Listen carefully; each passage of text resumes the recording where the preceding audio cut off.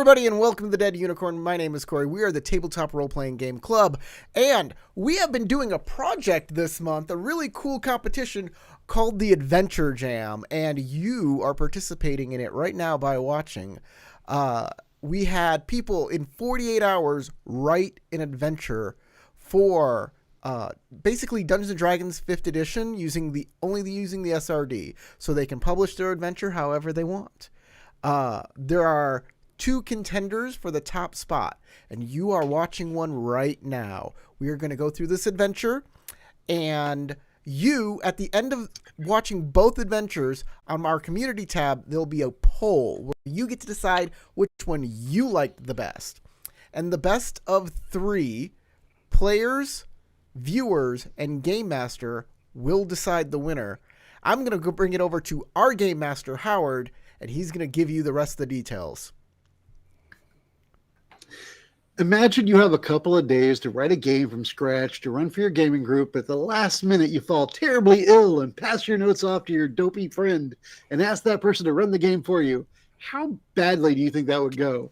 Or would that game be amazing? Adventure Jam is a contest created by the Dead Unicorn to help people get inspired and motivated to start creating their own games. Pretty much all of us are mad at a certain corporate entity that controls the future of the world's most well-known RPG. But now is the time for all of us to learn to make our own games and our own content. And this is the Dead Unicorn's contribution to helping creators take that next step. Tonight, we're running the first of our 2 finalists in our first Adventure Jam contest to find the best creator amongst us. We will do all we can to aid the winner to profitably publish their finalized version of their adventure. And of course, we will brag about them incessantly, at least until we run another Adventure Jam. Without further ado, I am excited to run for you all as the surrogate dopey friend of Tristan Penn. Never Say Goodbye by Tristan Penn. Our adventurers tonight are Corey, Sean, Keith, and James. I will start with James. James, I want you to introduce yourself and then your character, and then after that, I want you to pick one of these other 3 people to follow you. Go ahead, James. All right. You may know me from other Dead Unicorn productions, such as Cyberpunk, where I ran the game, or L5R Shadow Empire, where I'm a player. Today, I am playing Thrallus Snurvane, a life cleric of Bahamut and Dragonborn. And I'll pass this off. Let's go with Sean this time. Oh, I'm Sean, and you haven't heard me on any of the Dead Unicorn productions so far, but I have been gaming for, longer than I probably should admit in front of a education board. And I will be playing the Tiefling Bard, who is going by the name of Kaz, who has certain dysfunctional behavioral issues when it comes to society at large, but he still tries to get by with his friends. And now I'm going to pass this off to Keith. Hey, my name's Keith. Likewise, as with Sean, I've been gaming probably more years than I want to think about, actually. Way more years than I want to think about. My character today is Marcus, a human wizard. Seems kind of simple, but it's always good to stick with the basics. He's a bit of a charmer, bit of an educator, good guy all around. Corey, that leaves you as our final introduction. That's right. Hello, everybody out there and all my Dead Unicorn cohorts. Everybody knows me. I'm the head of the club, and I do all of the freaking videos around here. Woo! If you're here, you probably like me, or you hate watch me, in which case, wow. Thanks for the click. I'm good either way. I hope all of my fans come in and participate in this cool endeavor, this Adventure Jam. And I am playing an elven barbarian who wishes he is enraptured with giant culture and wishes to be a giant one day. That is his goal in life, to become giant. Big man on campus?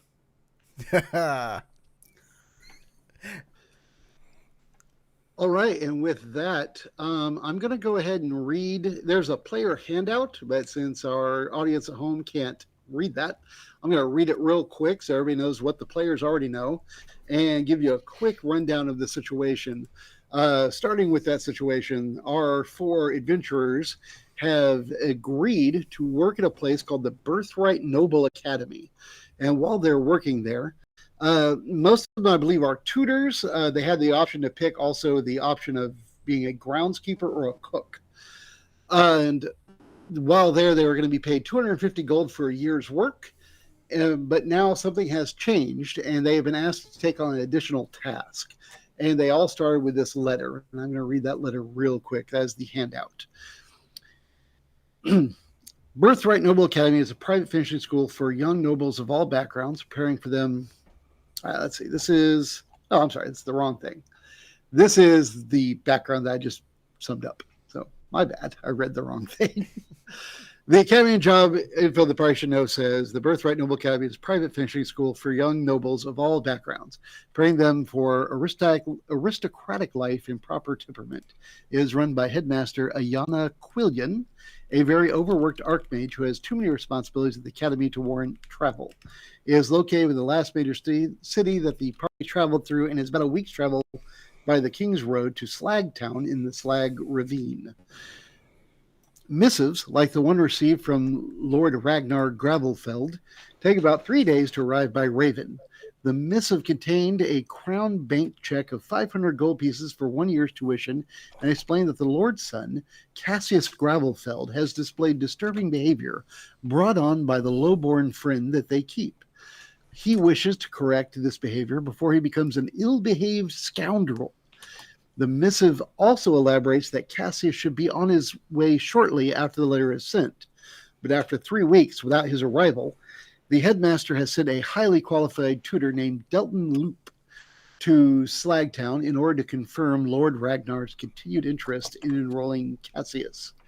After another 3 weeks, the headmaster was alarmed as tutor Loop and Lord Ragnar's unresponsiveness, prompting her to find 4 capable within her staff to find out why Cassius has not arrived for his education, and what happened to tutor Loop after being sent to escort Cassius to the academy. The party lends their skills to the academy in one way or another, either as tutors, campus security, groundskeepers, or cooks. The party has agreed to take on this task in exchange for 250 gold each and a year of private tutoring for themselves or someone of their choosing.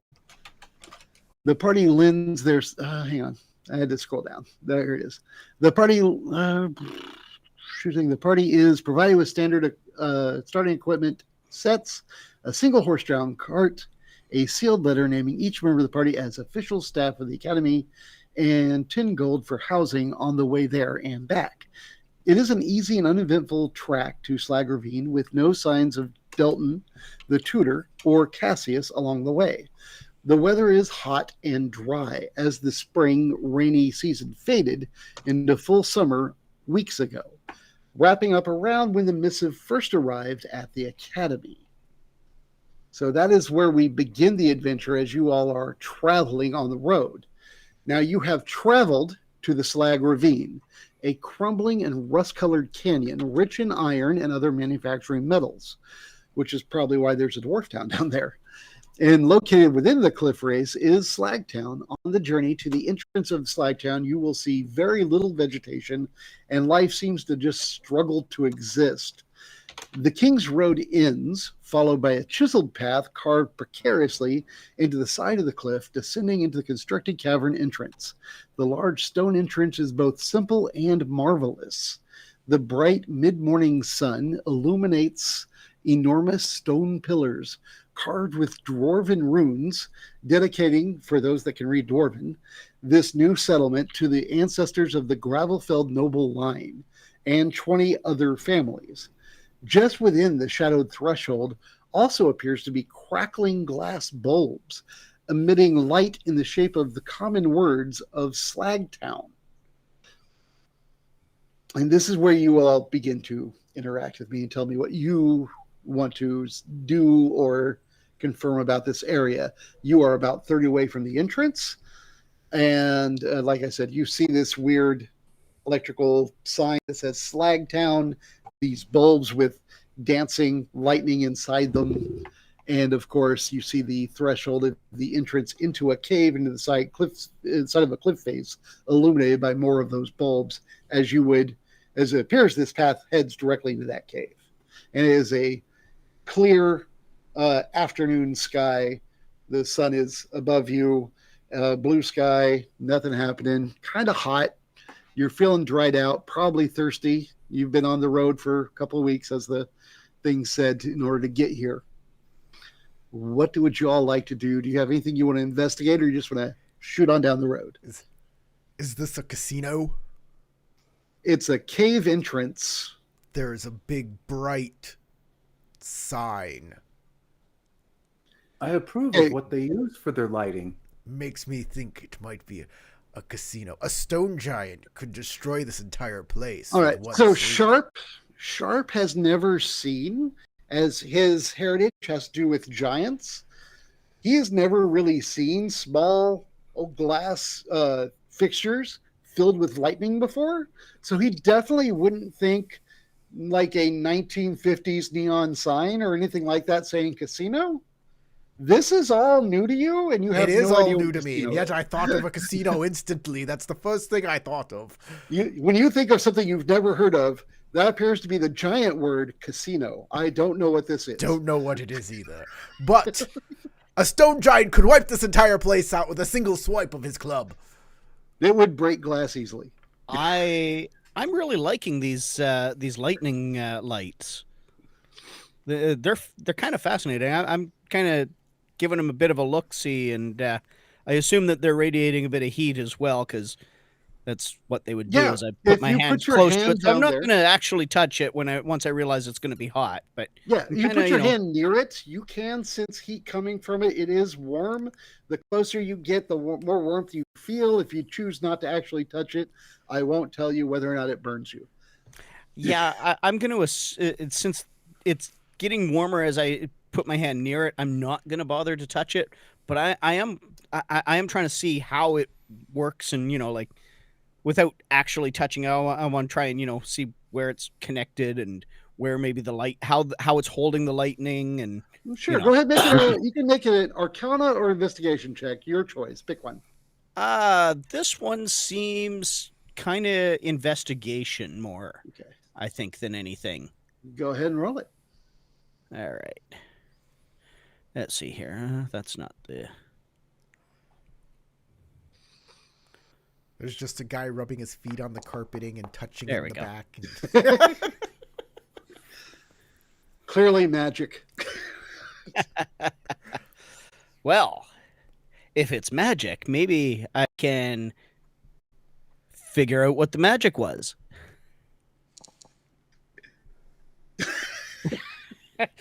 Or maybe not. guess. I mean, I don't know. This is At a the guess, I most would say amazingly, highly evocation. skilled magicry you've ever heard of. Magicry, new word that you're going to write down right now. You're like, that is the word. And that is the only word for this, magicry. That's what you get for 2 failed rolls, a wrong word.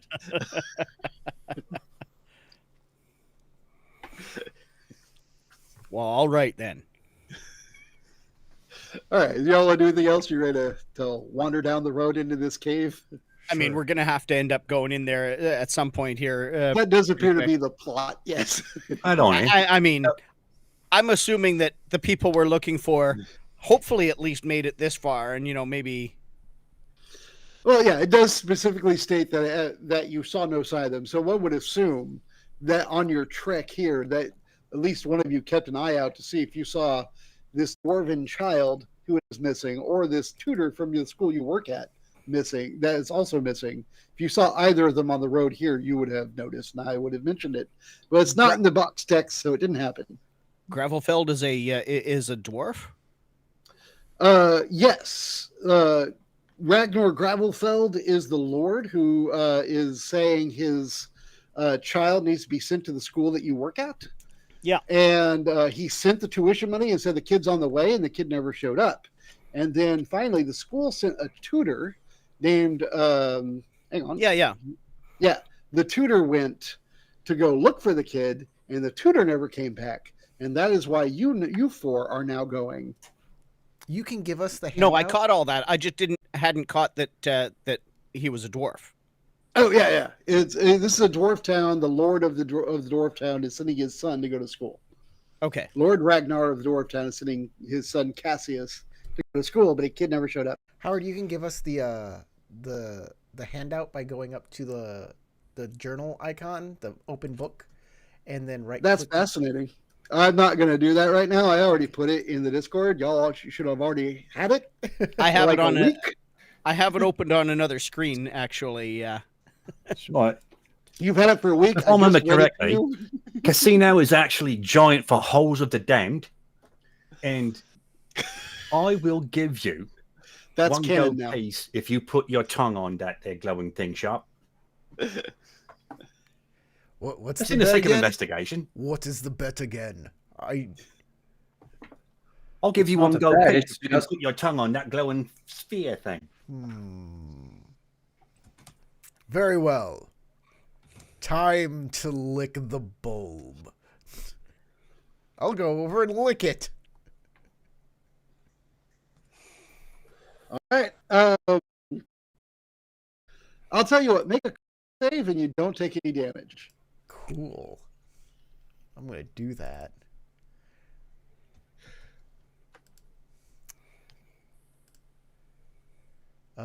Normal roll. All right. It is hot, but just like if you like sip coffee a little too fast, you feel the pain, but you pull your tongue away, you're gonna be fine. But it is hot, and you know it's hot. How did it taste? Caliente. That was worth one gold piece as far as I'm concerned. All right. A gold piece for Sharp here.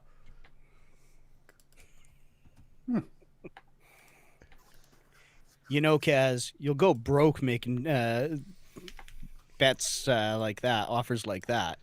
Oh yeah, but it's come and go as it is, right? I mean, you have it one day, it's gone the next anyway.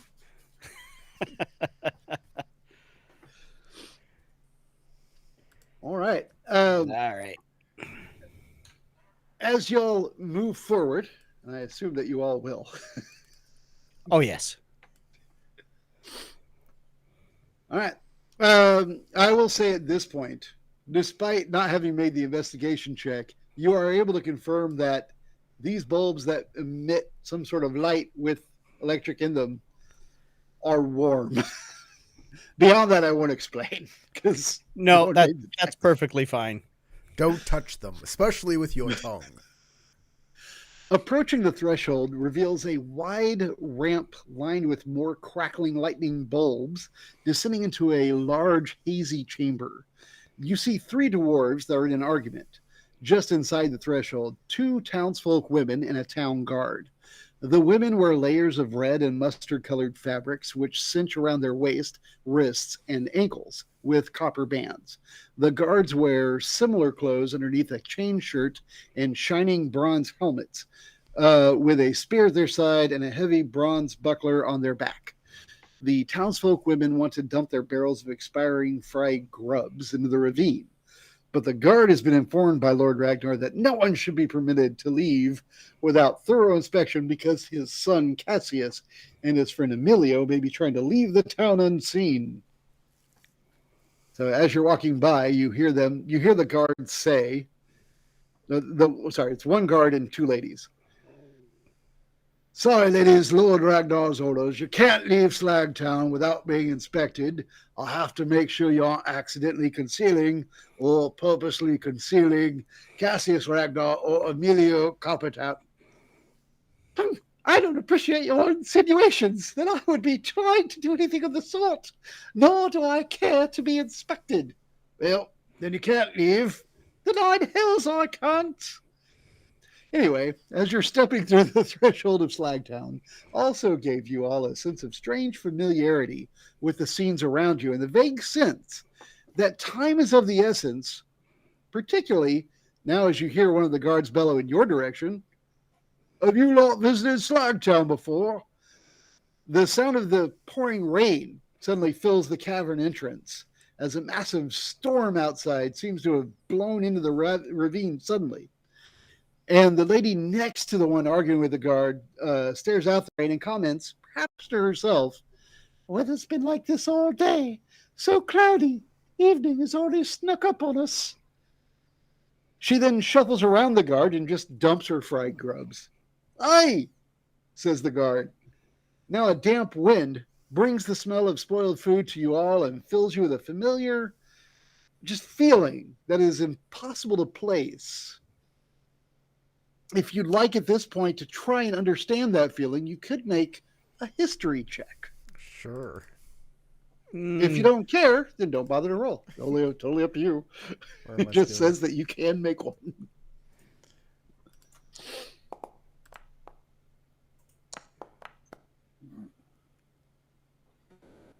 I see a lot of dice just hitting the floor there. All right.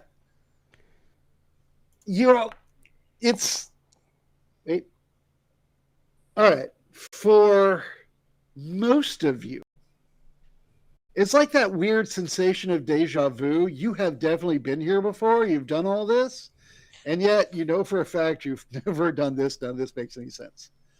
But for Kaz, as you try to think back, you are 100% positive you've seen these women before and that guard before, but you know for a fact you've never been in this town before. So now it occurs to you the only likely answer is they must have traveled outside this town to maybe the nearby college that you're from or the town near it, and you saw them there because you definitely know them. You've seen them before. You just can't quite recall their names, but you have met them before. I'm looking back at the entrance and then commenting to the rest of our group.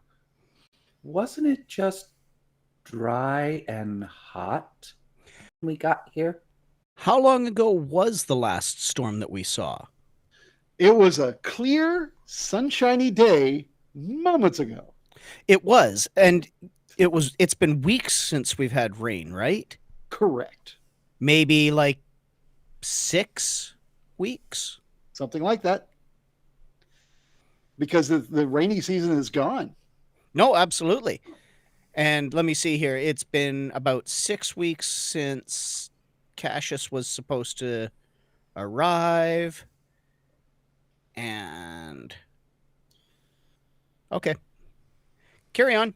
So these are fried grubs? They are spoiled fried grubs. Like literally something about the conversation. You did pick up that they were spoiled. They were expired, and they just wanted to dump them. And the outside of the cave, there's a place to walk down to the cave entrance, but it's not hard to walk to the edge of the ravine and just dump stuff. And apparently, they just wanted to dump stuff. But this guard is like, "I need to inspect everything and make sure you're not smuggling children out of here." And the woman was like, "What the hell are you talking about? That is obviously Cassius in disguise." And yet it was clearly grubs when it went down the side. And you can smell it now. It smells like she just dumped some nasty spoiled food, and that wafted over as it flew through the air. That is unfortunate. And now you know that expired fried grubs don't smell good. In case for some reason you thought they did, they do not.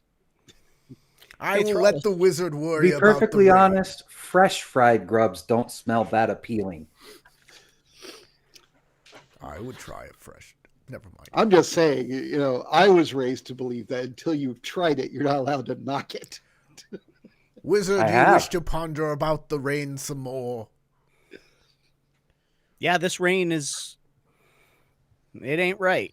Well, you do hear like the distant crack of thunder. It is, and you look out, you will see, if you're curious about it, if you look out, it is a very cloudy sky, very thunderous, but nobody other than the four of you seem to be at all looking at it. Like everybody else seems to be expecting it to be raining right now. Nobody's like, "Where the hell did this come from?" Storm giants can control the rain and water from the sky at a moment's notice. Yes, well, I don't see any of them, so just hold your britches. Are we supposed to talk to Lord Cassius? Lord Gravelfeld? Yeah, that is the plan. Okay. Yeah, we should head on to go see Lord Ragnar there. All right.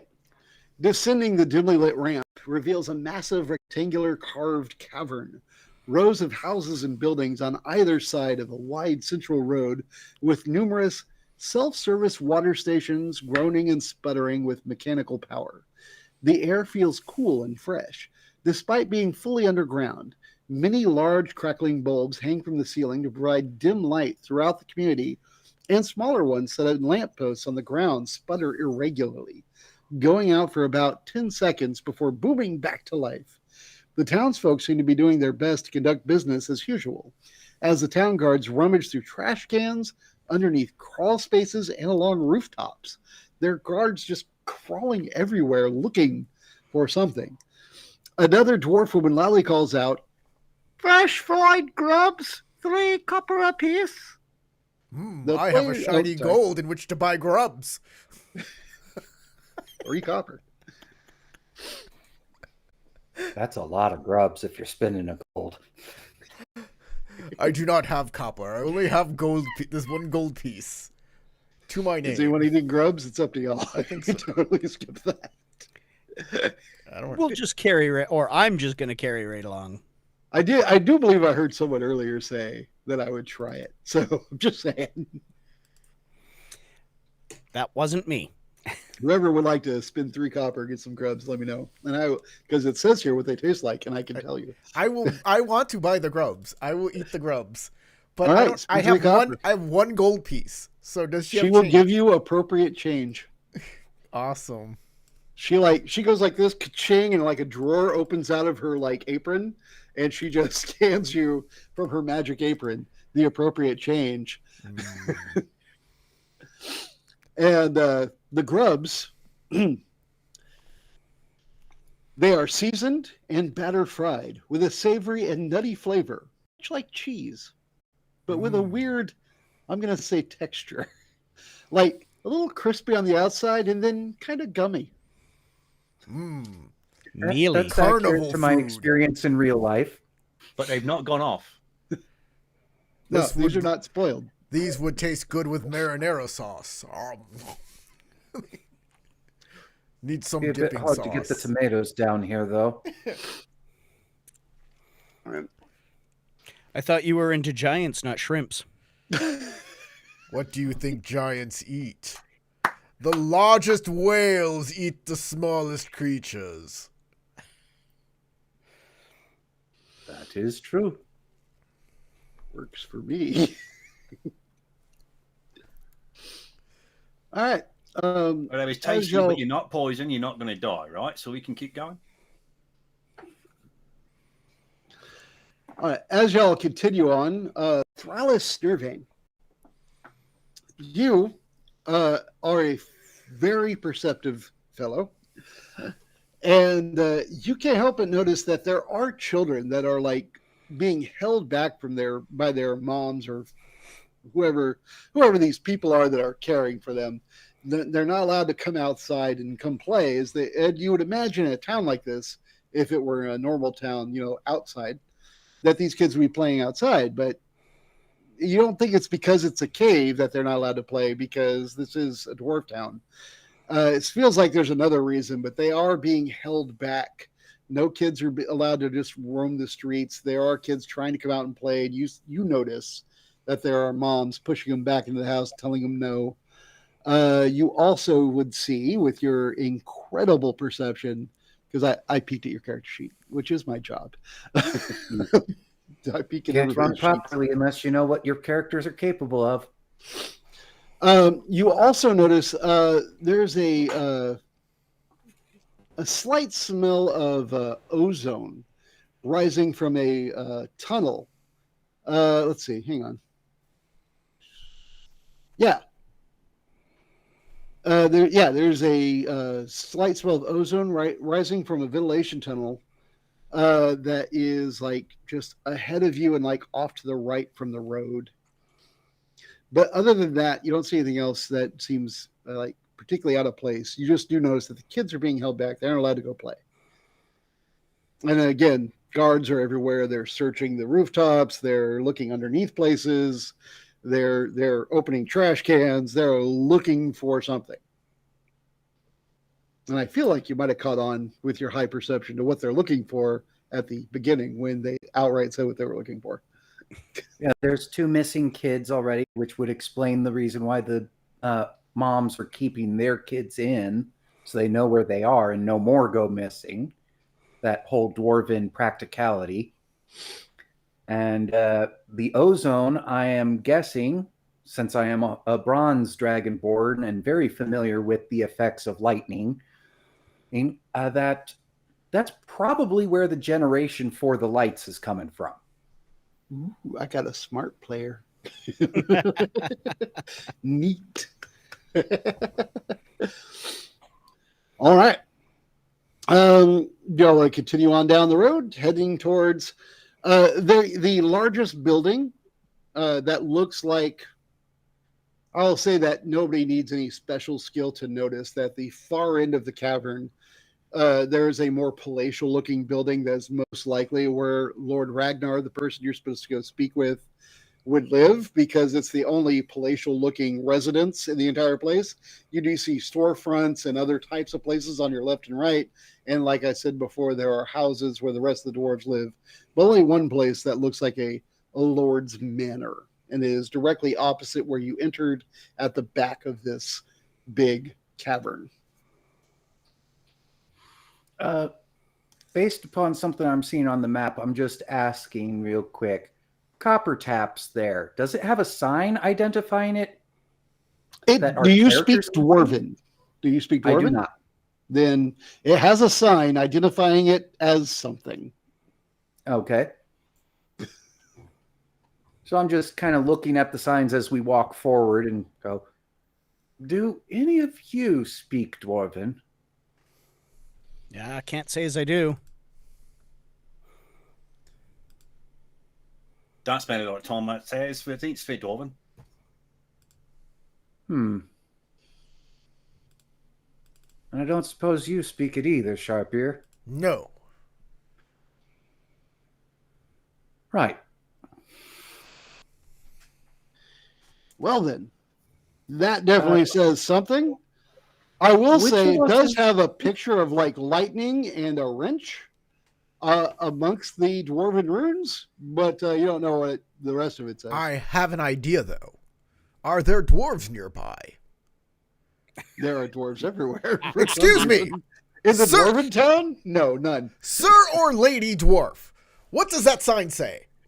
One of the guard dwarfs will look over.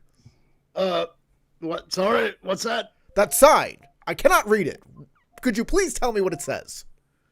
That says Copper Taps Repair and Enchantment.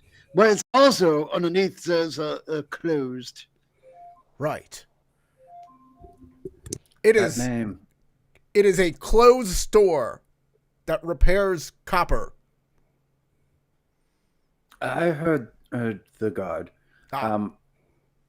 One of the missing children they're looking for had that same last name. Also, which of us will be speaking with the Lord here? As in taking the lead for us. Kaz.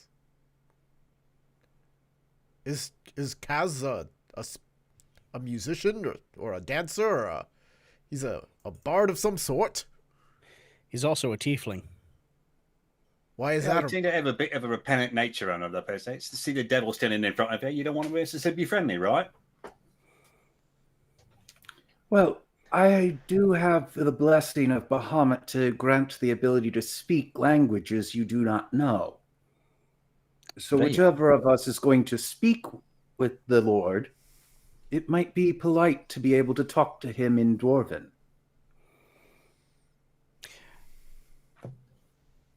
I think that you've just elected yourself there, my friend. Well, I can give this blessing to others as well. I understand that. Don't you touch me with your dirty dragon god blessing. I am only to be touched by giant blessings. Oh, the bad Must be places that can appropriate go. size. All right, you want me? I can do it, but I'm not going to guarantee success. I think you might have a bit better chance than most of us, though, at being proper polite. So what's his name again? the head-on show here. Lord Ragnar Gravelfeld. Lord Ragnar. All right. Just walk up and knock then. Yeah, the manor is in front of y'all. You can totally walk up to it if you're ready. Yeah, let's go. Yeah. No time like the present, my lovelies. Going past Copper Taps and into that manor. All right. The manor is a regal example of classic dwarven architecture, brutalist and proportional, with numerous statues throughout the courtyard honoring Gravelfeld ancestors of renown. Ascending the ramp, you will notice that your path is briefly obstructed by a hooded figure being escorted off the grounds by 3 human guards. And again, our super perceptive person, you will notice that this traveler appears to be an androgynous human in their 60s, muttering to themselves, switching between kind of a giddy mania to a catatonic depression. And he'll hear the person murmur, "I'll just try again next time. He'll see. Shut it." Oh, I'm sorry. One of the guards says, "Shut it, you creep." As the stranger makes eye contact with you specifically, he will latch onto you, and he pulls out what looks like a bunch of mud, like a mud pie out of his pocket, or their pocket, I should say, and says, "Do you travelers want to eat this with me? It'll show you what's real and what isn't." I'll do it for a gold piece. He's being dragged by 3 guards. He's not really in a position to bargain with any of you. I but look you at can Kaz. say that anyway. I look over at Kaz. Gold piece? I'm not paying you a piece to beat that, man. Hold on, you lot. What's he being run off for? All right, they are moving him on. Not They gonna appear talk to to be me. like intent on their job, not to focus on him more than the you new people. We can ask somebody inside. They'll be able to know. Tell us. You're right. Does anyone want to try and grab that mud? No. Well, Another since he grabbed resounding no. onto me and offered it, I'm going to take it out of just initial politeness. Okay. Like, you know, when people just randomly hand you stuff in a mall or something, you almost automatically take it, even if you're going to just chuck it in the trash in the next minute. I will. All right. I will eat it for a gold piece. Anybody offer me a gold piece, I will shove it in my mouth. All right. So you are holding what looks like, and now that you're looking at it, it looks like it is a slightly dried mud slice of a mud pie. Like if somebody were to actually take the time to make a mud pie, cut it into slices, and this guy for some reason was carrying a dried mud slice resembling a pie. And he Sniff is, it. and that is yours now. So it actually looks like a piece of pie. Like it's got a lattice crust top and stuff. Kinda, yeah. Wow. Sniff, That's impressive. It smells like mud. Like it smells earthy, I guess. Whatever It's mud working smells at like that. in this cave. Actually, I'll tell you what. Make an investigation check or a perception, whichever's higher for you, to smell it and tell me, and I will tell you what you smell. Well, my investigation is a 0, but my perception is a +6. Go with I that also one. have +6 on insight. Cool. Oh, yeah, okay. Make you can either make perception on the pie or insight on the person, but you don't have time for both because the guy's being dragged off. I'm going to keep the perception check I just did. Okay. And hang on, let me flip screens here and look at that, and your perception was pretty good. All right, dirty 20. That's what I'm seeing. And with a dirty 20, you smell, there is a faint, that ozone smell of electricity. You also pick up hints of course, a lot of earthiness. So this is mud. But there's also something faintly alien, just like something that is not fitting with anything that you can place. So This obviously, mud pie. mud pie. After sniffing it, I look at it and go and hand it over to Marcus, going, it smells aberrant to me. Burnt. They overcooked their mud pie. All right. So the guy is Well, that would make dragged it away. a dirt pie, Sharpier. Oh, are you going to eat it? Well, I'm handing it to Marcus since he was the arcane tutor and might know more than me about aberrant things. Yeah, I'm making an investigation on it and terribly, and seeing if I can I sort feel in- like you're doing this on purpose. Like you're like, I don't want to solve this plot and make this game go as long as possible. Hey, blame the I have virtual hacked dice, the man. game. I hacked the game to make all the dice roll absolute garbage if I try to solve the plot. Man, I That is can a only mud roll pie, it. sir. That is clearly a mud pie. There looks like some care was put into it to make it a mud pie, but that is a slice of mud pie. Yeah.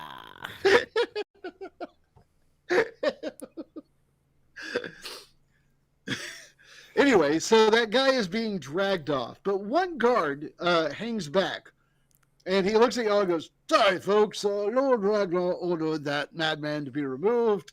He was bothering some nonsense and told the Lord to eat his mud pie. Dwarves consider that deeply offensive." This guy's human, by the way. All three of the guards were human. Okay. He looks at y'all and goes, "You know what? I'm going to go back to guarding that, helping them. I just want to let you know what's going on. This anything? No. All right." Then he turns and starts to head back that way.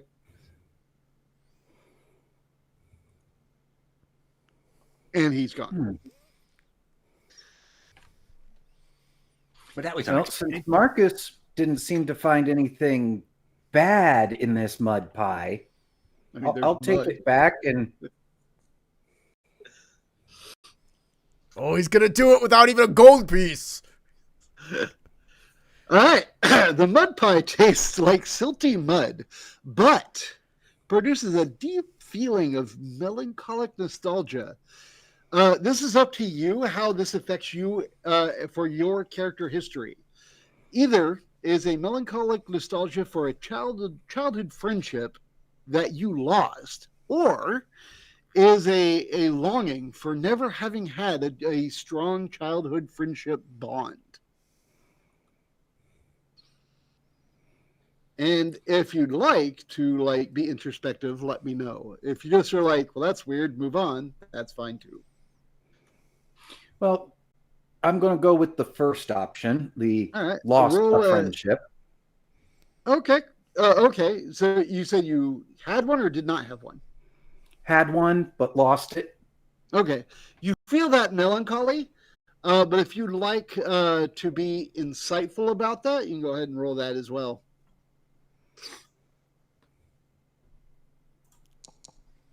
$23. Oh, well, that definitely defeats this DC.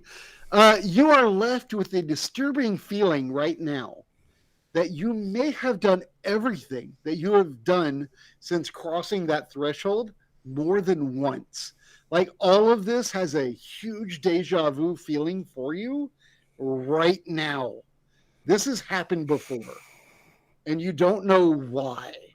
But all of this, you have done every single step from when you first heard those dwarven ladies arguing with the guard until now. All of this has happened before for you specifically. Also, that pie, kind of gnarly. You're eating a dirt pie, dude. I mean, it says here silty, but I'm going to say gnarly also seems to apply because it's a mud pie and blah. But that's my personal feelings as the DM for this game. After a couple of bites, I actually make the comment out loud. Wait, you keep eating? I took like 2 bites. That was it. And no, then that's go, great. That is great. I will make a note of that. That's awesome. And then, because the melancholy of the lost friendship, that there's still some happiness in there because of having had the friendship. It's just sadness that it's over. I will say, because you kept eating, I'm going to give you this for free. You feel complex, juvenescent emotions of fear and longing. Something that you don't really understand, but you feel more emotion than you should from eating something as gnarly and gross as what you're eating. Like you would expect from eating a mud pie to be grossed out because you're purposely biting a mud pie more than once for reasons I don't understand, but I love that you did. But because you did, you feel more emotion from doing so. It's like that Futurama. After that second bite, it's stop and go, next time this happens, I'll pay the gold for Sharp to eat it. And stick the rest I in mean, my you got like pocket. a half a mud pie in your hand. If you've got a gold, I mean, like this is like a Futurama sketch, right? Where they like drink the slurm and then they show where like all of the slurm comes from the butt of the creature, and then they're like ew and spit it out and then slowly drink it again. Like slowly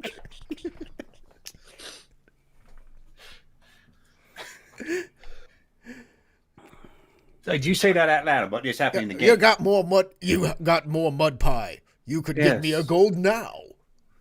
That would explain the weather difference, the feeling of knowing those dwarven women, Right. the conversation sounding familiar that they had, and I start everything looking else. around for Bill Murray.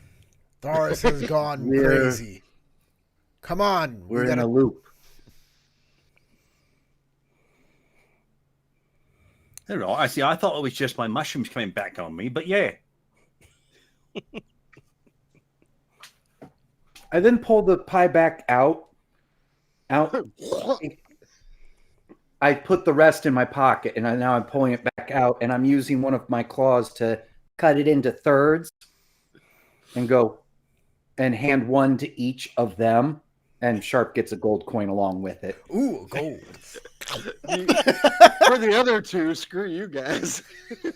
Um, And I look at them both and at the other two and go, you should eat it.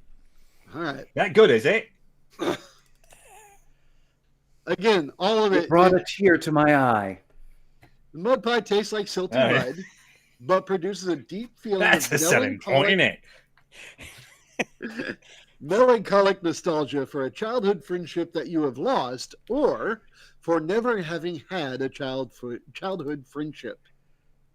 Well, being a tiefling, I never had a childhood friendship, so.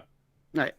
At this point, because I already gave it to Thrallus, if you guys would like to make an Arcana or a History check, I might give you more info depending on which one you roll. Tell me, or I guess it'll show up in the chat which one you roll. That's too bad.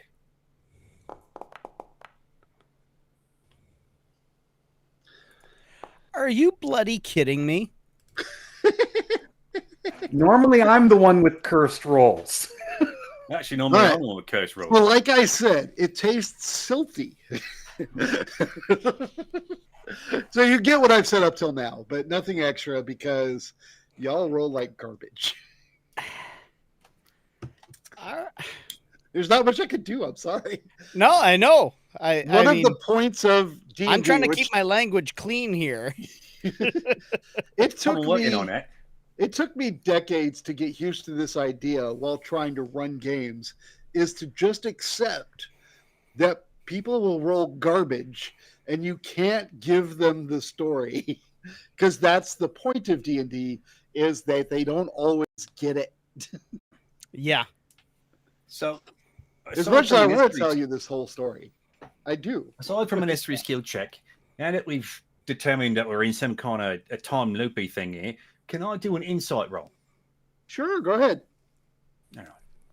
Tell me, give me an idea of what you're thinking when you roll it, so I can give you a yes, like I can guide that thought in the right direction or wrong direction. Now, not only are we having an emotional reaction that making us think about our past, right? But at the same time, it made Travis here remember that he's been there before, right? And I had the same thing when we were back at the entrance with the two women in the guard. So I'm thinking, what's up with this pie? Okay, go ahead and roll. Oh, look at you. All right. So because you've made your insight roll and you feel this, you don't know why, but with a 26, which is just absurdly high, I'm just going to say it. While you may, it's up to you whether or not you had in your background a good, like, bromance happening as a kid before you hit puberty or not, whether there was some 10-year-old you hung out with, you all were tight, or if you just have that longing for wishing that during your childhood you had a good friend like that. You feel like for some reason they're missing two boys, not one. You came here because there was one boy that never showed up to your school, which was the son of Ragnar. Yeah, Cassius, Right.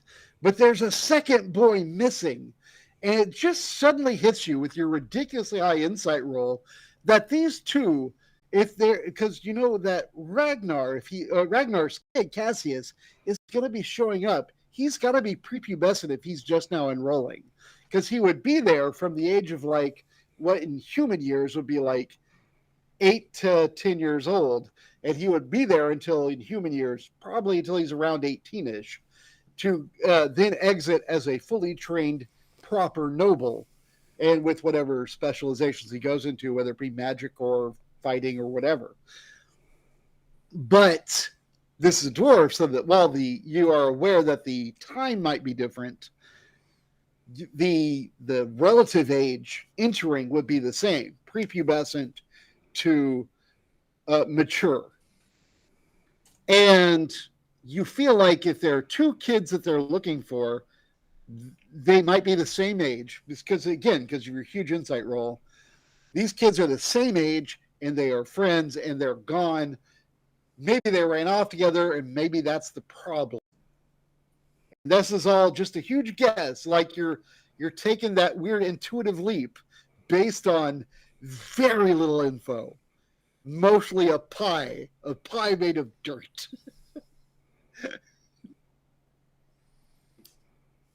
you're right. And also a weird feeling that you've had because it's raining now and it shouldn't be. I'm also willing to bet that the kid Copper Tap is the bad influence the dad was worried about. I'll make you probably accurate on that one. I need a drink of water. Pretty logical. I pull out my water skin and I take a huge gulp of water. That was disgusting. Well, what are you It doing was eating disgusting. mud then? Speaking of that water that you have just downed, if you'd like to refill, there's a fountain in the courtyard in front of you at the manor. You could refill your water skin if you want. You don't know if that'd be polite, like manor-wise. But in front of the manor, there's a big fountain. Would it be? And the manor is near you at this point because you saw that guy getting dragged out of the manor. For most regal giants, it would be impolite. So I will not do that unless somebody offers me a gold piece. Oh, he's found a very lucrative hobby here, isn't he? I think I started something evil. What did I say? What did I say, Kaz? Yeah, I know. My bad. Though, Apology to the group all round. though like a hill giant or an Etten might find it just fine to go and drink from a fountain. But are you really one of those low-born types? Exactly. I should ride the clouds with ice giants, fire giants, and storm giants. All right. So in front of you is this manor. You do see, as I said, the fountain. And as you are crossing through the courtyard with the fountain to the main entrance, you are greeted by a very polite dwarven butler. Hello, I just need to acknowledge who you are before you might enter, if you have a reason to be here. And he looks you over like, why the heck are you here? But he's being very polite about it because he obviously has no idea who you are. We've already met. Have we now? He Here's, stares at you like you are a crazy person. here's the letter. Again. He takes the letter and he reads it. He looks puzzled by it for a moment, but he will fold it up or roll it back up and hand it back to you.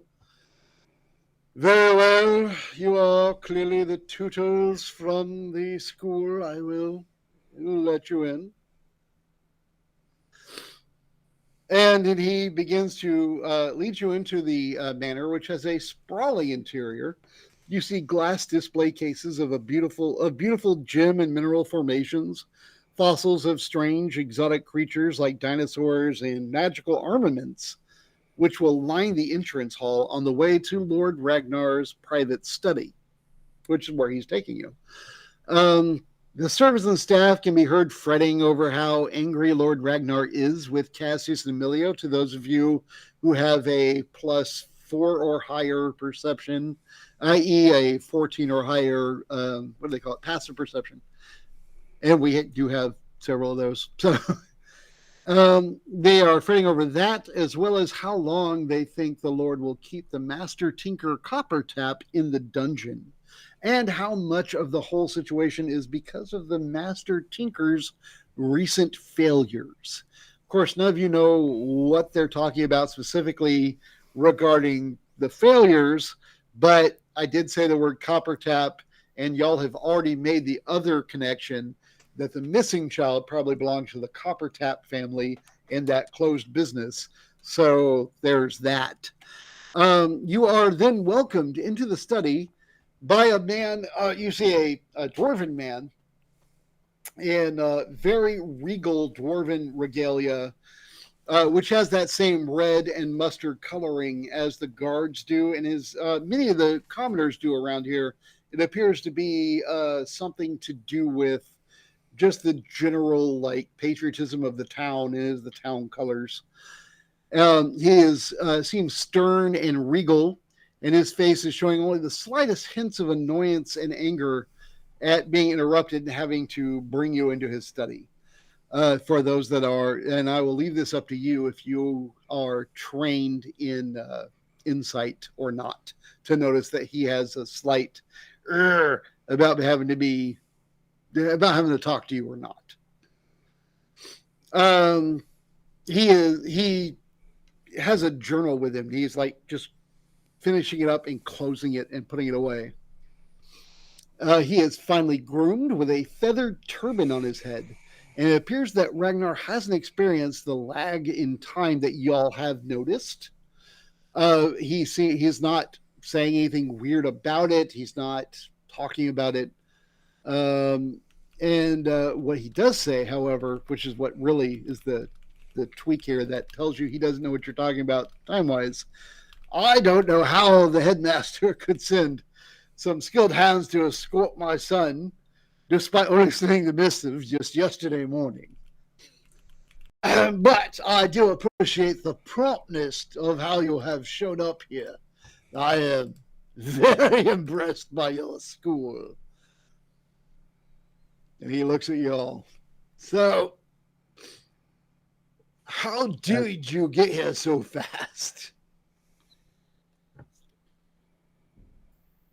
Well, it appears there is some sort of effect happening that is altering time within your city. Yes, yes. I've heard this before. I know the days do drag on during this period of rain. In fact, that outsider just wasted my time and tried to make me look foolish. He claimed we had spoken many times, and that the only way I'd see what is real if I ate a mud pie.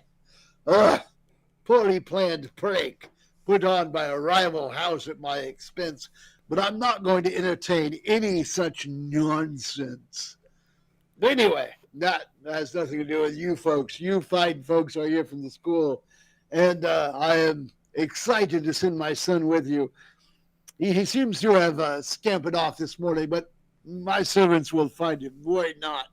I've sent the guards out. They will procure him for you shortly. And at this point, for those of you with high insight, those who are trained, you'll pick up that he feels like slightly like at odds, like his kid like scampered off and he wasn't supposed to. Much like if you, for those of us who are parents, when you're like, hey, I'm gonna show up to this school and try and talk them into admitting my kid, and my kid has just effed off this morning. He has that going on. Not my kid's been missing for 6 weeks. Surprise. More just, yeah, but he's around here somewhere. Awkwardness. Don't worry. Everything is absolutely fine.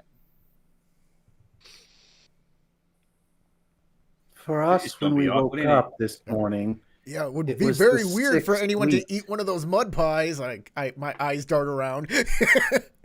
Does anyone have any actual knowledge on the based on your background or the knowledge of or the language of dwarf on you to say that you have a reason to know about dwarven culture? If so, you can give me a history check. Nope, Or if you're trained in history, you can just roll it. not that either. No one is trained in history. Awesome. I am Oh, cool. Roll it. 15. Neat. All right, with a 15. There are such things as gully dwarves, which is an insult to dwarves. And you think you've heard before the idea of eating dirt is a way to insult dwarves. And you think it came from elves, because they live in trees, dwarves live in the ground, in the mountains, saying that you are dirt eaters. So the idea of eating dirt is a straight up insult. So if you say anything at this point about eating dirt, you are 100% aware that this regent of this entire town will be super offended. So you know not to say it, and you probably also know to try and kick Sharp when he's about to say it. Well, what Sharp actually was saying was, yeah, don't eat it. I said that. Oh yeah, eating a mud pie, that would be weird and strange. Of course, yeah. And my eyes dart around. Above table, I agree, but I also am aware that of your backgrounds that I have been told about, Sharp is the one most likely to say something super bad. I have a stubborn. I put a calming hand on Sharp's shoulder and just give him a couple pats so that he calms down a little. I am inflexible in thinking. That is my flaw. But nothing can shake my optimistic attitude. Hey. Well, sir, the fact is, this morning when we woke up, it was the 6th week of summer and fully in the dry season. Oh, it feels like it should be. He says, you get the impression he thinks you are like being like you're using hyperbole. He does not believe that you are trying to convince him that that is true. But if you'd like to try and convince him that it's true, you can make a persuasion check. Well, I don't have a strong one on that, so but we'll see. But I'm giving that to you because you've been so far. Why is it rolling disadvantage still? I don't know. This is not my favorite way to roll stuff. I love being in person. All right. So you try to convince him, and I will my say higher die would have. My first die was an 8, so it would have made this a 10. So, bang. I'll tell you what. Based on that roll, I'm going to allow you, as the person who rolled it, to choose odd or even. Why are you rolling with disadvantage, by the way? That's what I was asking. What was the higher of the two? I just clicked on the skill. The higher makes it a 10. That's not much better. All right, No. so I still will allow you to choose odd or even. We'll go odd, since I'm an odd fellow.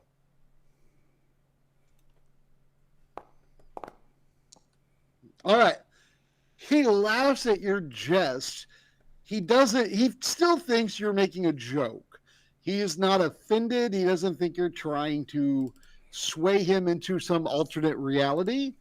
But I will say, because you are an insightful person, or at least a perceptive person, that you feel like this is a bad thing to pursue because it could go really bad if you fail to persuade him.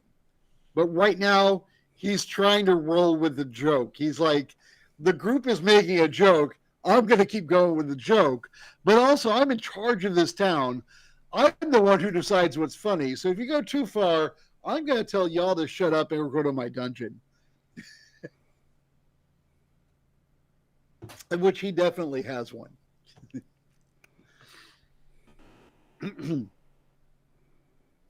So, your son's missing, right? Yeah, no, I mean, he is, boys will be boys. Hey, coming in, we saw this other place, Copper Tap, seemed to be closed. There's another missing boy around about that. Were they friends? The other boy, well, I'll tell you what, Corey, at this point, would you like to make a persuasion roll to try and get him to talk more? I would, but I'm going to fail at it. But I'm going to try anyways. Go for it. And you're not trying to make him believe something opposite of what he normally believes, so it's not going to upset him. But wow, you roll some absolute garbage because you are not very persuasive. So what I say instead is, were those little assholes friends? That hand on your shoulder tightens.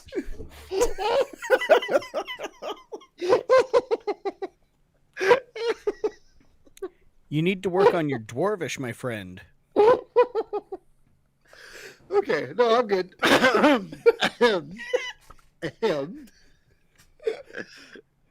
That was beautiful. Well, I know who the other boy is. They did hang out. He's a bad influence. I don't trust him. In fact, if my boy is missing, it's because of that kid.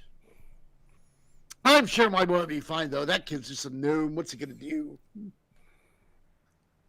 Which seems oddly racist and superior. But whatever. A gnome. Just a gnome.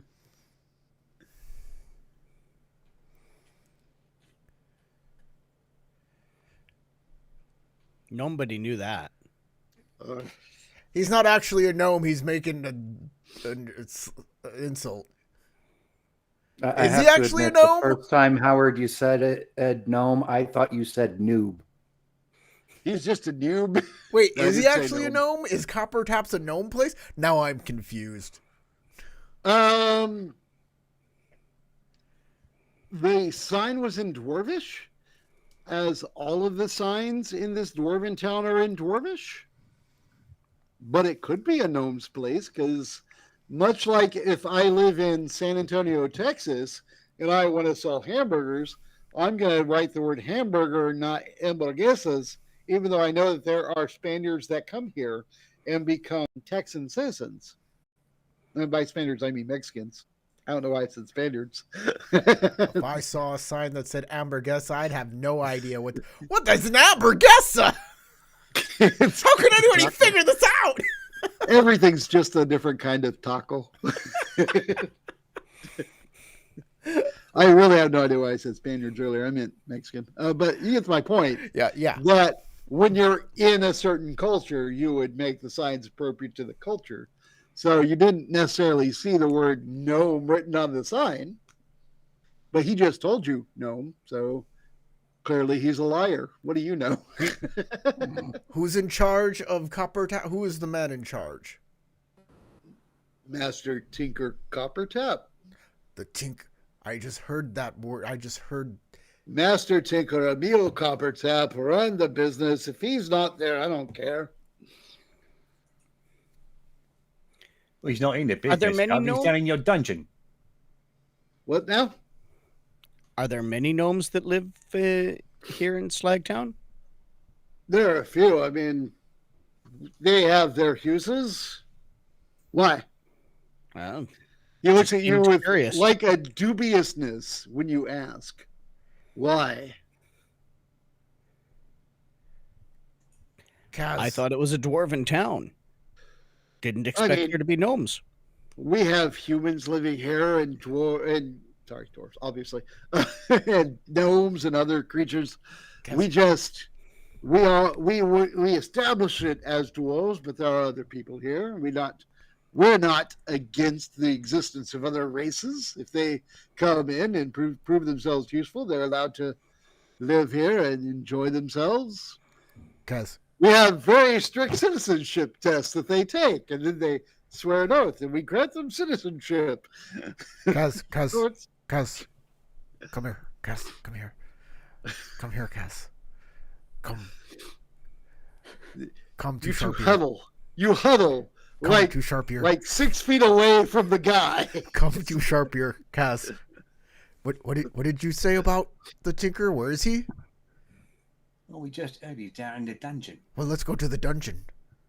But he doesn't think he's in the dungeon. He thinks he's back in his shop. Well, then let's just ask him to go to the dungeon. That's not going to be strange. Let's say that we think Cassius might be in the dungeon and that he should take us to the dungeon.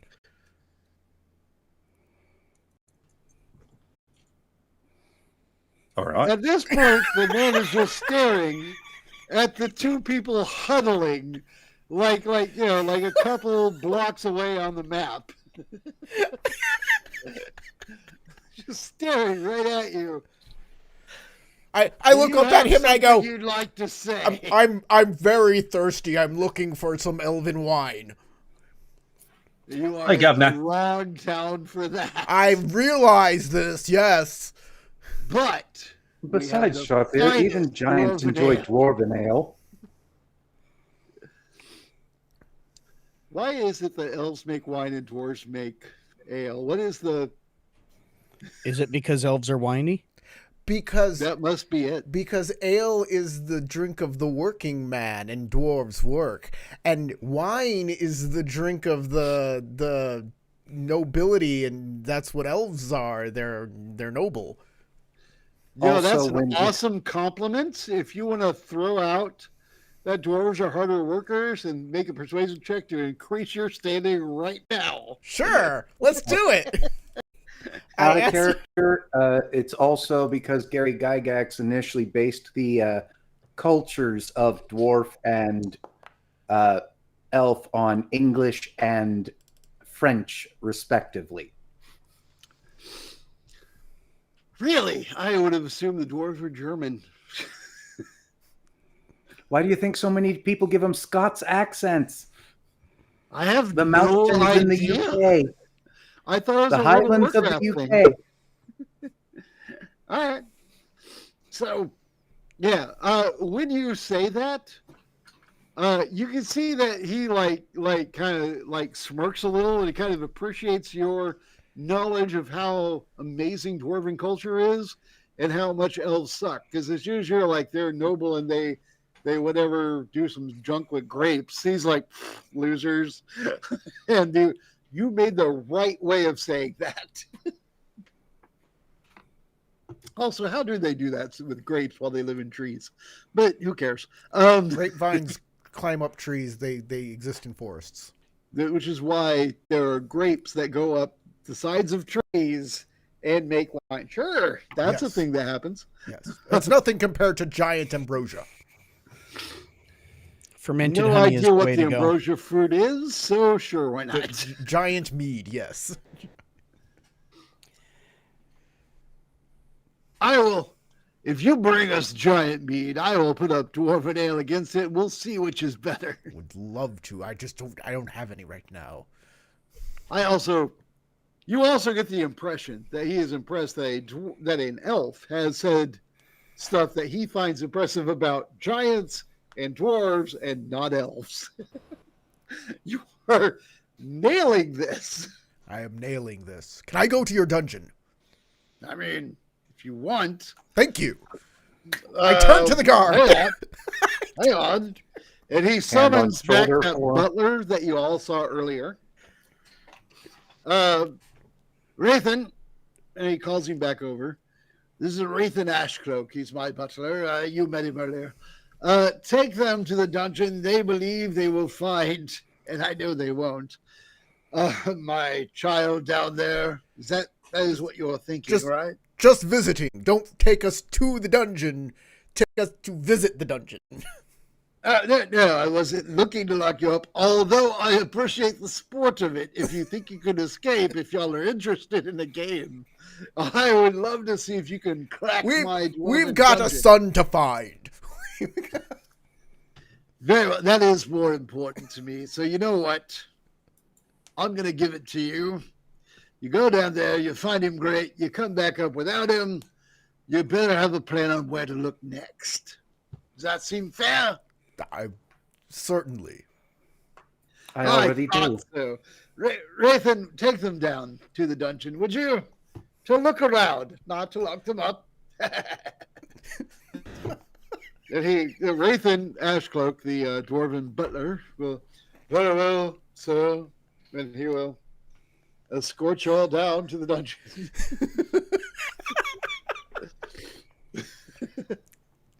But he does whatever the Lord Ragnar Gravelfeld says. This is a because good plan, he's the Kaz. butler.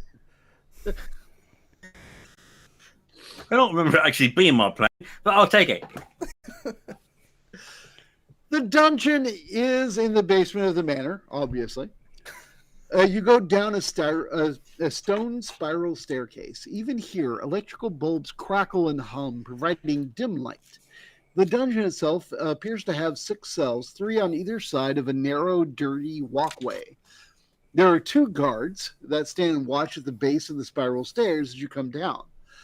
But they do not stop you as you enter and seem to be distracting each other with a game of Anvil, Canvas, Blade.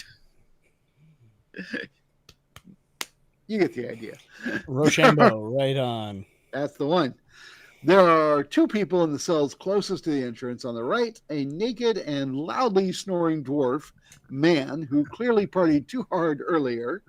And on the left, a despondent gnome in leather work coveralls and oversized bottle glasses.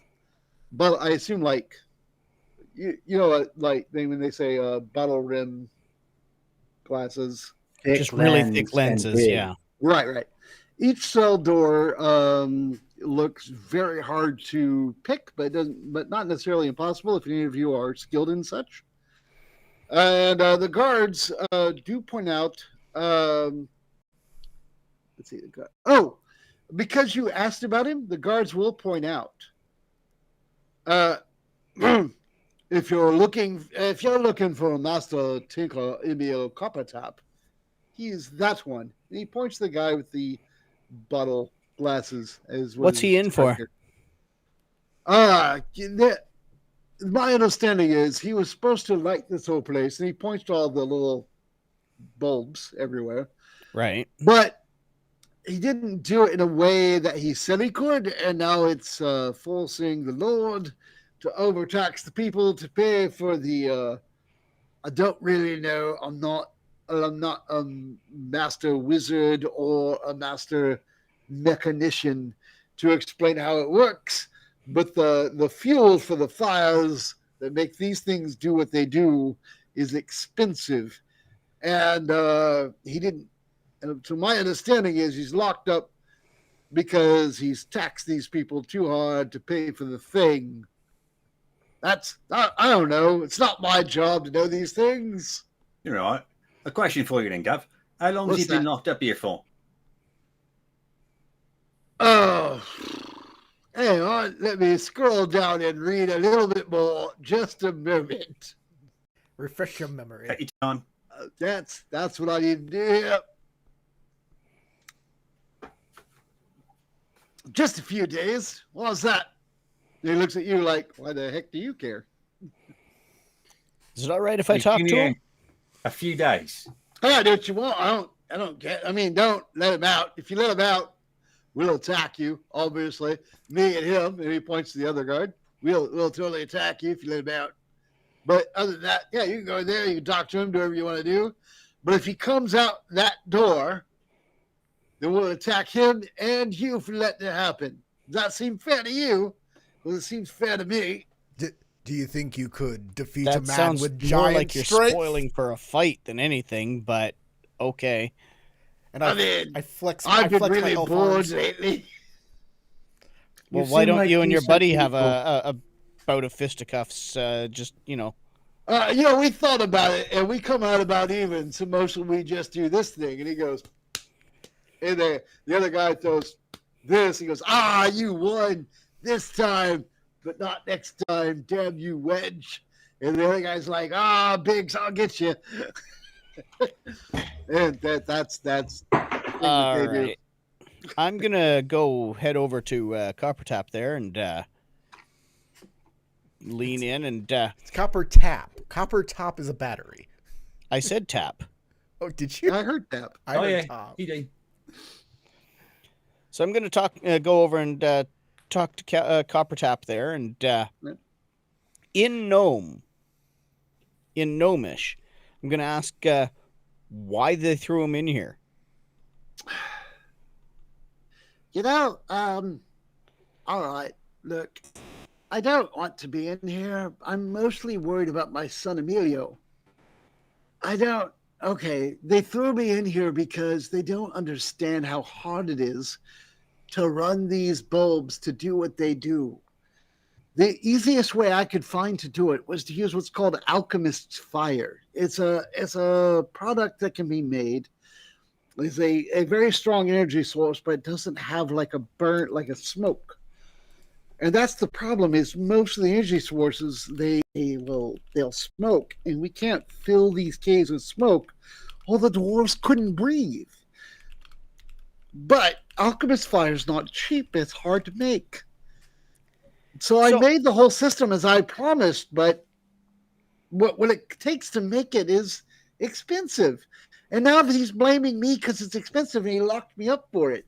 And my son is out there somewhere. These are lightning, right? Well, yeah, but what makes them work is alchemist fire. Let me give you a tip. Try spinning some lodestone really fast around some copper wires. Oh, you understand and he's going to. Would you like Or to you make an could Arcana use a check? copper brush on a brass disc. Right now, make an Arcana check with me. And the better you roll, the better this will go. All right.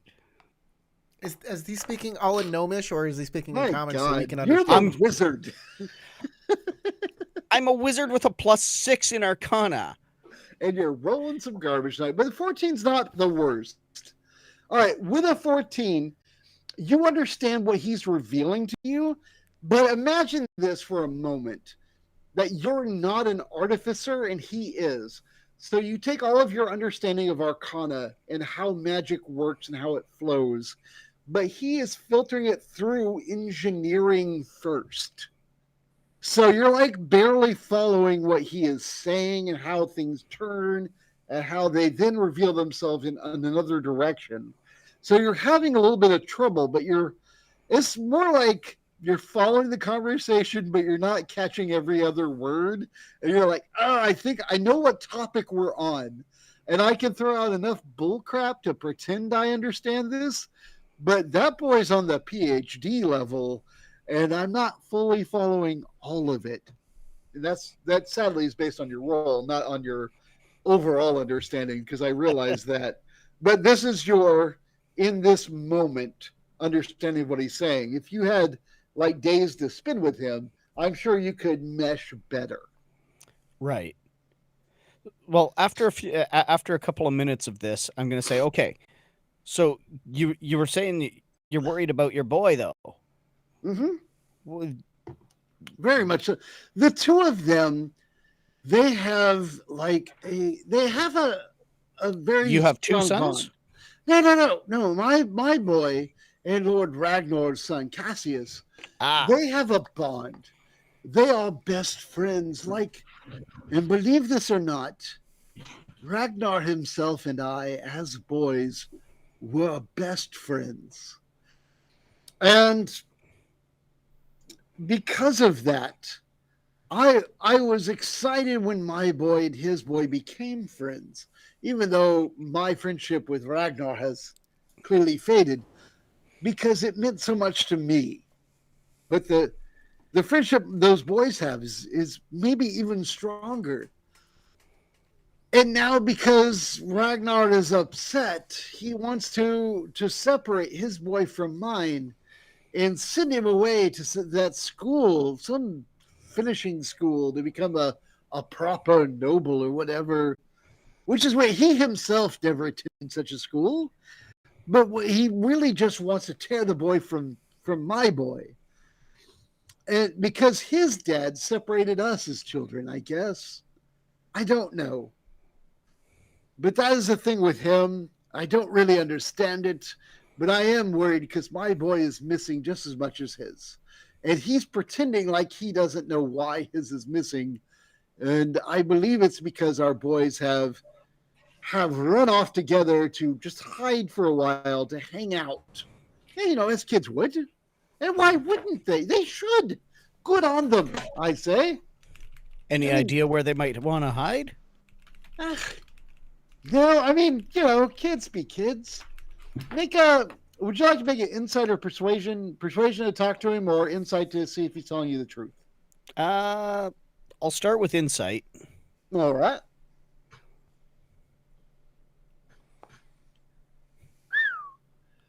You've never met a man so indecipherable. He is the Riddler to you. He just straight up, everything he says could go any direction. Who knows? If these weren't virtual dice, they'd be like totally in dice jail. You got inspiration.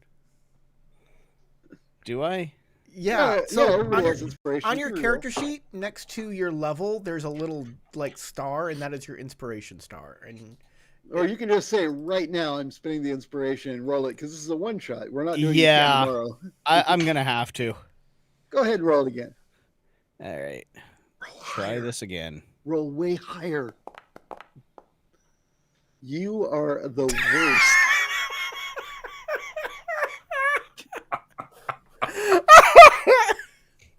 Yeah, I agree with you. The same. Was roll.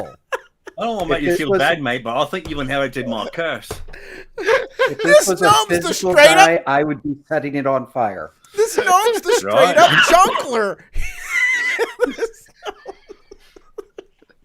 That's award-winning, that is.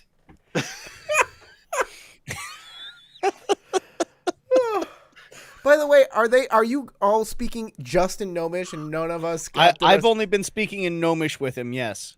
Same here. Okay. Because he started in Gnomish, I've only been responding in Gnomish. Then I'm playing. This is all just straight up like Italian to you people. Then I'm playing the game with the guards while they're talking.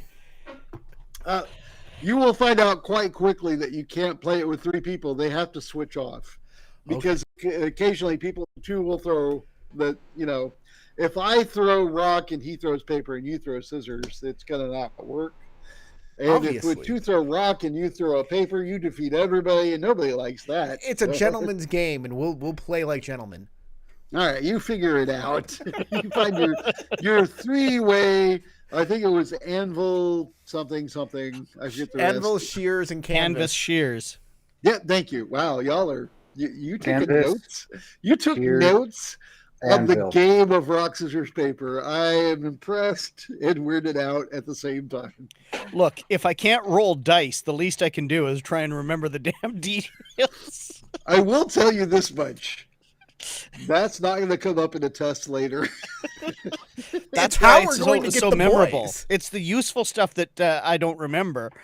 We're going to get to the boys, and they're going to be like, we're not coming home. And we'll be like, but what if we beat you in canvas, shears, anvil? Huh?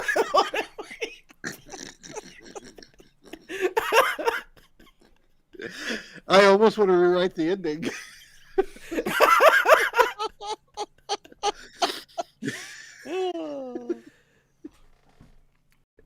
All right.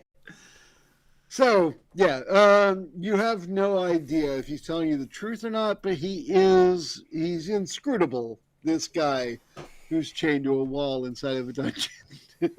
Well, I'm going to see. You mentioned trying to use persuasion with him as well. So Yeah, sure, go ahead. try and. Yeah, get me to tell the truth. Make me. Roll better than you've been rolling. Where's that nat 20 you deserve? That's not it. That ain't it. What is I'm going going to give on? Marcus a poke. I got a question for him. I want to interrupt. What's up, Kaz? I Marcus, feel like at this point, Kaz is just like, I don't know what you're saying in Gnomish, but I think you're stuttering in Gnomish. I need you to ask him how long has he been in here? When did his son go missing? Before or after he came in here? And has he got a key to his shop on him that we can have? I mean, I'm sure that he understands common well enough to understand you asking him that. All He right. looks, when you say that, he looks at you both and says, in common, I do speak common, and yes, I understand you. When I was locked up, he was fine. I have heard rumors he's gone off, but I don't know where. Could he be hiding in your shop? I suppose. You tell me, why do you want to find my son? And he looks like defensive because it's his son. No, we want to find Button, don't Because we, he Gab? might be with Cassius, who is supposed to become our student. You think they run off together? We think you're actually right. But here's the thing I'm thinking is, if your shop's been locked up while you're in here, that could be the place they're hiding because no one's going in there to look. How do I know that you won't do anything to my kid? And he stares at you specifically, Kaz, because you're the one who brought up the idea of going into his place. And like any father, he's protective of his kid. Well, I mean, I can't ask you to trust my face because I look like a bloody devil, don't I? No one wants to trust this, but all I had when I was a little bugger, I had no friends. I'm a tiefling. All I had was my family. All I had to look out for me was my dad after my mum passed. I understand it. You've got a love of your fun. It's a father for a son thing. I want to see what I'm bringing back for you. All right. But also, most importantly, is the chances are the two of them are together. And if we find them, we're going to find your son too. He starts to nod at what you're saying. Go ahead and make a persuasion check for me to see how much his Roll better than intent me. behind his nod is. Oh, look at you, sir. All right. With that very incredible persuasion check, At you're least the it's only the one. bard. You have to roll all the dice from this point forward for everyone. That's a bad idea, man. That'll turn real quick. Okay. So he goes, all right. If you want to check my place, when you get there, I do have a hidden key you can get into the shop with. And he tells you where the key would be. You can check my place. If you don't see anything, just be sure to lock up after. I do want to know that he's safe. The main thing I want to say, though, is... And he looks to see if the guards can hear, and the guards are off playing Rochambeau with, Sharp Ear. So they're not apparently paying attention. Time for me to kick you in the nuts. They're not familiar with South Park rules. That's going to go south real quick. Yeah, that comment causes Thralis to look over and start heading over to the threesome playing the game. But for Cass, right, for Cass and Marcus, who are still here. Yes. Look, if you find the boys, if you work with me, we might be able to get Lord Ragnar to reverse his decision. And I know that y'all are from that school, okay, and I get that. But if these two boys grow up together, then not only do I think that they'll be stronger and better for it, it'll be better for the gnomes and the dwarves to work together. It'll be better for everyone. And honestly, I think it'll be better for them because at one point, believe it or not, Ragnar and I were best friends, and it was his dad that was like, he's lowborn and you're highborn. You can't be friends. And if they could just realize that we're all people, I think that would be better for everyone.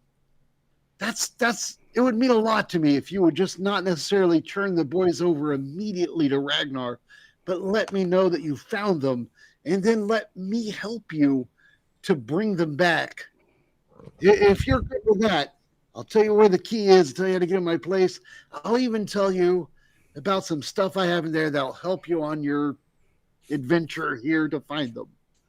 Because I have stuff. You can just straight up have it. I'm an inventor. I have made some very powerful magic items. They are there. I'll tell you how to use them right now. All right, I like stuff. I mean, I think that it's good to keep the boys together. I think it'll be good for both of them.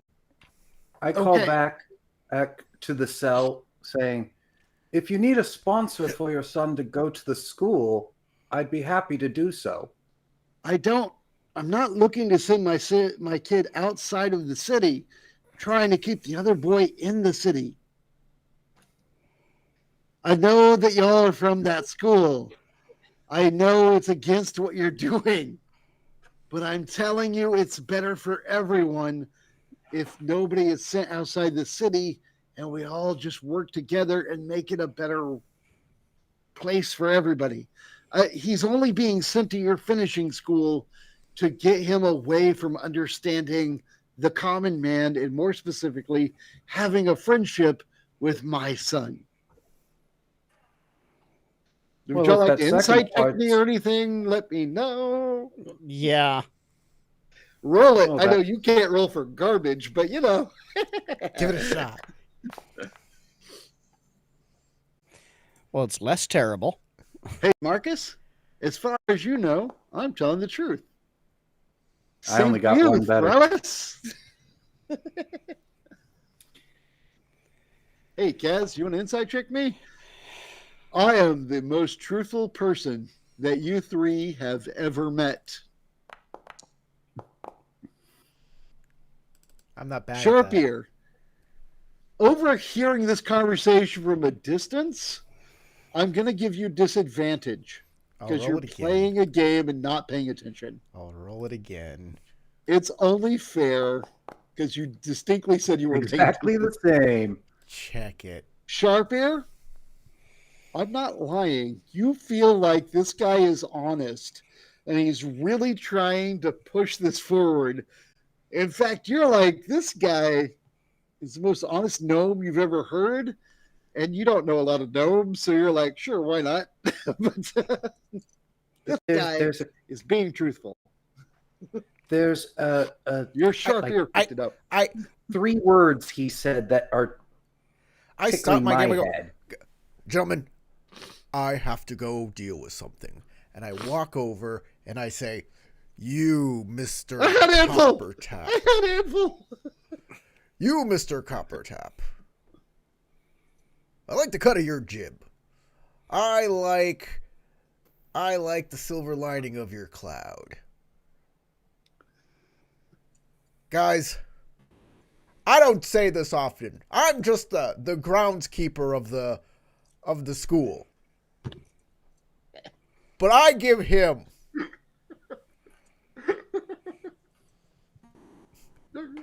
the Titan seal of approval.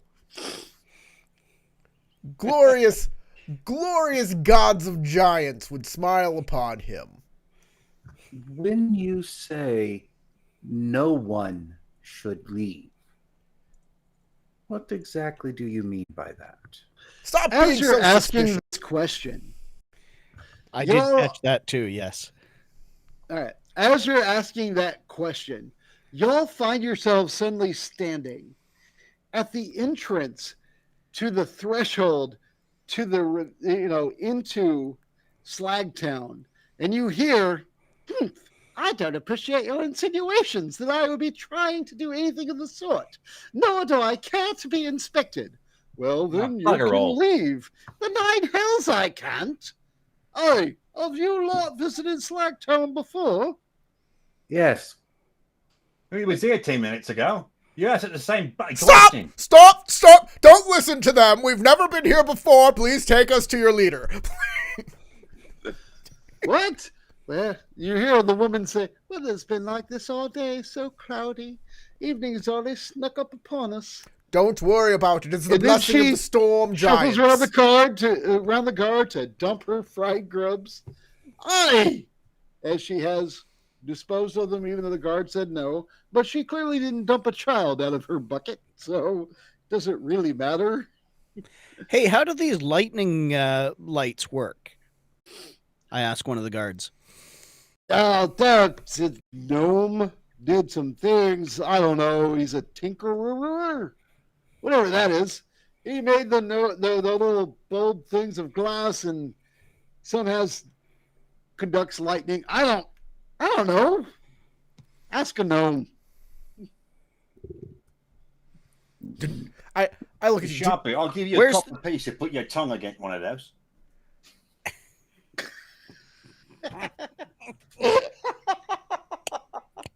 I'll do it for a gold piece.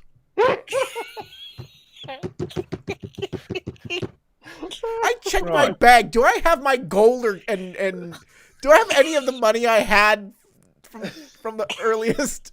Anything that was added to your inventory after y'all went through this scene before is not there anymore. Right. So they got their gold disappeared. However, which of you everybody ate some of the pie, right? Yeah. Yeah. Yeah, we shared a lot on that. All right. So because all of you ate some of the pie, I want everyone to roll a history check right now, which is intelligence plus your history if you are trained.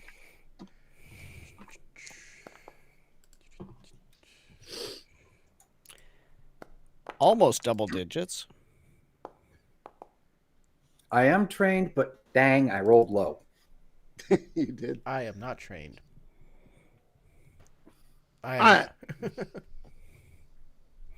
Everyone that rolled 15 or higher, you feel like you remember everything you did before now.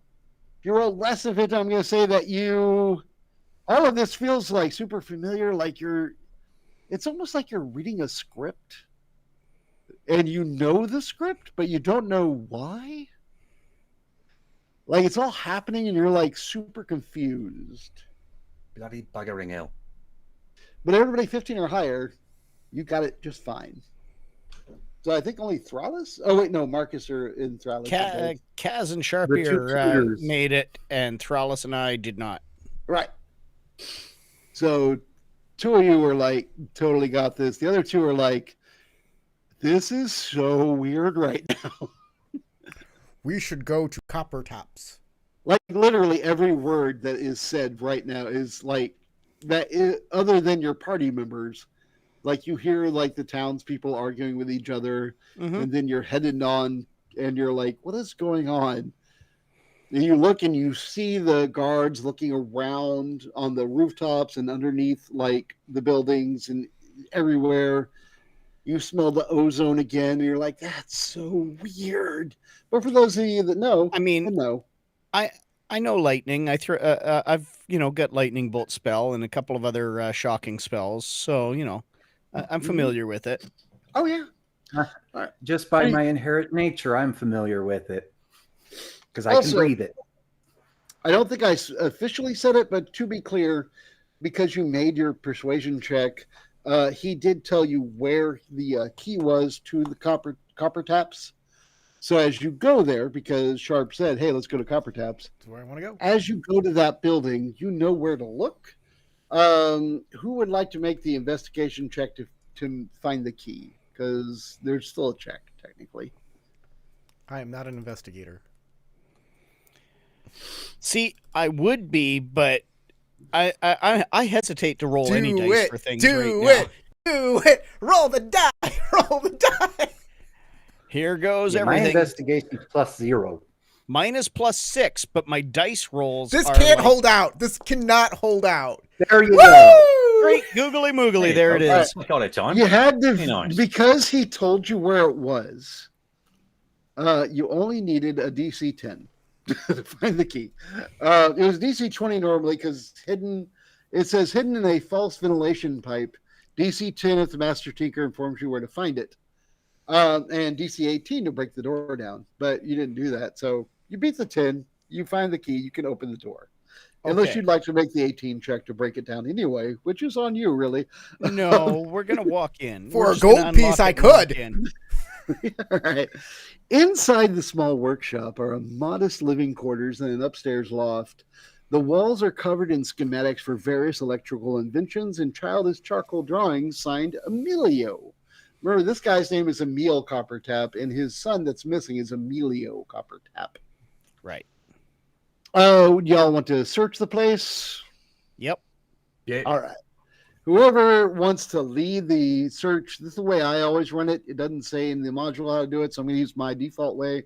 Whoever would like to lead, if anybody else is searching, can lend the help action, giving either them advantage, or you can roll separately, and whoever rolls the highest will be the one I take.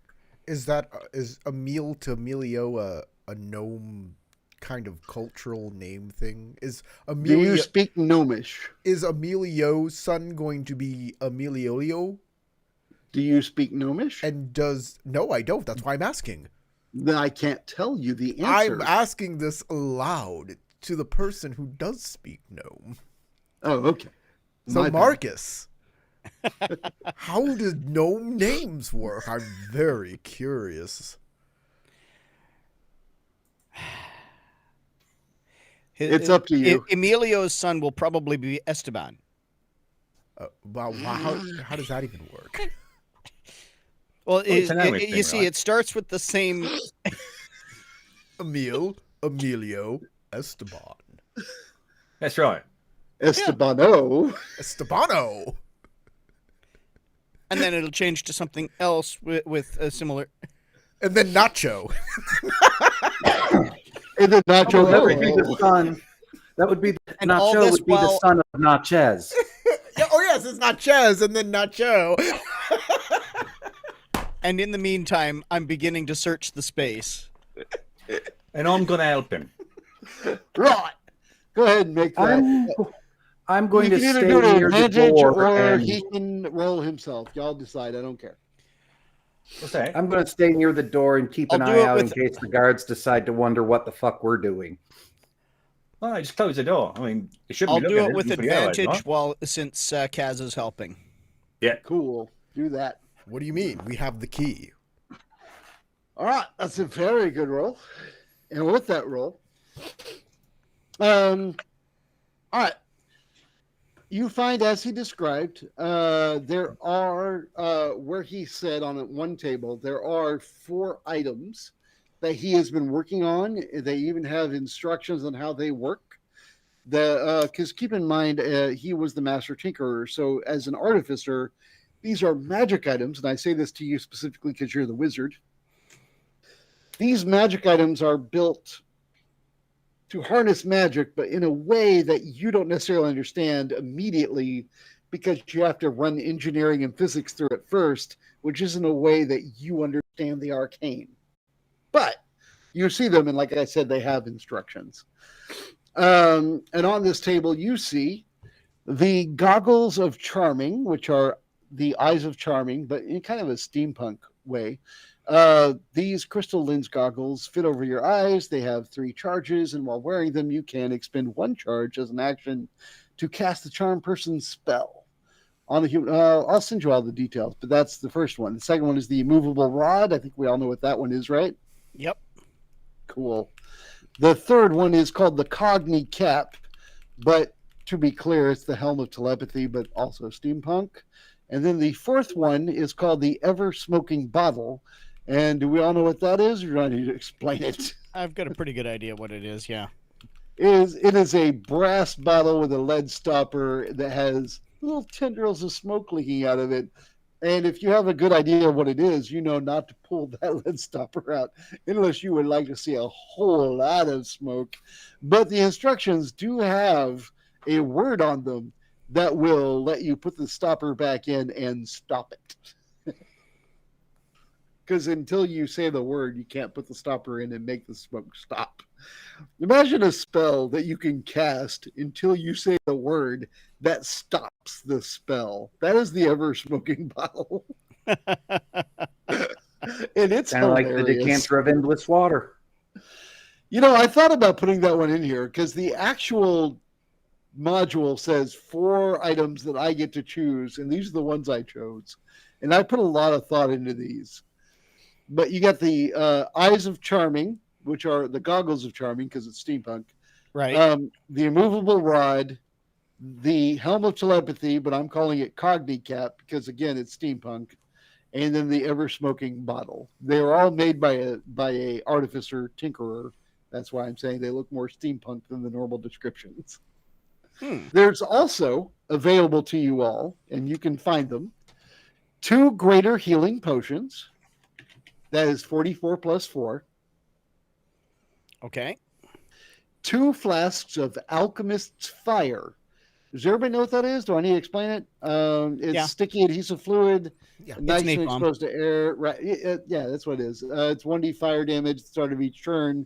You have to make a DC 10 Dex check to extinguish flames. Also, it was told to you all earlier. It was told to you all earlier that Alchemist's Fire is what powers this whole thing, and it's really expensive to make, and that is the problem and why that guy got locked up. There's also a set of tinker tools because the dude's a tinkerer. If anybody wants to grab them, you can. I'll take one of the potions of greater healing unless somebody stops me. Up to y'all. No, go ahead. I have an idea regarding that ever smoking bottle and the unmovable rod. I'm glad. Please take all the items I told you to take. Yes, I will. All right. Including the 2 greater healing potions. The 2 flasks of Alchemist's Fire. There's a set of Tinker's tools. If nobody can use them, I don't care if you take them or not, but they do exist. And then the other thing I should say is, plainly visible on the workbenches is a magnificently painted miniature portrait of a noble dwarven child and a low-born gnome child standing proudly next to a homemade trebuchet. The portrait is titled Best Day Ever. And because you all have met some people, everyone here can make an insight check. to recognize who's in the portrait because you met both of those people. Okay. It's the dads. So it's couple of tipping Yeah, around. yeah. Marcus is right. Sharp Ear's right. Anybody that beats a 10, really. Yeah.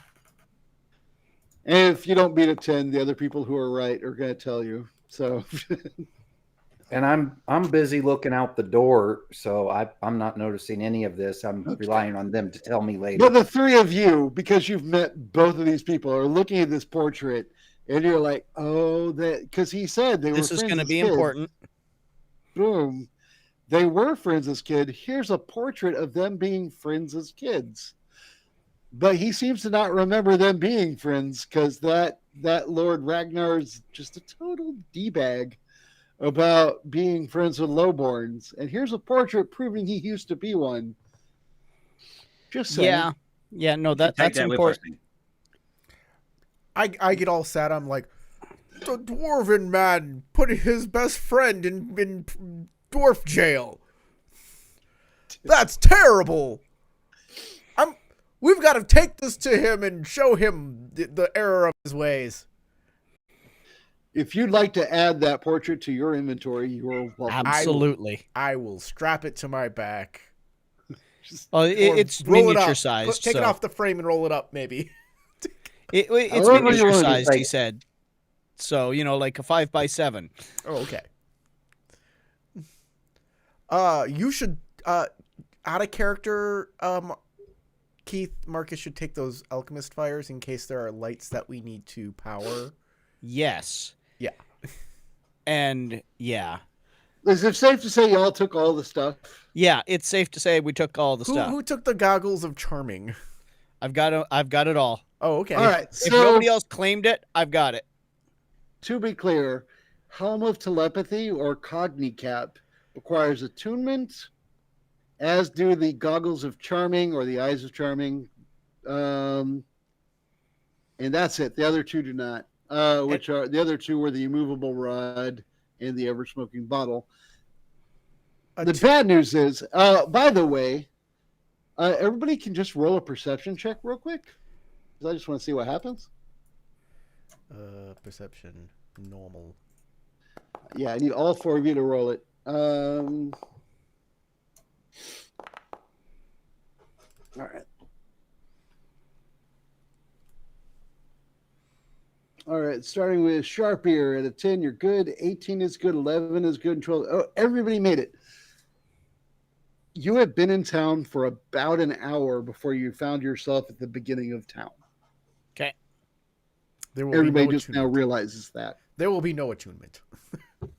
No, it means that if you need to attune to it, it'll happen at the beginning of the next hour.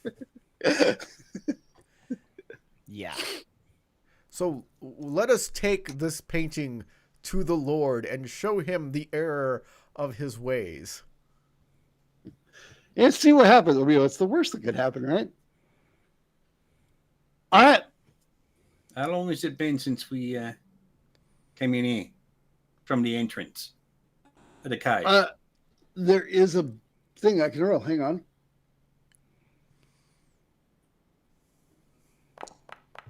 All right. +4 is only been 7 minutes since you grabbed your shite and moved on. Not about efficiency. Good on you guys. Because there's a literal module thing that says if you need a random time interval, it's D10 +4. Okay. All right, let's go. Well, rush on up to that thing. You see the man being dragged out of the manor. Get his pie. You grab his pie. Absolutely, It's grab literally his pie. when he reaches out to try and grab, I just go, "Yes, thank you." And take the pie and I break it into 4 and hand it out to amongst us again. Yeah, and down it goes Okay. with a swig of I water. to hold wash my it out. pie and look very expectantly at Thrallus. He's not giving a go. Just eat the pie. You'll Ears, just lose just the eat gold it. when we restart again, and you know it. All right.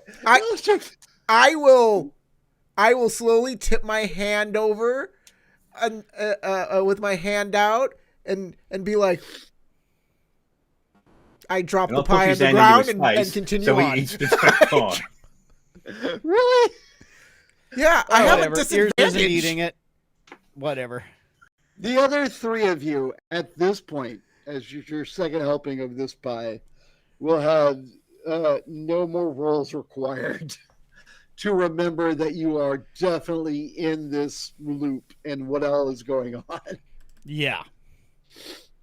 Uh, oh, that's fantastic. The guards are going to look at y'all like, what? And that one guard that stayed behind before, this time he's going to look at y'all differently because you didn't do the same thing as last time. And be like, oh, I wouldn't eat that if I were doing it. This man he's mad. I mean, he's clearly insane, right? I mean, you like want to insult. Yes. The whole eating pie thing is a way to insult dwarves, you see. And he tries to explain it to you. He's dwarf-splaining, if you will. Given, which is funny because he's human. So wouldn't that mean that he's mansplaining? Sure. Mansplaining dwarven culture? I say, That's exactly what he's doing. I agree. He's mansplaining the dwarven culture to you. you guys. should not eat dirt pie for anything less than a gold piece. I continue to walk. So we're not dwarves. Us eating it should not cause insult. I love this so much. We call it a All right. cultural experiment. That's a thought. Next loop, try and slip something into Hey. some of the mud pie into Ragnar's drink. Yeah. It'd be like trying. You know, I know what that experience is. If y'all have ever drank a McDonald's shake through a straw, And it's about as flavorful, I'm sure. pretty much, yeah. Wait a minute. It is ale. Thrallus is a cat. A cat's butt, apparently. Nope, his front foreleg. Oh, okay. All right. So, y'all got, those of you who did it, Yeah. immunity to the rest of the time lapse mind. That's okay. effery.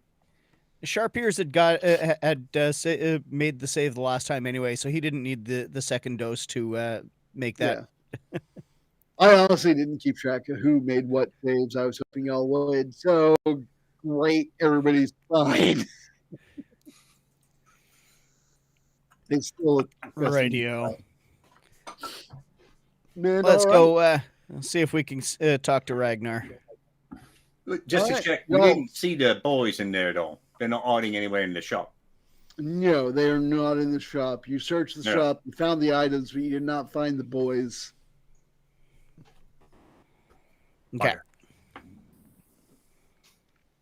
You talk to Ragnar, you're in front of Ragnar again. You tell him, if you go through the same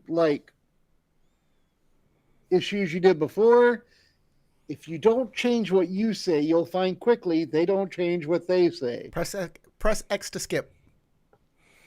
Cool. Skip, you're in front of Ragnar. I don't Is think that we need where- to go down to the dungeon this time, though, but we'll just go out to continue investigating, I think. Do you all want to fast forward I the am- dungeon, or No. I want to talk to him. I want to Okay, say, Lord Ragnar, my name is Sharpier, and I am with these fine tutors here to help you find your son. But great? I am deeply sad. So very, very sad. We do have bars here in this town. They can help you with you- what ails you. You With ale. Dwarven ale's the misunderstand. best. You misunderstand. You know how we brought up the fact that your son and Coppertap's son might be linked. I thought No, we we've I thought we never did the met. exact same conversation as last time. Oh, you meant after that conversation, then you say this. Oh, okay. I was like, Good. sorry then. Let me revise that. We believe that your son and Coppertop's son have struck a friendship because they're both missing together. Yeah, yes, that cover top kid is a problem. If they ran off together, I don't care what you do to the other kid. I need my kid back so he can go to your school and learn to be a proper noble. That is the point. And the other kid, I don't care if he becomes a proper tinkerer or laborer. I don't mean any disrespect, but is that how you became a noble? My father's a noble. He was in charge, and now I am in charge of this whole town, seeing to their welfare, and then my son is to be in charge after me. Didn't you to make sure everyone is okay? Didn't you have a friendship that kindled great feelings when you were a child? What does that have to do with anything at all? Sir, I pull out the painting. Do you remember this? Make a persuasion check. Sure. And make me scroll down because there's actually rules for this persuasion check. I'm going to be terrible. I'm not the right guy for this. You're the one doing it. It ain't my fault. You're the one that took the painting. Good luck. That's right. I'm probably going to use my inspiration on this. Yeah, I'm going to use my inspiration on this. Good idea. I'll laugh so hard if you get the same thing. There we go. I got an 11, which is pretty good for me since I got a -1. Oh, yeah. All right. I will give you advantage, but I'm going to save you some time and tell you that the DC is higher with a -1 than you can possibly achieve, even with advantage. Okay. Then I don't even spend an inspiration because that was advantage. Yeah. Okay. You're welcome. I saved you your inspiration because I'm not a total jerk. So a slight jerk. I am the DM. I am running the stuff against you. But yeah, save your inspiration. You get the impression that even though he's looking at that, he's not emotionally connecting with what you're saying, even though you are showing him a painting of a young him with a young other kid doing a thing, and it says "Best Day Ever." And it does say there's a trebuchet in the painting, which I will say that out of character, Corey, as one of my friends from my childhood, if you and I were hanging out with a trebuchet, that would have been the best day ever. We'd put Joe in it. That would have been your best day ever, absolutely. I don't think he offended me as hard as he offended you. Oh, yeah. Although he did steal some of my stuff and get forced to bring it back when I called his mommy up. All right. Anyway. So, moving forward. Yeah. We're looking at that and he's like, look, it's weird that you found that. I forgot that existed, but doesn't change the fact that my boy needs to be a proper, noble and run this city to care for all of its citizens, not just his lowborn friend who has ideas that could sink the town. Trust me, those ideas are sinking the town. How would they sink the town? They're doing it now. Right now, that boy's father, and he points right at the painting, that boy's father has sold me on an idea to bring the sun down into the city, and it would give us light. But it is costing us so much. I've had to raise taxes on all the people just to pay for all this, something called alchemical fire. And it is expensive. And it does give us the light we need, and everybody loves the light. It is so expensive that they're all mad at me for having done this. That's why I've locked the man up. He didn't do what he said. He's killing my town. He can't Let really me talk fit to him. I might have from the- some ideas. I mean, if you have ideas to fix it, I don't know. You're from a school. I'm excited by that idea. But it has to make it better, obviously. Might make it the same but cheaper. That would be better. So No, the much same. better. But cheaper. All right. Where is he? Let me talk to him. He's in the dungeon. Right. He summons the butler to lead you to the dungeon, which, again, deja vu feels everyone, except you've all eaten the pie. So As we're going down there, I ask Marcus, why are we going back down to speak to this man again? Because I think that I have a way to solve this lightning problem that will make it cheaper, and it will then he won't have to spend like a bajillion coins on alchemist fire so that he can make the lightning. You, sure, we can go with money instead of listening to your heart.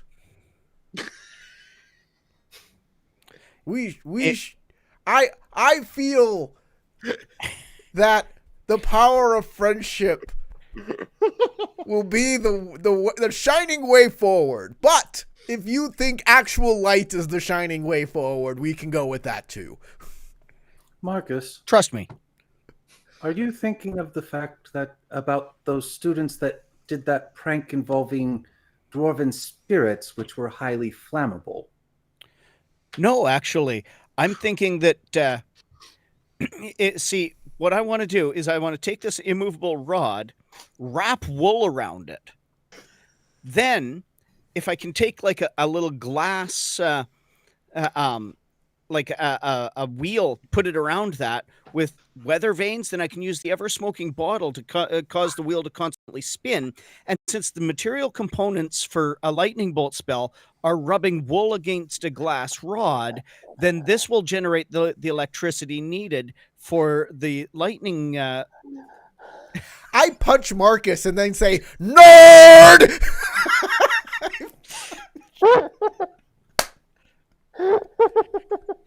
This will generate the without him needing to spend so much on all this alchemist fire. Instead, he just have the ever-smoking bottle constantly working like a water wheel, and the immovable rod's not going to go anywhere. So if it's constantly spinning it like a weather vane, rubbing the glass against the wool that's wrapped around the immovable rod, then it's a constant source of the electricity for the lightning to cause. And all you'll have is noise pollution going all day, And every day for the rest of their lives. I love it. And what then happens to the smoke? Oh well, clearly it would be released out through a proper chimney. Out of Afterwards. character, I didn't hear it in character because of it being in Gnomish, but he did mention all other solutions produce too much smoke. Chimney. That's true. He never actually decided to deal with the smoke, but you could vent it out. I think asking if dwarven spirits could be used in place might also be good. I'm sure occasionally they get a bad batch that they can't drink. What you need to do if you want lightning is gather 1,000 oxen and devote it, give it as tribute to a storm giant who will crash lightning down upon the land for you.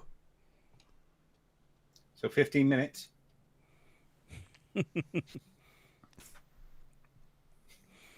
All right, so yeah, I want to, as soon as I get talking to Emil, I want to run this idea past him, and especially about the whole ventilation with ventilation and chimney to get rid of the smoke.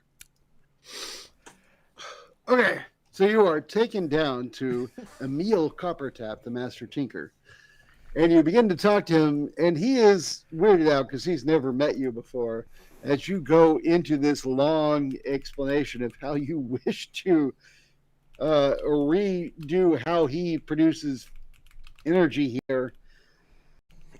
And I would say unless you have something better than the Arcana roll to explain how to make these lights work. Arcana is pretty much going to be the best that I can do, assuming that I don't Go for roll it. low.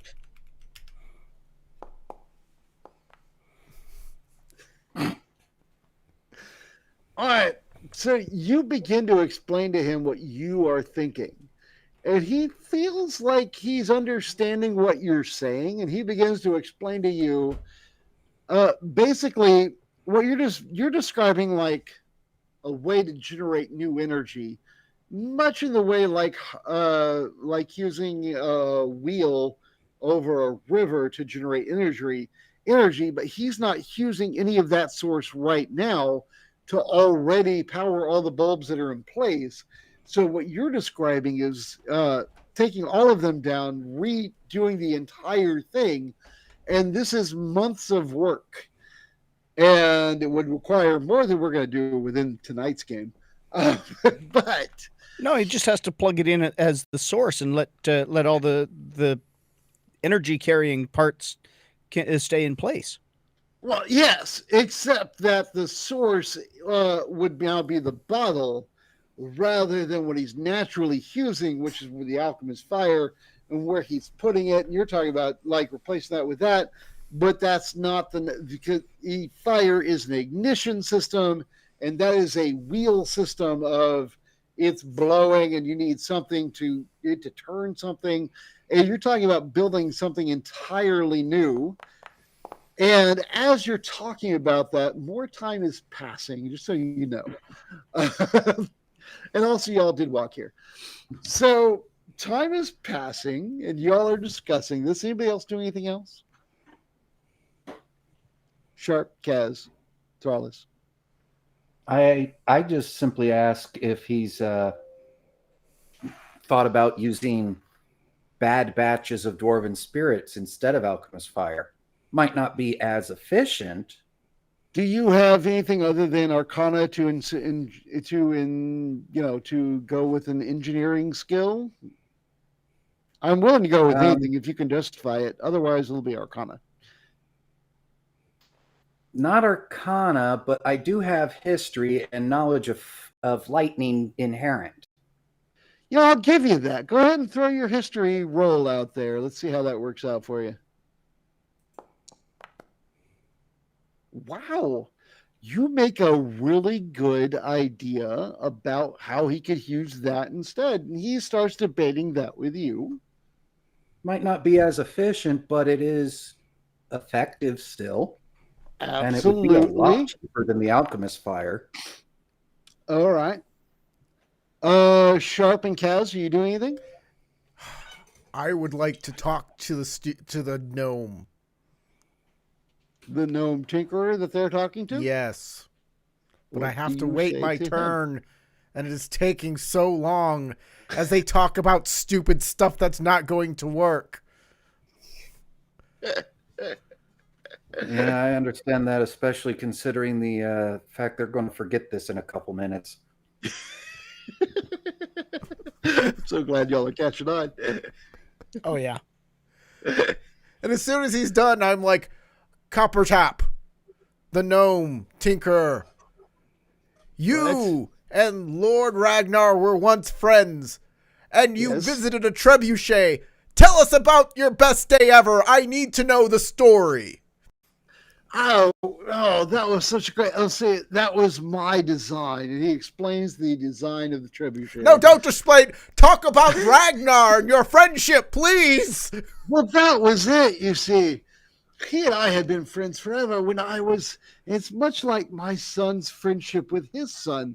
I was a shy child, and my son's a shy child. He, like his own son, protected me like his son protected my son.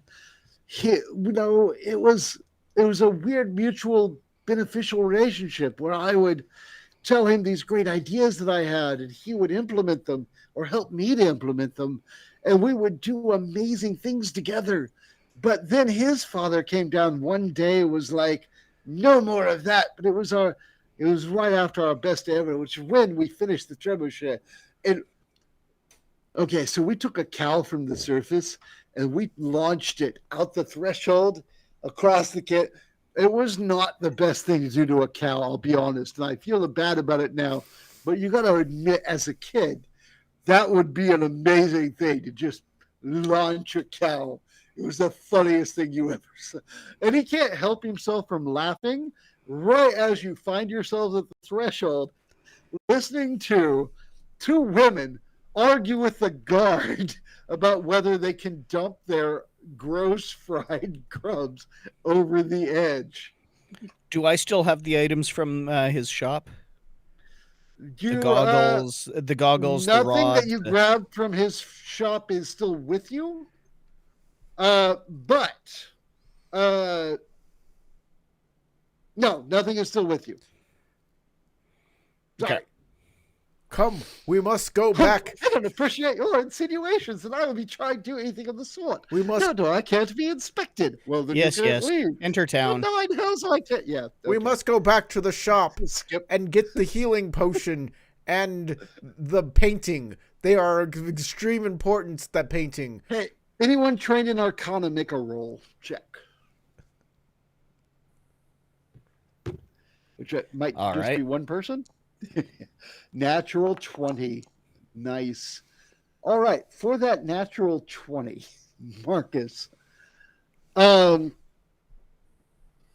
something about the weird lightning infused mud pie, because you remember it had an ozone flavor to a mud pie.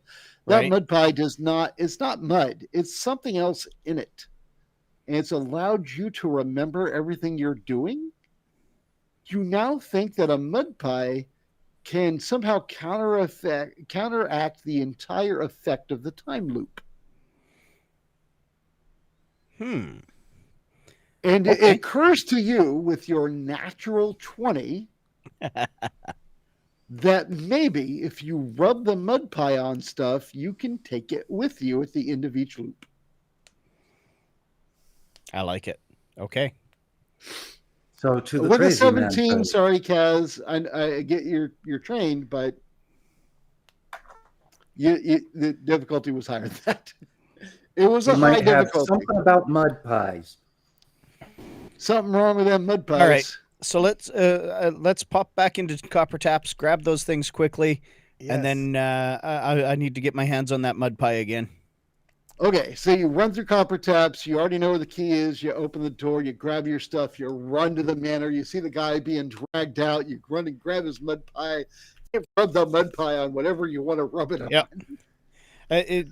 I grab the mud pie, thank him, say I'll see you next time.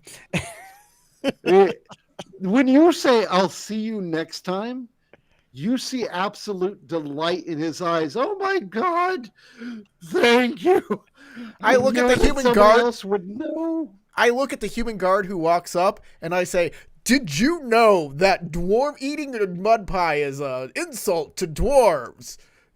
And immediately that guard is like, "Oh yeah," and he wants to go into his. I will knowledge try to say everything exactly before he says it. I guess persuasion. Sure. All right. Nail it with a nat 20. That'd be amazing. I got a Well, 17, pretty which high. turns into a 16. No, that's great. You were able to do it. And he's like, and you are able to with a 16, like just round the corner on him on everything he tries to say. And he's like, I guess I got that. He wants so badly to dwarf-splain his man knowledge of dwarfness. I put my hand on his shoulder and I say, "A really smart gentleman once told me all of this." Was it my dad?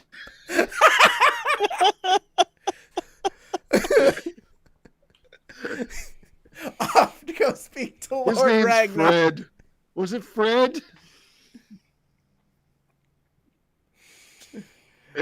Kaz, do you want to reignite the fire within Lord Ragnar's heart with his friendship with Copper Tap?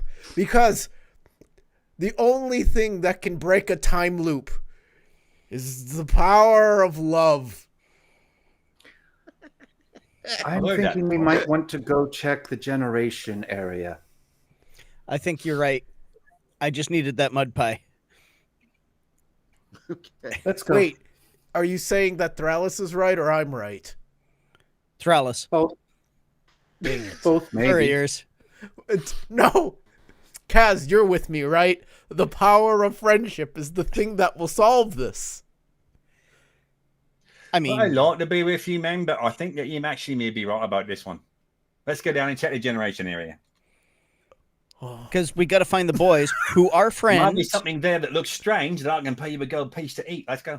Oh, okay, yeah. Come on.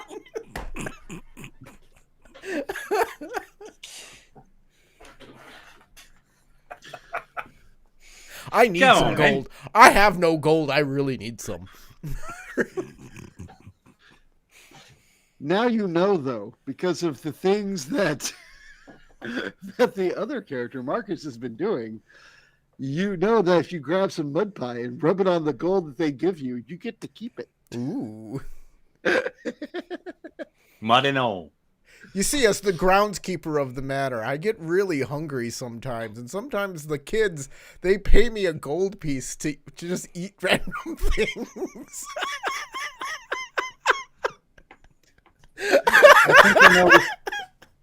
I think I know which group is doing that.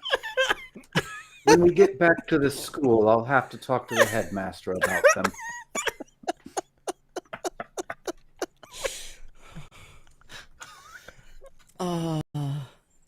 Not the sharpest knife in the drawer, are you there, sharp ears? I have average intelligence. The sharpest thing about That's Sharp what they Ear tell besides everybody. his name is his ears. All right. I have a battle axe. Are y'all going to wait for the reset so that you can attune the things that you got that require attunement and then have all 4 items and decide who gets which item? Is that the current plan? I thought we were just going to the generator, but however they want to do it. You know what? Yeah, we might as well get these things attuned and divide it around. Who wants the charming eyes? The charming eyes require attunement. The removable do rod the- does not.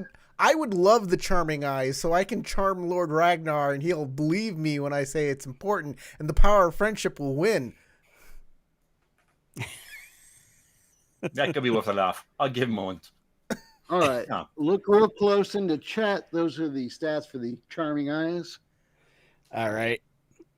The immovable rod I'm going to put up next. It does not require attunement. I want you all to pay attention real quick, though, so that you can get these things. The Cogni Cap or the Helm of Telepathy. I think just because of the ridiculous look of wearing a Cockney cap on this face, Is that why On you this do head. want it or don't want it? I do want that, actually. Absolutely. Oh, all right. I guess you can have it. I was All going to right. take it otherwise. I will say this, when it comes to things that you attune, if they wouldn't normally fit you, they suddenly do fit you because you attuned. That's how attunement has always worked since 2nd edition. So I want to keep that going. The equipment should be in the equipment. Yeah, Compendium? there is a thing you can drag them over your character sheet Yeah. so you can copy it right now. I don't care how you do it. All right. Well, I guess I'll hold on to the rod and the bottle for now then, and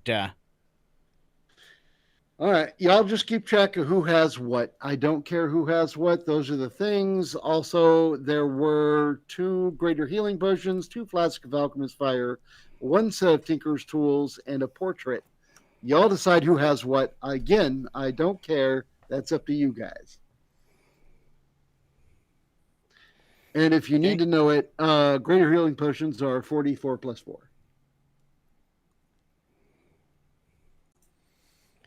all right. Oh, greater. Yeah, I need a greater healing potion.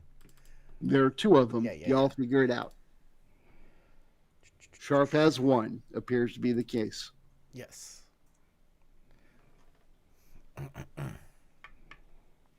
Let's see here.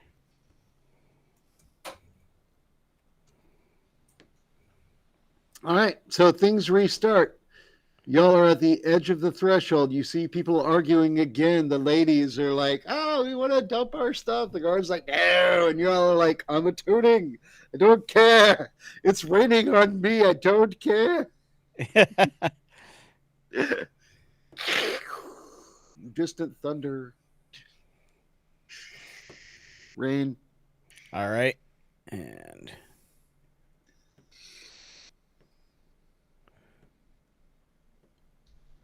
not there. Sorry, I'm just trying to find the ever smoking bottle there so that I can add it to my kit.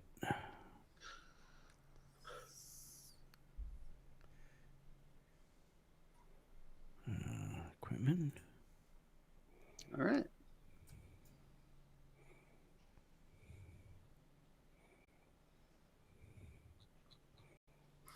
It's under trinkets. Trinkets. Okay, thanks. All right. Two of you wait while the other two attune to whatever. An hour passes. Boom, the restart. You find yourselves listening to that same argument yet again. Yep. And you said it was buckets of bad grubs? Yeah, there was one big bucket between the two ladies. One of them got into an argument with the other dude. Then while they were arguing, the second lady grabbed the bucket, walked around him, and dumped it anyway. Well, before she dumps it, it's walk up and go, could the child that you're looking for fit in that? No. Obviously not. That's why I'm trying to dump Then it. you've already searched it. And they cannot be hiding. Oh, you're talking to the guard, them. not the lady. Okay. Yeah. Yeah. I don't And know. they're obviously not on these ladies. So why not let them by? I'm just following orders. I'm doing a thing. You've inspected. You know they cannot have the kids. Make your persuasion check there, sir.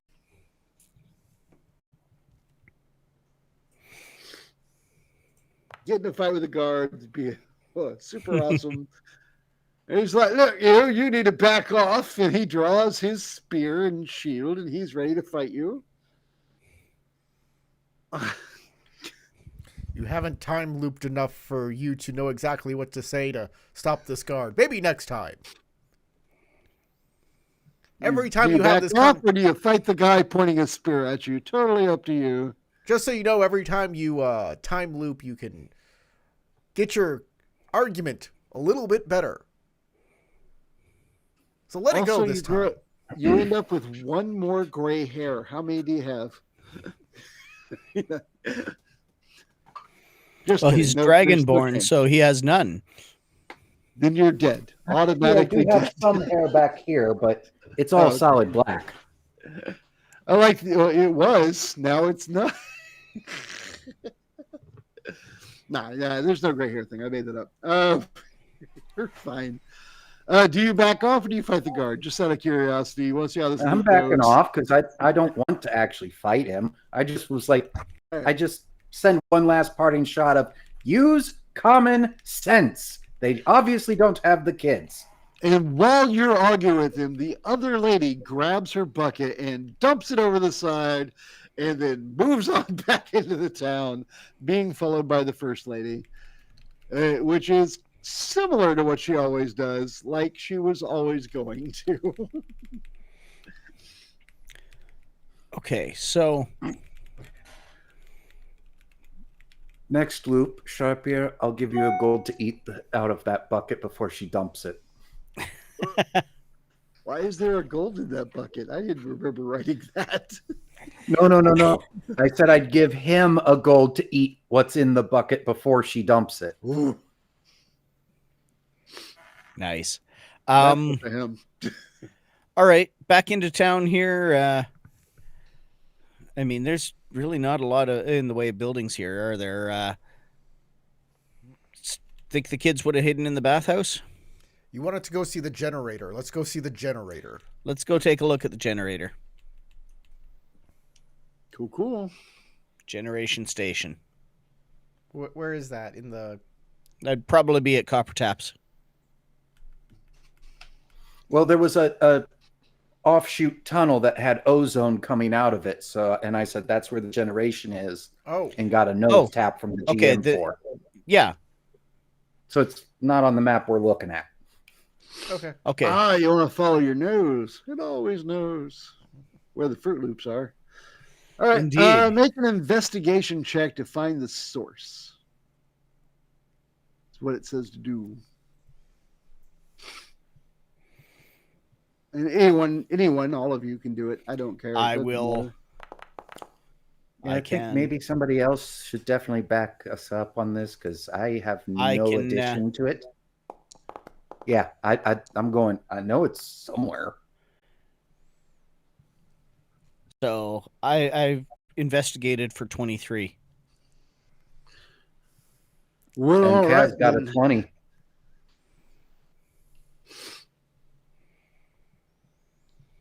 All right, you have found. DC is 12. Reveals the smell of ozone rising from a ventilation tunnel further below constructed drainage ports along the sides of the road. You have found the thing. You can open it. It looks hard to squeeze down into, but it's up to you if you want to try. Sure, might as well. All right. It says you have to make a dexterity check. I guess I would allow athletics or acrobatics. Well, acrobatics. It says dexterity. Yeah. All right. Acrobatics. Go. And that would be for everyone because we're all trying to go. I'm too big. And there's my early rolls again.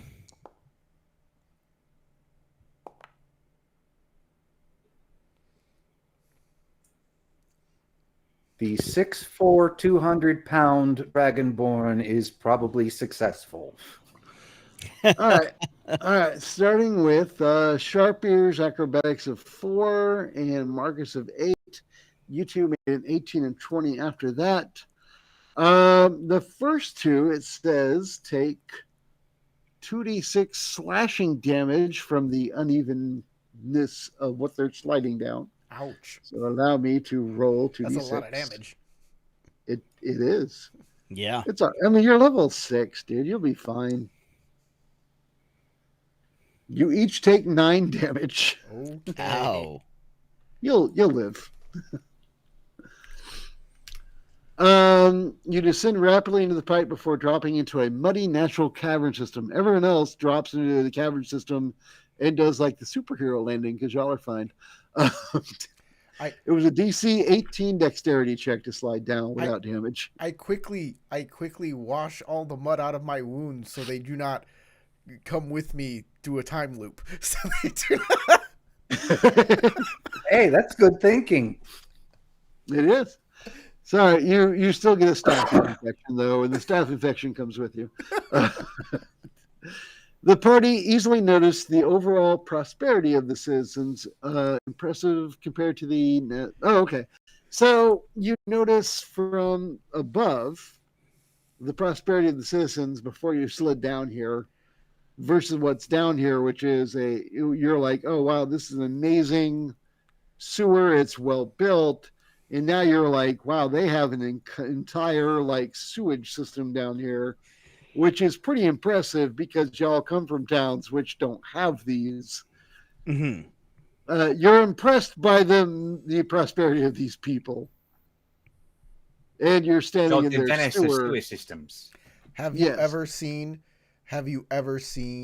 in an elven city any toilets? In all of Lord of the Rings. Is that why y'all are so full of shit? Because you Do you don't wanna let it know- out? Do you want to know the weird, gross answer to that? It's that they used cantrips like prestidigitation to make it all just go away. It's a Harry Potter thing, right? Yeah, they just Where they got Ellen Way bread from. We just poop where we want and magic it away. That's the answer. I'm so glad you know this already. Yeah, they poof it away. Whereas dwarves built really good sewage systems. However, since you're in the sewer system and you're checking it out, Why do you think the Balrog's so fucking angry? He's like, where's all this poop coming from? who dares to poop on the Balrog? You shall not pass gas.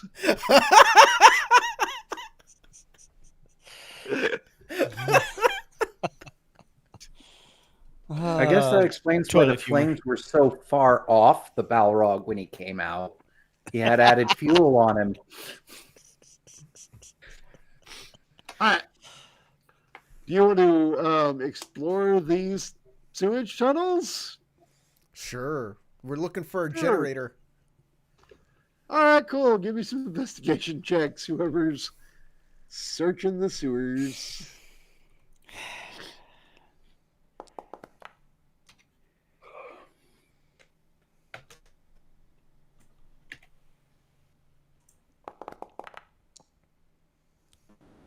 Yeah, I get fascinated by the stonework and the complexity of a sewer. All right. Yeah. I would like Threllis to roll a d20, but before you roll it, say odd or even. Okay, but before you roll it, That was a Kaz roll. oh, that's Kaz. Okay. I'm thinking. We'll say even. All right, cool. Darn it. All right. So here's how this is going to work. Thrallis, you're looking around and you're starting to like pick up on that ozone smell and you're thinking maybe it's sorry, not hang on, which one? Not Thrallis. Marcus was doing that. Yes. Marcus, you are looking around. You're thinking like, oh, there's the ozone smell. And right as you're doing that, Thrallis lets loose the most disgusting fart. And you can't smell a thing. And all you can think of is this is the worst person to travel through a sewer. He has made a sewer smell worse. And you have lost And your we have a train guest of appearance thought. from Crystal. Hi, Crystal. Also, hi, Crystal. Hello. Goodbye.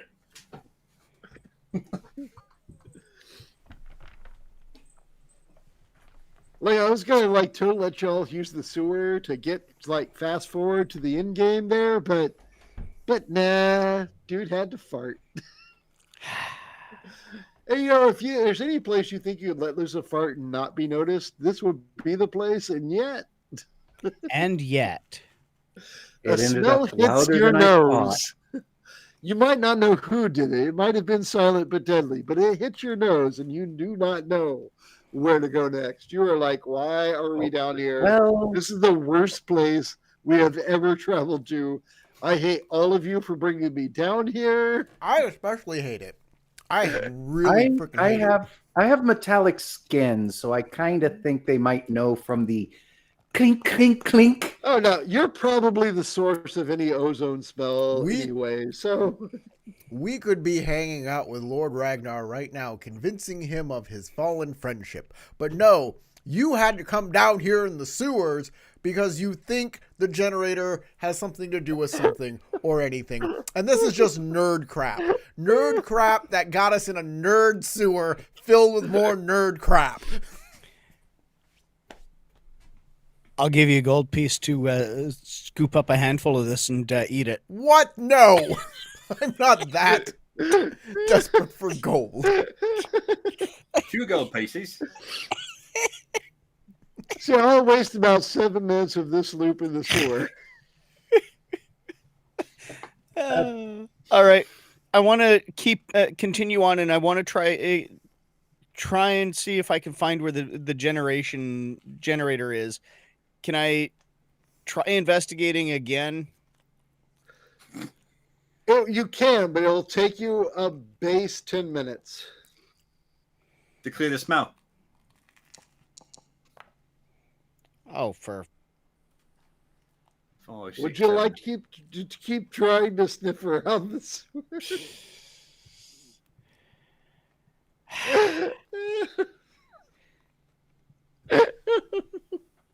Right then. Oh my god, I love this game so much. You know what? Since the easiest way for us to get out of here anyway is to wait for the reset. Yeah, I'm going to spend the time to try and find it. Keep rolling. I mean, what else are we going to do? Yeah, why not? Go ahead, roll a few times, see what happens. With an 18, Yeah, I'll say you pick up the scent again and you start leading them down the sewer tunnel until you find something that you pick up on. And you find like these grates that have these bars on them that are not, they're sort of like there is sewage flowing towards you, but it goes, and I will give you with your 18 that it goes towards the manor. So it is sewage flowing down from the manor. So that leads up into the dungeon around the manor area. But you're not sure exactly what it is. Because you've been to the dungeon. It's not quite the right area, but it's somewhere in that general area. Okay. And you found something with your 18. It's the ozone and the electrical generation that we're trying to find. Yeah. So the generator is in the manor. You found it is. I will also say that this service tunnel is smaller than you would expect. Dwarves are still considered medium-sized creatures, but gnomes aren't. I know. This is very small service tunnels. You found an entrance to some small service tunnels. Yeah, they're gnome-sized. Yep. You can still like maneuver through them, but you're going to be crawling through sewage. Good times. You know what? I'm going to do it. All right, cool. Because the special mud has not been rubbed on this stuff. So when I reappear, I'll be clean again. That's a good point. I will also make the comment of, Marcus, I really hope you prepared prestidigitation. You notice as you're crawling that the electrical bulbs are more spaced out down here and glow even brighter and more erratically than the bulbs in town proper. Along one wall are large pipes which gurgle and rush with pressurized water, the smell of ozone being stronger within the tunnel. With a survival check, oh wait, no, I shouldn't say that part out loud. I really need to highlight what I do and don't say out loud. Yeah. Would you like to make a survival check for some strange reason? You can. You know what? I'm breathing all this. I might as well. Yeah, go for it. Do you survive this breathing? All right. 16. All right. With those rolls, both of you have seen the difficulty of 15. You begin to pick up on a trail of muddy handprints that are child size for gnomes and dwarves. You follow them to a junction point in a tunnel that opens into a swelteringly hot room and the overwhelming scent of ozone charged in the air. And as you step into the room, it reveals a large and elaborately tuned engine. And on one side, it says on one side and dozens of wooden barrels secured together. I guess it should be say are dozens of wooden barrels secured together and wired back to the engine. And right as you see that, all of you find yourselves back at the entrance listening to that argument. But now you know where to go. And I will let you get there way faster. We're going to say you can get back to that exact point if you follow the same route within 20 minutes. But if you make a knowledgeable check, and I'll let you decide what skill you want to use and justify it to me, I will let you cut that time down to maybe 15 minutes on your loop. Does that mean we heal our hit points? You've lost... no. If you've lost any damage, that stays with you. If you've lost any health. Okay. You do need to do things like sleep and or drink healing potions, etc., to get your hit points History back. Because it's recent history for us? I will allow history, yes. Yes, sir, I will. But only to retrace your steps, not to find a different direction. Investigation might work for that, because we did find that the sewage tunnel came down through near the prison underneath the mansion, And so that might cut us some time that way, All right. coming in from a different direction. All right. You can roll your investigation. Anybody else want to throw anything else out there? Insight. If Yeah, I'd say I insight. were making this, where would I put it and have a better place of accessing it? I'm going to say insight to understand where the sewer tunnels would be is not good enough. I like where you're going, but no. No, I'm thinking insight into where would this gnome tinker build this power station for Yeah, the that's robot? just He'd that's put it pretty much the underneath his own same. place. That's the same argument. I see where y'all are going, but I'm going to say no. You can't insight where the tunnels are. Not going to allow that, but I will allow Insight is a social skill. right. Yeah, right. Okay. All right, so we got 3 and 11. Anybody else want to throw anything else out? Survival. Religion, to see if my God will give me a better answer than trudging through sewers. Please spare me, Lord. Spare me, oh giant one. If you have a spell No, I'm a that barbarian. will allow your god to give you a hint where to go, those spells do exist. Sorry. Augury. Cannot do that. Cannot.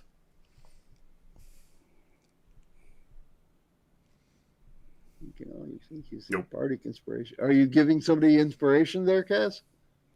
Nope, I just wanted to read the description to see if I could use it, but I can't. Oh, okay. Well, you can inspire someone else. I mean, this is a check after all. I mean, you can sing a song or do whatever you do as a bard to make someone else think they're awesome and do better. That's a bard thing. Well, yeah, so I could use bardic inspiration. Who are you giving it to? Because you can't give it to yourself.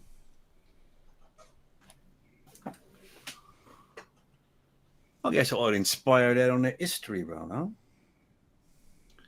On which character? Well, I'm thinking that I'll give it to Mr. Thralis. All right, Thralis, are you gone yet? No, I haven't. All right, Thralis. How do you want to solve the puzzle of how to get there faster? And you have an inspiration to add to that. Slight adjustment to my previous argument about history.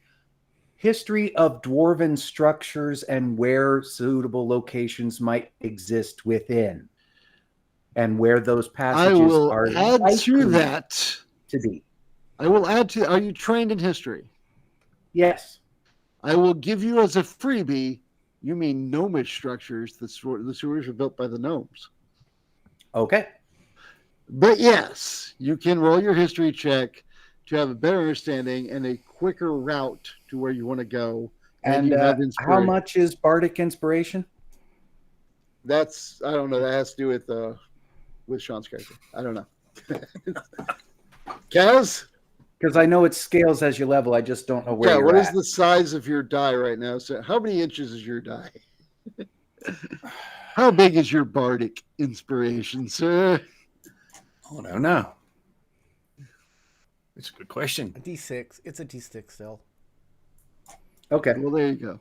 Wait, You got no, a D6 wait. there, It's sir. a D8. Fifth level is D8. You got a D8 there. Roll your D20. Add your Yep, adding it as proficiency skill, situational and then- bonus on there. And if you want, you can add your D8, or you can hang on to it for the next 10 minutes in case something else comes up and you think you rolled super well with this one. I'm going ahead and using it in situational bonus way. Okay.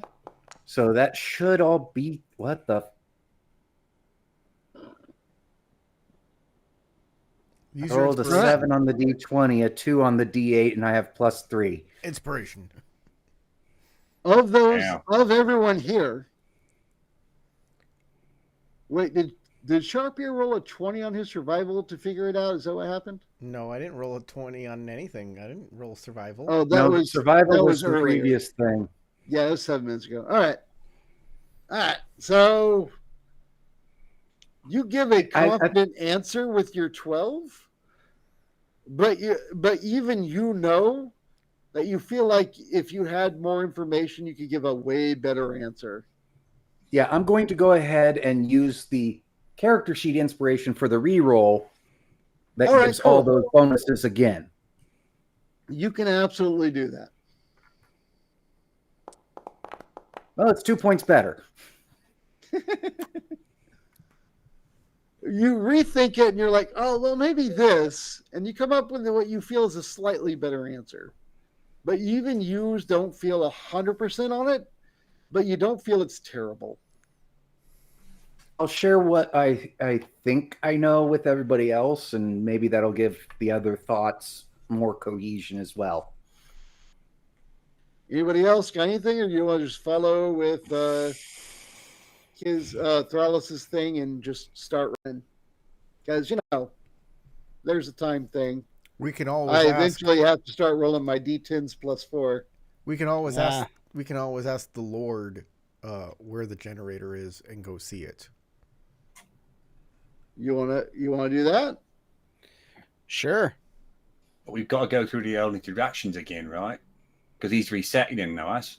Yeah, well, yeah, he'll do his speech and everything, and then we'll ask him, "Hey, have you checked near the generator? We're gonna go check near the generator because that would be a great place to hide." Yeah, okay. All right. Do you want me to, because we're going to run out of time eventually on this one shot tonight, I will allow you all to say skip. Y'all are, boom, in front of Lord Ragnar. You've seen the guy offering you the mud. He's I'll take the mud. Always take the mud. Put it in my pocket. Save it for later. All right. He is more excited to see you again because you all seem to understand what he's talking about. Y'all make it in, and you're talking to Lord Ragnar. Stay strong, mud brother. You're talking to Lord Ragnar. Lord Ragnar does not, you remember from the original time, he doesn't really believe in any of this time shenanigans. But if you ask him about the generator for where the lights are, he will tell you need to talk to the gnome in the dungeon, which is the Master Tinkerer. You can skip down to him, and now you're talking to that gnome. Boom, you're there. Okay. Wait, we're there at the generator or we're there at the gnome? With the gnome. Because you've never been to the generator. Right. All right. Oh, wait. I'll do it one more time. There we go. Boom. Killing time. All right. It took you 20 minutes, but you're down there talking to the gnome. Okay. Talk to the gnome. Get him to tell us where the generator is. You think your son's there? And we will not take your son away from this town, nor Cassius, because you really Sure. like that. That is good stuff to say. I'll give you advantage, but do roll a persuasion check. Which one of us? Sharp, you said it. Well, dang it. You've got the charming eyes.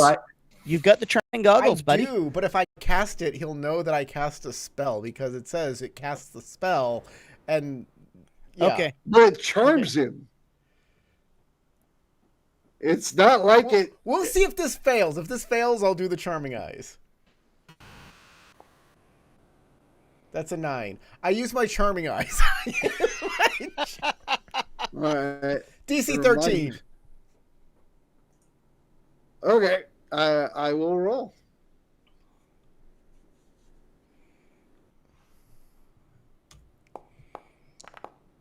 Yeah, obviously.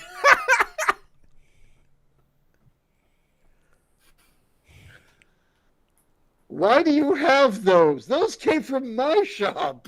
I made those. How dare you try to use them against me? Yeah, exactly. That's what's going to happen when you fail. Obviously. Yes. All right. So at this point, we've killed like half an hour-ish since the last reset.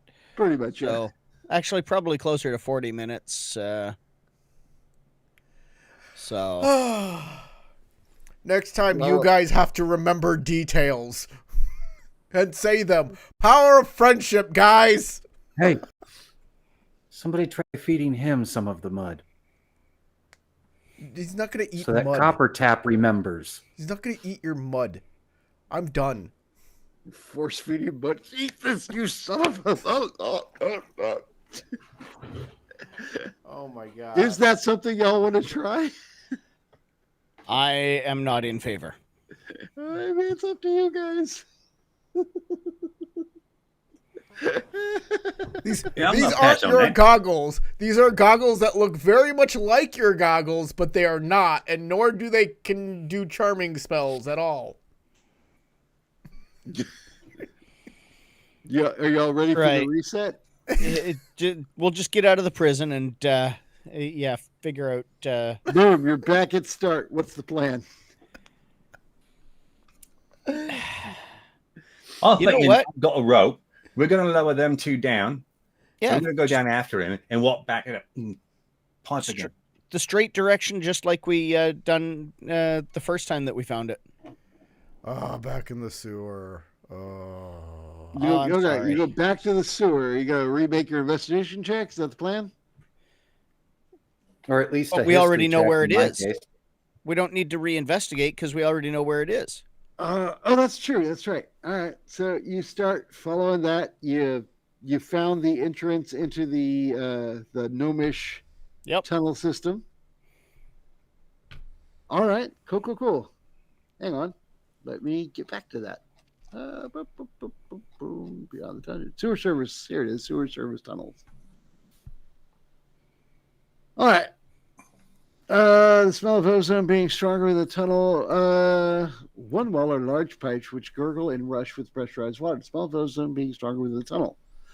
All right. I now need survival checks to begin to pick up on where the muddy handprints go. Because I don't think you all succeeded on those the last time. Yeah, we did. It led to the Did you? generator. We'd gotten to the generator when it reset. Yeah, we saw the barrels. Oh, did you? Oh, okay. We saw the barrels Well, and then my everything. bad. Oh, okay. Well, then cool. You follow the direction point in the tunnel that opens to a swelteringly hot room and overwhelming scent of ozone charged in the air. Stepping into the room reveals a large and elaborately tuned engine. On one side are dozens of wooden barrels secured together and wired back. Yeah, I did read this before. To the engine. It's a time loop. It is a time loop. It's a time loop that I personally forgot. Groundhog Day. All right, so you see the wooden barrels secured together and wired back to the engine. The barrels are some kind of. Do y'all look at the barrel? Do you study them at all? Yep. Alchemist check the fires in barrels those out. barrels. Make an investigation check. Obviously, alchemist fires in those barrels. Obviously, but I want to confirm this. Oh, look, I see some really I awesome rolls there investigate from for Kaz and really well. Marcus. They All appear right, to be Kaz made and from Marcus. wood. The engine is the source of power for the community. The barrels are some kind of acid-based energy storage and numerous empty potion bottles concealing 2 unused alchemical fire potions. And if you from that point on, you follow the muddy handprints that lead to a shadowy corner of the room concealing a crack in the wall. An acrobatics check is now required if you want to go through that crack in the wall. Yes. That's what I was going to do, was follow the handprints and such. All right. Make your acrobatics. I see Kaz and Marcus, and I am terrible at acrobatics. Sharpier is terrible at acrobatics. So is Thrallus. All right. So really, Kaz is the best here. And I think Kaz is the only one that made it. Yeah, he is. Kaz, you're the first to roll, so you're the first through. And you are making your way in.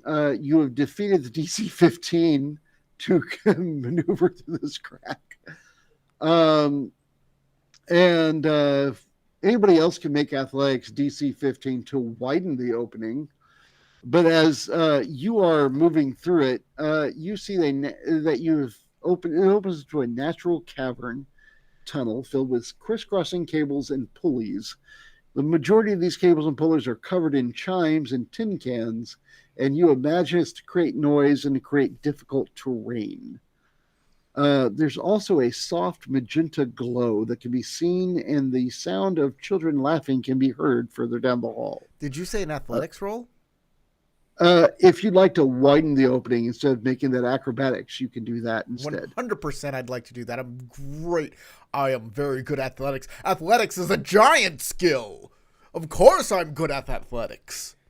And then I'll try acrobatics again once he's widened that hole. Oh, all right. I will give you advantage because he helped. But 16 makes it. Yeah, 16 makes it. 15, I believe. Even with advantage, I only get what? Oh my god! I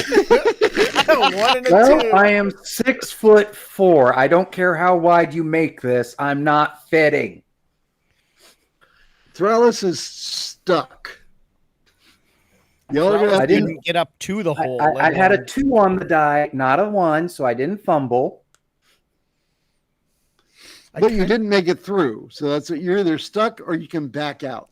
I kind of want. I backed out and went. I'm too big. I can't fit. Use your so strength. the rest of you made it through. Pull it open with athletics. Okay, you so the rest of us made it built through. like a sapling, but you are at least twice as strong as me. I work out to become strong like a giant. Perhaps if you knew the power of giants, you would have a better time at this. Says the skinny elf once more. To the dragon. I love it. Giants beat dragons every time. Everyone else Right, is aware then. there's something wrong with that elf.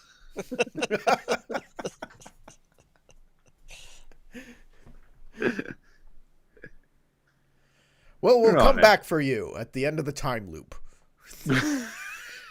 See you now. Bye. All right. I guess I'll just try looking over the engine some more just to see where the alchemist fire is supposed to go in. Maybe if you get naked and cover yourself in the sewage to make yourself slipperier, you can get through.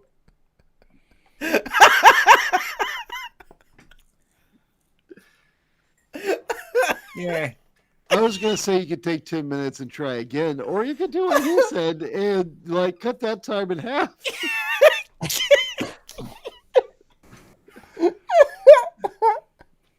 And arrive naked and sewage covered.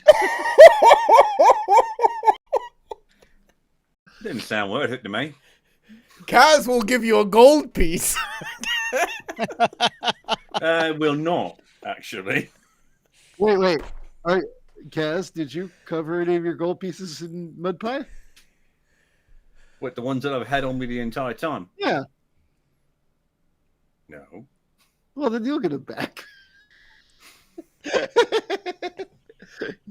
Your total money has not dropped. Yeah, it's just the principle of this thing, though. You don't understand that, right?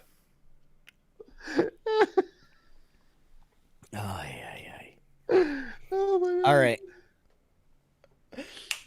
Thralis, you still have advantage because people did help you. You can roll again, but it'll take you 10 minutes. Or 5 if you do something stupidly nasty. Your choice. The generator is got to be where y'all are headed. Holy crap. You're the worst. I'm just too big. Okay. Stay there and check out the generator. To be engine fair, and just I- see if you can figure that out. I really want to know, even though it's not relevant to the rest of the game, are you naked covered in sewage right now, or did you take 10 minutes? Well, we're not waiting took around the 10 10. minutes. We're gonna move on and find these kids. Yeah, and at this point, I've given up going through that crack. I can't fit. I'm too big. I'm too Okay. tall. For the rest So of I'm you, instead going to try and figure out where they put the alchemist fire in the generator. For the rest of you, you follow the muddy handprints, lean to a shadowy corner of the room, concealing a crack in the wall, blah, blah, blah. You squeeze through it. Past the crack of the wall is a natural cavern tunnel filled with crisscrossing cables and pulleys The majority of the cables and pillars are covered in chimes, sea cans create a noise, create difficult terrain. Soft magenta glow can be seen, and the sound of children laughing can be heard further down the hall past this web of cables. As you maneuver through the web of cables, it says you must make another perception check to make it through them. Or you can try to disable them with a thieves tool check. Right. Perception, you said. Yes. I'm going to, because we are almost out of time. Oh, and that was a really good roll. And it defeated the number. I'm going to say that you right now see the way through the web. And y'all can restart the time loop and get back to here. And we'll just say 20 minutes passed. And you can help Thralis through the tunnel and all be there, because we're going to run out of time in the next, 23 minutes. So you're all since there. Started at a half hour. 4 hours would be 2:30 for me, so a little less than an hour. Well, 4 hours, I think, was the time limit that Corey put on me for this. Yeah, we started late. We started at after the hour 20 minutes. Mm-hmm. So we still got about 40 minutes left. Well, okay. Point being, you're there. Unless y'all would like to argue and have me continue to make you make your way through. Let's go. Traps. Let's try and end early. Yeah. All right. So you make your way through these traps because you can restart time. That's a thing you can do. Excellent. All right. You have the whole party together. You have only gone 20 minutes into this particular loop. You are beyond all the cables and bullcrap. The first cable trap drops bucket. Oh, okay. You figured out that the first cable trap will drop buckets of rubber glue over the party. And there you go. If the glue is on the floor, blah, blah, blah. You already figured that out because there was a time loop and I allowed you to skip it. The second cable trap you figured out was an aerosolized sleep potion. Ooh. Wow. Aerosolized sleep potion. That's pretty neat. So, but you skipped all that. It did say, though, if that in the event the entire party falls unconscious, they will awaken the threshold of Slagtown and will follow time loop mechanics from that point forward. So, blah. Yeah. Once the party is able to cross the cable-choked room, they will find the cavern tunnel's texture has changed. Investigation or nature check next to understand why the tunnels have changed. Y'all can decide which you would like to make. Investigation or nature. Based on y'all's characters.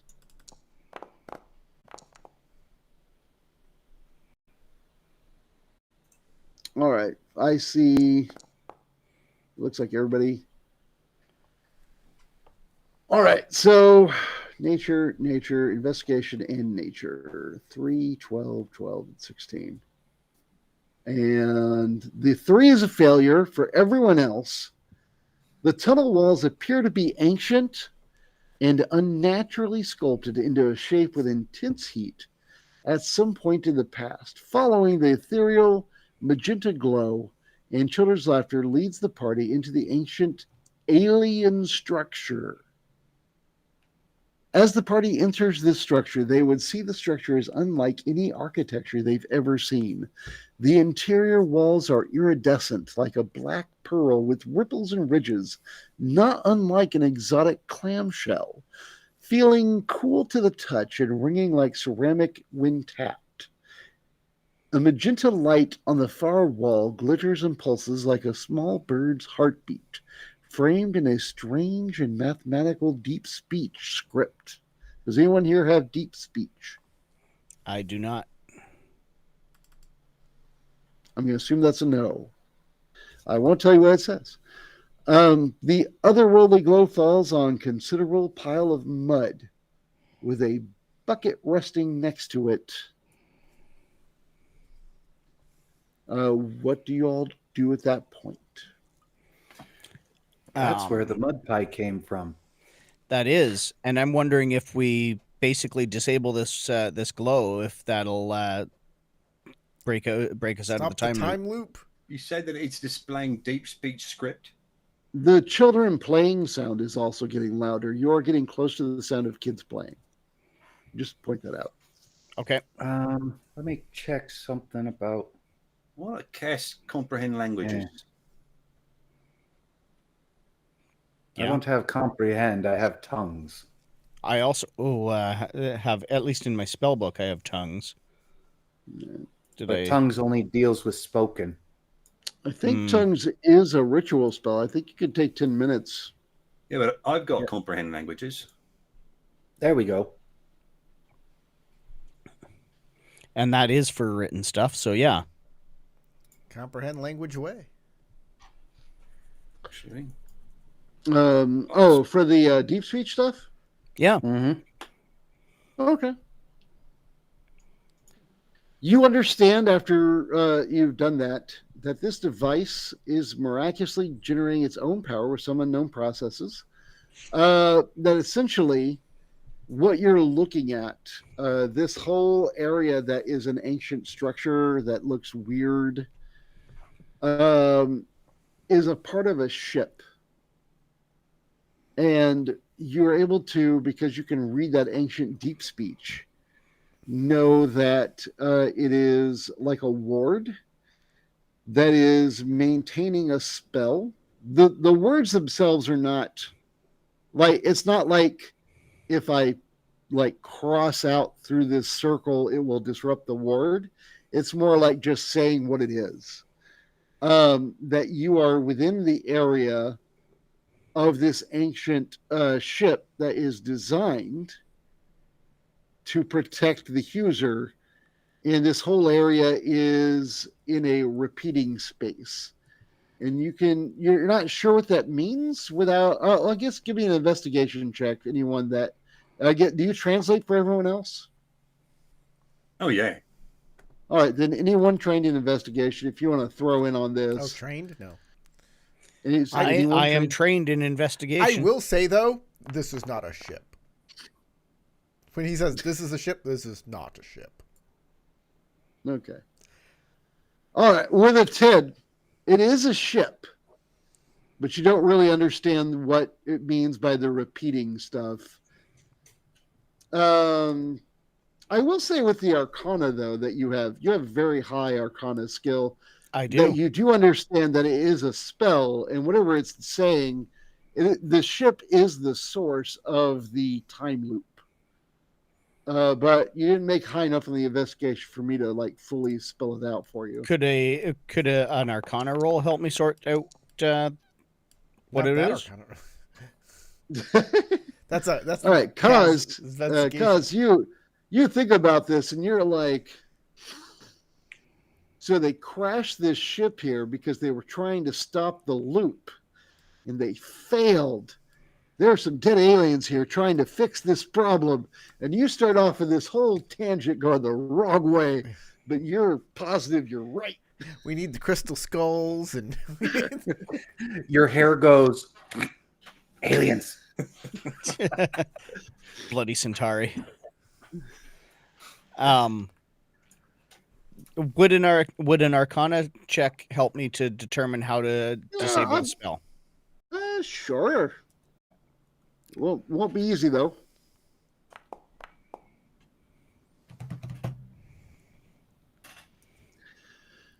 With 18, you understand that the spell is emanating from the ship, but how to disable it, you have no. Make the ship leave. You're not real sure. You have no idea. You don't know how the ship cast it. You don't know exactly what it means. You do suspect if the ship wasn't here, it would go away. I know. You imagine it's localized. I know exactly how to stop this time loop. And I point to where the children's laughter is coming from. The power of friendship. I keep going towards that. Convince the kids to leave, and maybe it'll all sort itself out. Their friendship is the solution. I'm positive. All right, y'all follow the noise. Do y'all follow the noise? Yeah. Okay. I was going to say I don't want to assume that you follow Sharp Ear, but if you do, that's great. You follow Sharp Ear. You see, well, actually, you don't see anybody there. As y'all are approaching, the noise stops. You look around, you seem to be in an empty tunnel of that weird description I described before, that weird ceramic, Yeah. clamshell like, but it is empty. Would y'all like to make perception checks? I think so. It's the only responsible thing to do. Seems that way, right?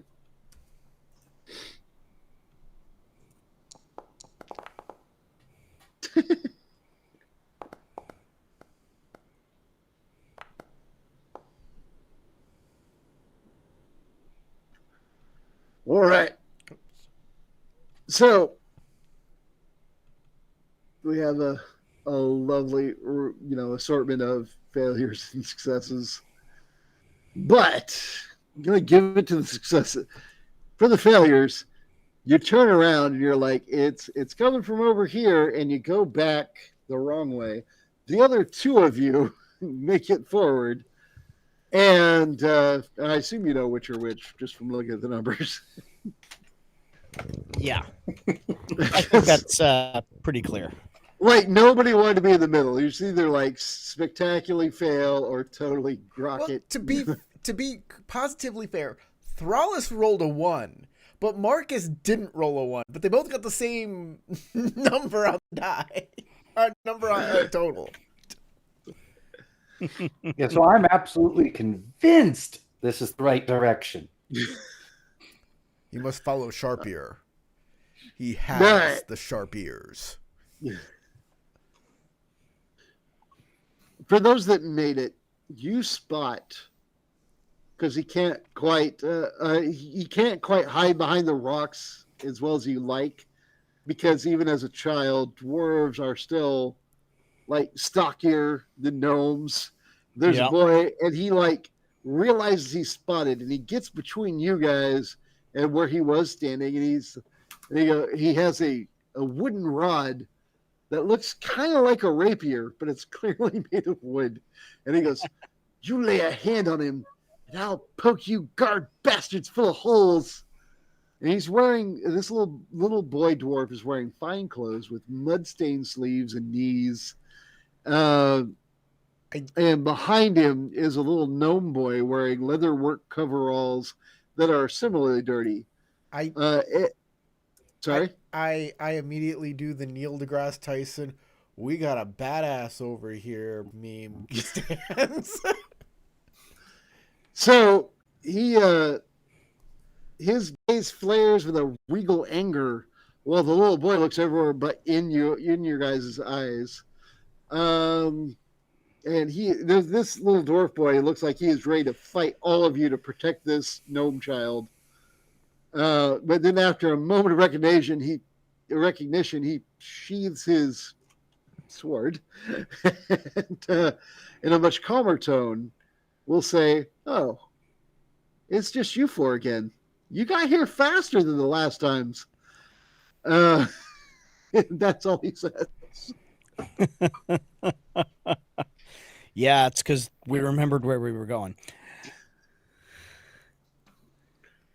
All right. We're So here to stop the time loop. yeah, we Well, got to break this time loop and sort things out a little bit better than than they're going. How do we destroy this machine with the power of your friendship?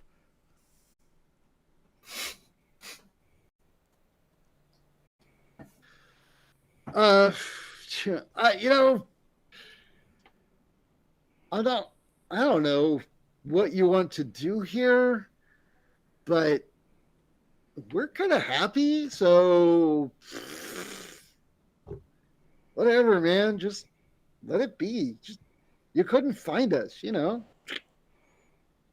the other kid will look around at the group, but he doesn't say anything, looking over all of you. Look, So you want to leave Emil in jail forever? When you say that, you specifically will notice that the gnome boy puts his hand to his mouth, and then he does this. And as he's doing this, you hear a whisper in your ear only. If you you have enough Arcana to probably recognize, Yeah, the I know what a message. message spell is. Yeah, it's clearly message because you hear a whisper in your ear that no one else can hear, and he goes, "Can you save my father? I don't want him locked up." And you can respond to the message. You would know that with Arcana. We need to break the time loop and get your fathers to be friends again. Okay. If you're responding, are you responding out loud or as a message? Because the That's question the is, message. all right, then it's a whisper that only he hears. That's why I had to ask. Yep.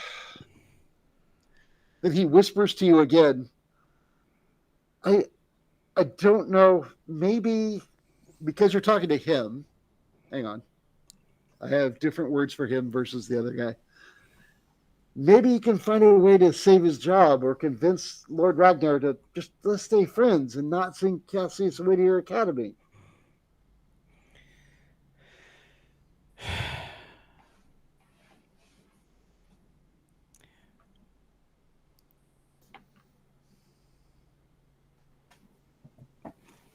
So I'll speak out loud rather than just as the message. Okay. I'll repeat that we need to break the time loop,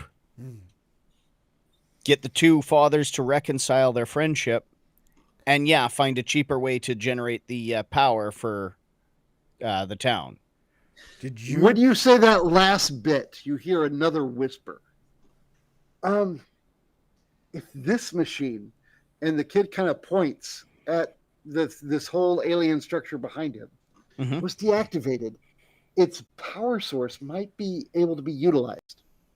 And this kid speaks, he sounds like a little kid that has way too much science knowledge. But since he's the son of the master tinkerer, it totally makes sense. I turn to Marcus and I get a big grin on my face and I say, like an 8-year-old with just a PhD say in what I engineering. think you just said?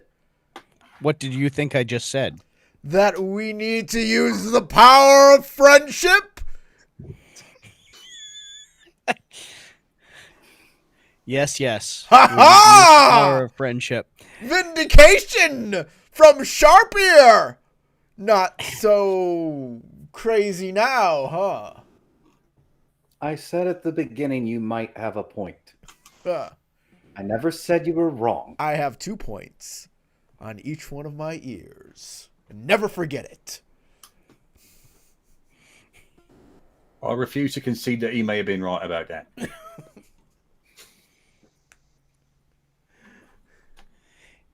So, then aloud I'll say, if we can find a way to reconvert the power from this ship to feed into the main engine, city engine, then that would probably solve all of these problems, wouldn't it?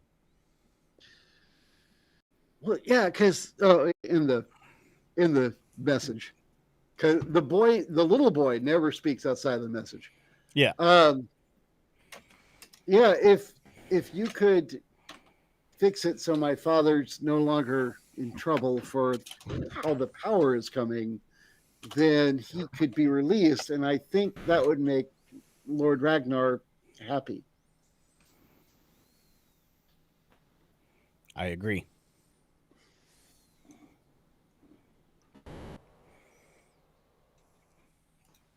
That seems completely reasonable. Yep. So now we've just got to convince Ragnar to allow Emil to reconfigure this. After we shut it down. What are you stop doing? the loop, because otherwise it's just going to keep happening. Yep. So we've got to shut down the loop. We've got to get Emil in here to so that he and his boy can reconfigure the setup, and then that should probably resolve most of the issues.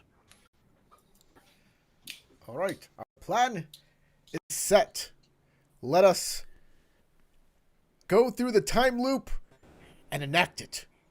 In 3. While y'all are talking, you 2. will notice, specifically Marcus will notice that the little boy is now doing the message cantrip. It looks like he's doing the same signs, but he's no longer looking at you guys. Marcus, I would say that you're the one who would guess he's probably talking to Cassius, letting him know what he has said. Activate the time loop in 3, 2, 1. I have no idea when the time loop is going to start again. It's an hour from whenever, but I'm totally fine with it happening now if that's what y'all want. I was going to say, does it reset on us this close to the center of it? Have the boys continued resetting every hour as well? Or are we like in the eye of the hurricane? That's an interesting question. Let me double check, make sure I didn't miss something. Welcome to Paradox. Especially as both kids seem to be fully aware At of the this loops point, happening. if the party leaves the alien structure or are lingering in the room for longer than the GM desires, the time loop officially resets. Well, there you go. Reset. Okay. So as it The party resets, finds themselves stepping through the threshold and being asked by the guard there if they have visited Slagtown before. So, yeah, reset. Time loop mechanics are now fully in effect. As it resets on 0, I look to everybody and I say, that was just a coincidence. I had no idea. That lined up really well. Yes, and Sharpier, All right. it works better if you don't throw the credit away. Oh yeah, I meant to do that. So Exactly. we need to stop the time loop and then get Emil. Or do you think we can get Emil first? I think we can should get Emil first. Because Emil has to set up the ship doohickeys to go into the generator to do the thing. So all right, we need so how him are we going to first. convince we got to get him out of there. He would be the one who knows how to deactivate the thing that everybody says is a ship, but isn't a ship because ships don't sail underground. That's stupid. But it is a time thing, and Emil can use the time thing and stop that and put it into the lights to make the lights go buzz buzz. All right. So hang tight here. Let me. I just need to look at something.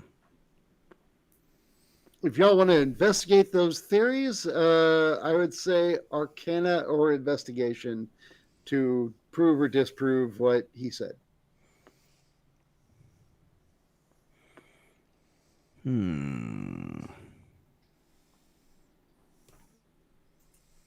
Who wants the painting of the guys in the trebuchet? Bring Did that y'all with. We'll rub need it. mud over that? If not, it's put just mud- back in the So shop. okay. Yeah, I put mud on the back of it, so Oh, okay. yeah. So It's always a weird question. What did you rub your mud on, buddy? here's the question, guys. Do we want to break Emil out, or do we want to try and convince Ragnar to let him out? Convince Ragnar. We now have 2 items with us that would allow for magical influence as well if we wanted. I could defeat the 2 guards at Canvas Shear's Anvil to let the guard to let him out. I don't think Because I have the Misty Spell Step or Misty Step spell, and a few judicious teleports could just get us the hell out of their PDQ. But why Plus, don't the we? guards. The guards did say last time if he comes through that door. Oh yes. So if we bring him out through any other way, then they might not attack us. Oh yes, that's right. Because guards love semantics. That's the one thing that will stop a guard every time is semantics. Well, those particular guards seem to be the type to go, well, you didn't go through that door. I'm going to barbarian rage so hard.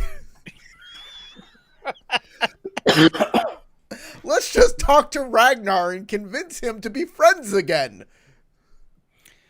Okay, you start on that, and I'm going to go down to the prison. You just don't want the power of friendship, do you? Oh, I think we need to two-prong this attack. Kaz, you're with me, right? Power of friendship.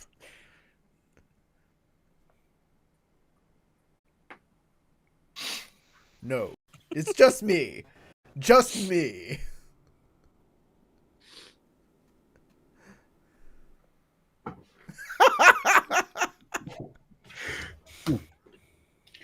Oh, I'm no. with you. I'll go with Sharpie. you. All right. You two headed to prison. I'll go with him. All right. Down to the prison for me. All right, since Kaz suggested that I go with Marcus, I guess I will do that. Okay, so that I am completely clear, who is going to go talk to head Tinker Master guy, and who is going elsewhere? I'm going to see the gnome. The gnome, the Tinker Master, Yes. Master Tinker, whatever he is. All right, that's Marcus. Who else is with Marcus? I am. That'd be Thratus. Thrallis? All right. And the other two are going where? We're off to talk to the man. Lord Ragnar. Which man? About Lord the Ragnar. power of friendship. All right. So to get to the Master Tinker, all of you would have to go to Ragnar, because you can't just get access to the dungeon That's right. without Ragnar's permission unless you're going on a whole new adventure of breaking into the dungeon. But you already know what to say to get to there. So I can let you just say skip and be there. Yes. And leave the other two to hang out with the Lord Ragnar if that's your plan. Yes. All right, so skip. I have two people hanging out with Lord Ragnar, two people going down to the dungeon with the butler, who will then introduce them to the two guards that are down there, and you can go talk to that guy. But since the other guys are already in front of Lord Ragnar, you two guys will go first. Okay.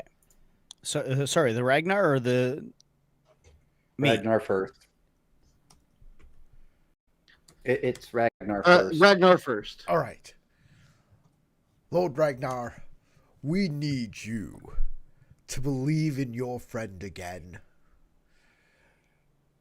Emil the Tinkerer, you and him, you had such great times together. I pull out the painting and be like, you were the one who protected him, who believed in him. But The painting gives you advantage I can't on your persuasion check. I can't make this persuasion check no matter what. That's why I brought Kaz. Kaz has got to back me up. Kaz, you have to tell the story. I cannot make this check. It's impossible for me. Kaz, say some stuff before I can let you make your check, but you will have advantage because your buddy's raving the painting.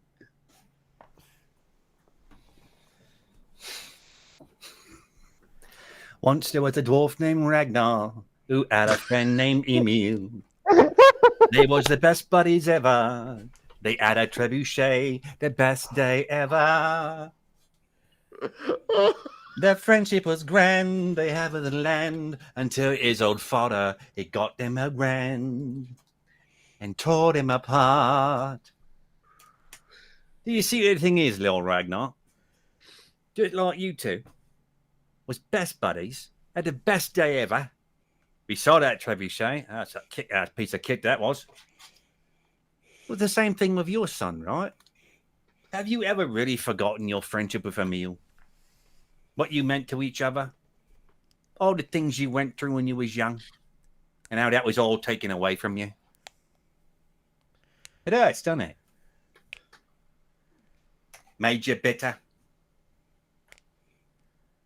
You really want to do that to your son?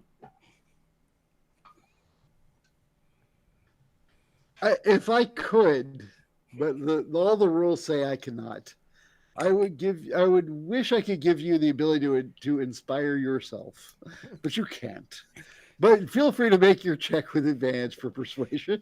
If you fail this, I am spending my inspiration on you. And You know what? And I Howard, would you can allow give him inspiration. You can give him inspiration for doing that singing.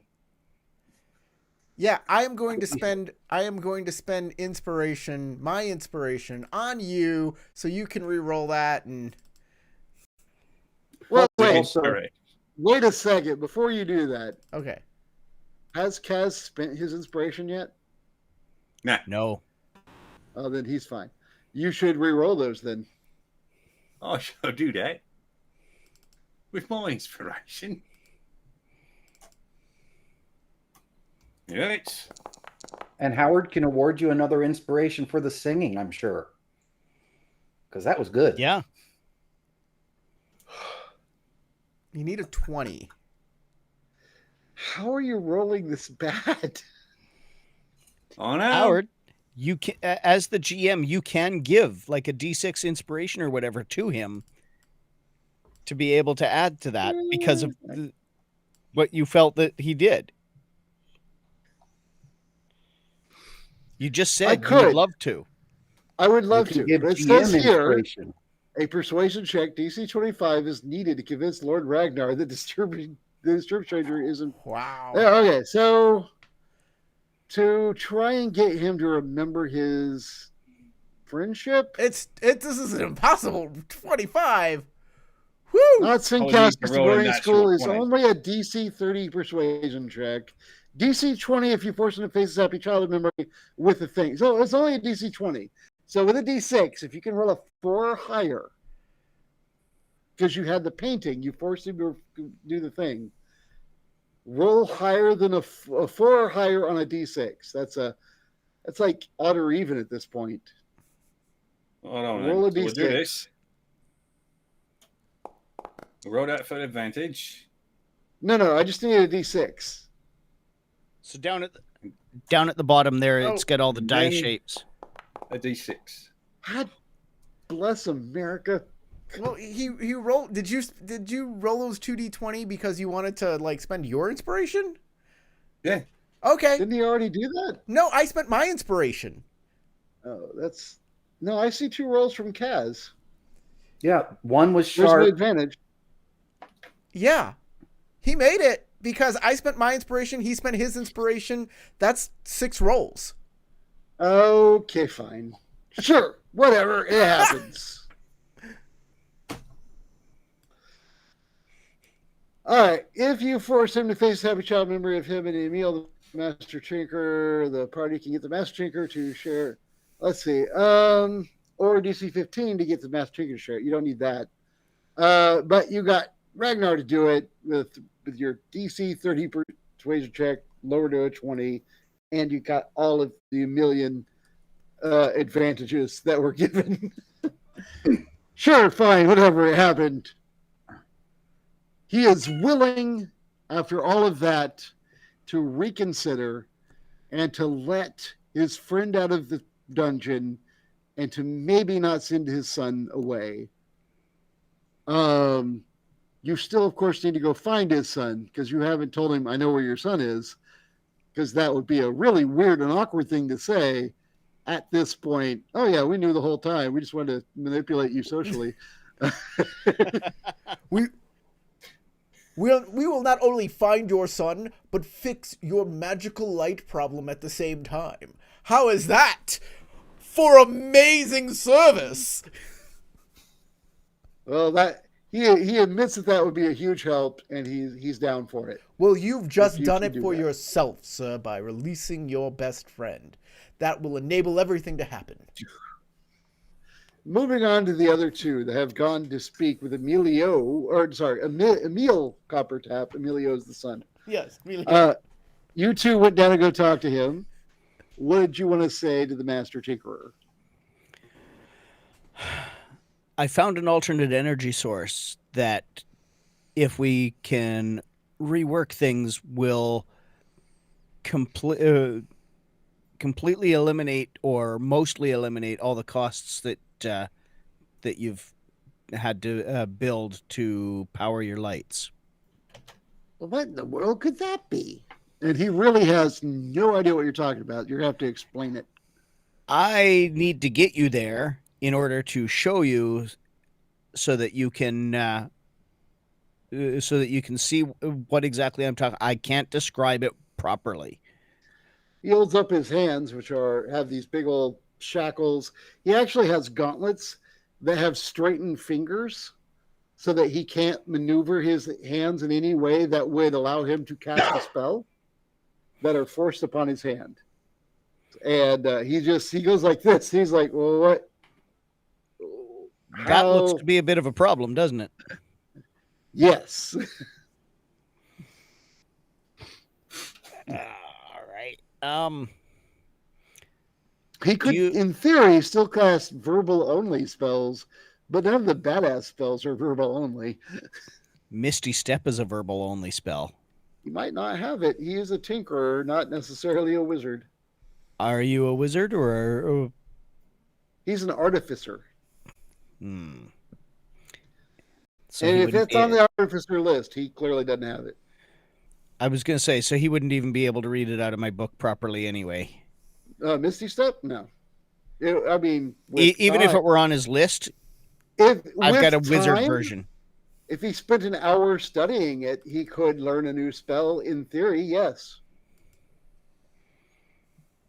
Or you ask him to read it like it was a scroll out of your book and blow up a piece of your book. No. It would be learning it. Be fine in an hour. Unless this is the round where you would escape. Yeah, no. No. We're just waiting on our friends to convince Ragnar to release you. Yeah. He does this. Gauntlets. That's about the best that I've got. I'd love to see this power source you're talking about, but unless I'm released, if you want to make an Arcana check trying to explain to him what you've seen, that's fine with me. Yeah, I'll give that a go. Sure. I mean, he is a genius in the field of magic, whereas your explanation ability appears to be absolute garbage. For a magic teacher, I'm not particularly good at explaining some of these concepts, am I? Well, you're a tutor. You're not an actual tenured professor at the place. You've only been there a year. This is fantastic. So he listens to what you say, and I guess he could make a roll of his own with his own bonus. Nope, there it is.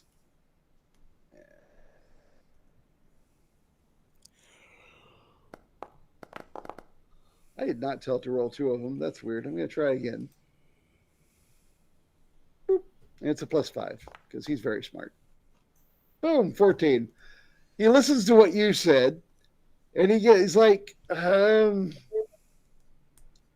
so it's a ship, like an alien ship? How did it get down there? He's like totally confused.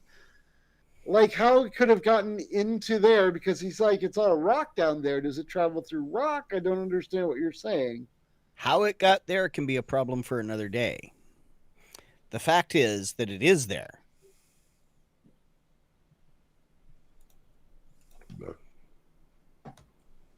And based on these conversations in the past, I am sadly bound to roll this a couple times. Whoop. Yeah, I'm expecting we're just about out of time in our hour. I don't think we're out of time. I think we're... You're about half an hour in. Okay. You had to run to the manor. You had these conversations. This is where y'all are. You're half an hour in. I will say at this point, with your in-depth description, even if he doesn't meet with you eye to eye on what you're just talking about, you've said enough for him to say, look, the boys, if you really want to help, they might be hiding in a sewer tunnel. He gives you a description. And while you already knew where they were, he does give you a faster direction down into there. Okay. Like that goes directly down to where they are, although you'd still have to go through like some of their traps. You wouldn't have to go in the earlier tunnel that y'all have been getting there before with. So it'll cut down your time on the next loop, even though Master Tinker Emil doesn't know you're in a loop. He does understand that you said there's a ship with a power source. He doesn't understand how the ship got there, and he's giving you a quicker direct access to the boys and where that ship is. And Okay. that's about all I can really give you before this loop resets, unless there's something else y'all want to do that you don't think will take much time. Me and Kaz were coming down to release the guy and get our group together. And get going. Okay, you come down, you try to release him.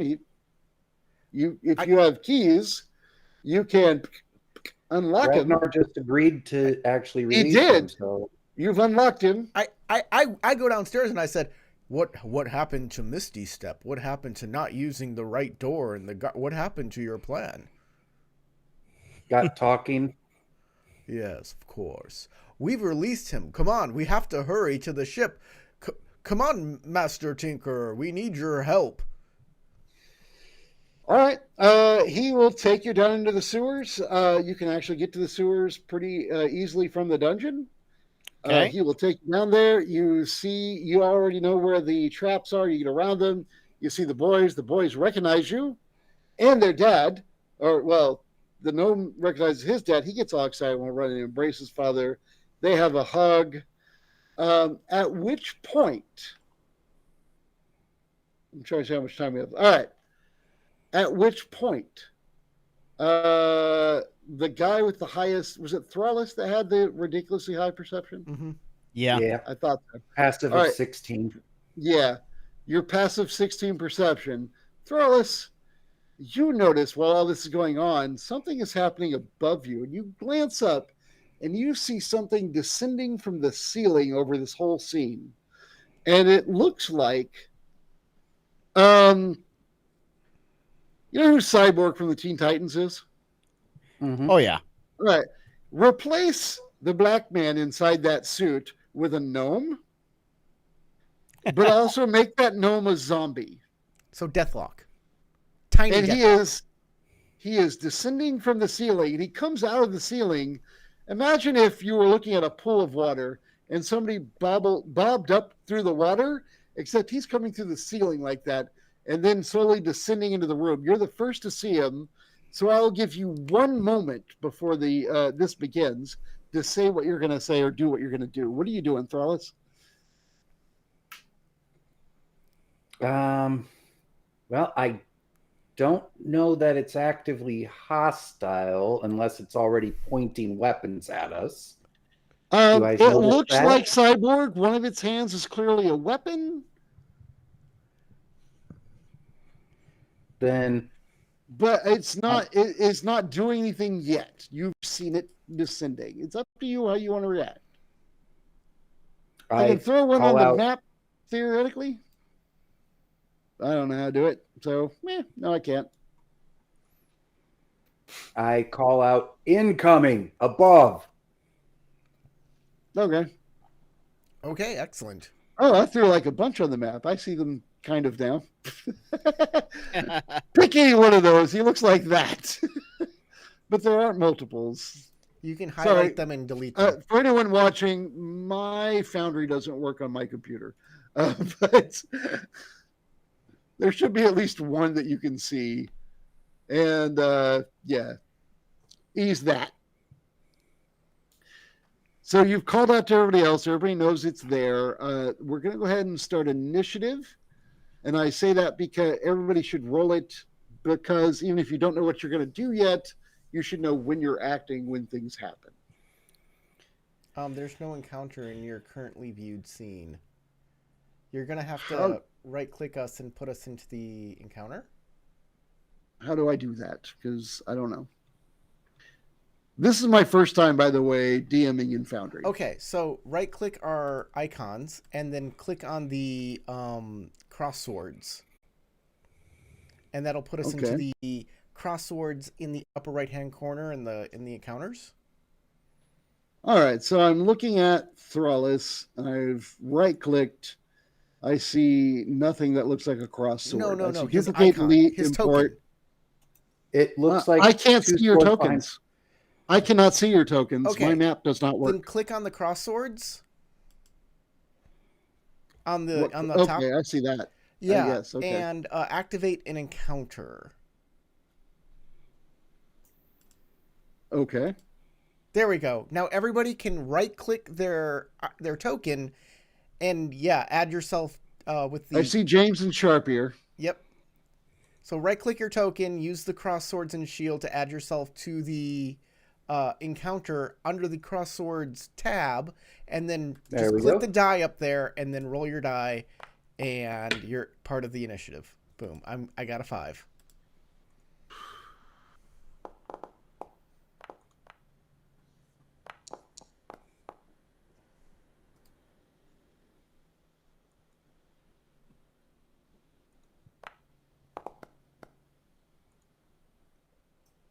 And Howard, you can add your NPC by right-clicking the NPC and doing the little cross swords and shield.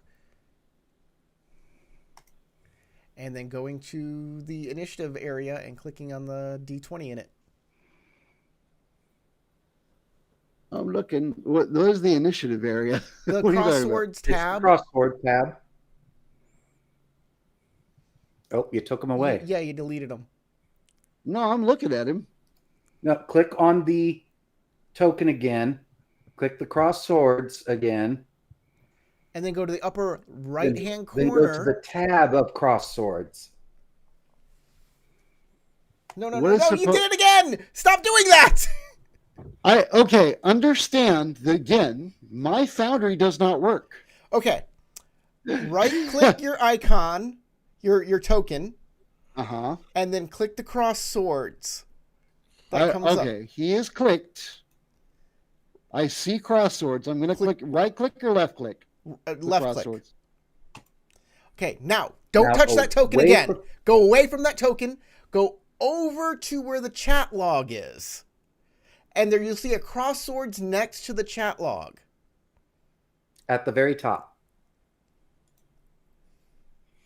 Okay. Click that. That is your initiative counter.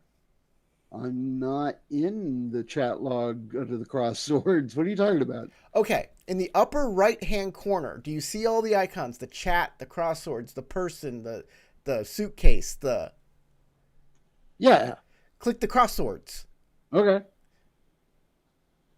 You'll see your NPC there? Nope. Do you see a list of us? Hang on. I think I got it. That? Yeah. There we go. Now he's part of the initiative list. And now you can go to the bottom of that and click Start Encounter, and it'll just automatically go through the initiative. Perfect. Cool. Great. Sorry again for those watching. I've never done this before. And also on top of that, my Foundry does not work. My map flashes. I can't see it most of the time. I don't know why it doesn't work on my computer. But I'm glad we got to work. So it looks like Keith, you're up first. Keith, what you doing? And by Keith, I of course mean your character, Marcus. So, does it appear to be hostile? What is your passive? Not intuition, but your what's the word? Insight. Passive insight. Yes. 14. With a 14, you look at him, and I'm going to say he's pretty alien. With a 14, you're not entirely sure if he's about to attack you or not. You don't know what he is, why he popped out of the ceiling when he did. You will guess, though, but from his armor, that he has something to do with the alien tech that you're looking at with this ship. Okay. I'm going to ready and hold a firebolt spell for if he starts to attack us. I'll let the firebolt cantrip off at him. All right. That's a good answer. All right. Next up is the tiefling, Kaz. So just click and... I'm not sure what is... At the bottom, you just click the arrow to move on to the next on the combat tracker. Okay. There you go. I'm not sure what his intentions and motivations are either, so I'm going to prepare a lightning bolt spell just in case he decides to get a bit of fighty, you know. I don't understand what you just said. I apologize. There's Not also sure. prepping a spell. Whether or not he's going to be hostile towards us. So I'm going to make myself a lightning bolt spell to hold in reserve if he decides to get ornery. Beautiful. Got it now. Okay. Sorry. All right, so you're holding a lightning bolt. All right. James, what is your dragonborn doing? Just get checking. it Did you say sorted. it looked undead? It looks like, if you were to take Cyborg from Teen Titans, replace it with a zombie gnome for the black Okay. dude, the In rest that case, being I am a Cyborg. cleric of life, and this is an abomination to me. I breathe my breath weapon at it. All It right, has cool, a cool, cool. DC of, let's see here, 8 plus 3 is 11, 11 plus con bonus is 1. So it's got a DC 12. Save? Yep. Of what, Dex? It is a, yes, Dex. All right. All right, I rolled a 9. What happened to me? All right. 2d6 lightning damage. Roll that damage, sir. Well, I got average. All right, I take 6 damage. Good to know. I will mark it off.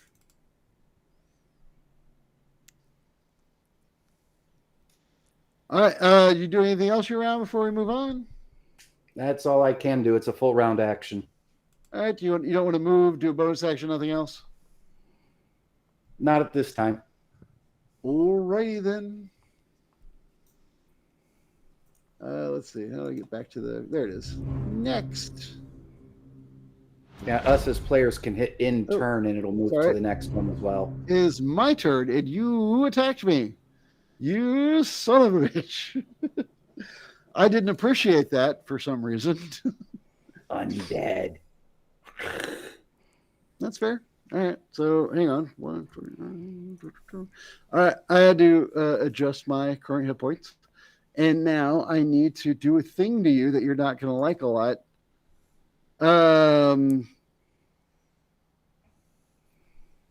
Let's see.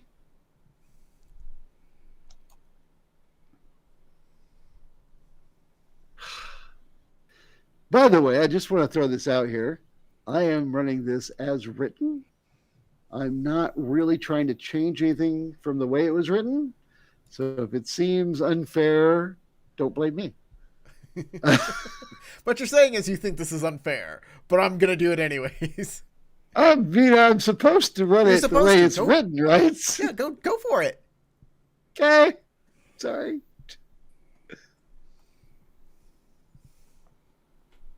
It didn't show up. Let me try that again. How do I make it show up? To do things. Come on, do the thing. How do I kill someone? God. Hang on. Gotta figure out how to roll the die. Nope. Oh, there it is. There we go. I cast Disintegrate at you. A thin green ray springs from my pointing finger to you. Holy shit. And, you will take 10d6 plus 40 force damage. Holy fuck. But you can make a dex saving throw for half.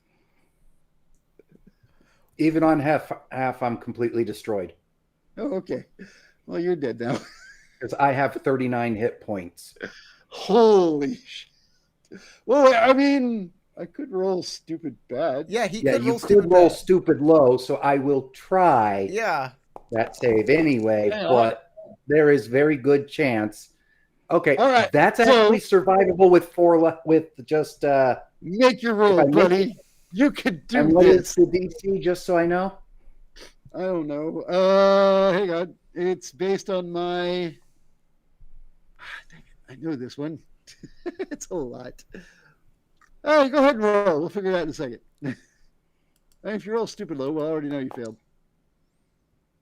I Maybe. might have made it. You might have.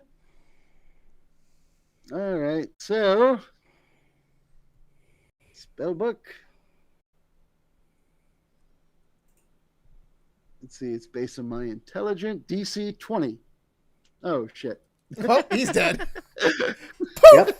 I took the full 68, which is almost twice what I actually have. And I am gone. And I'm the group healer. That might All right.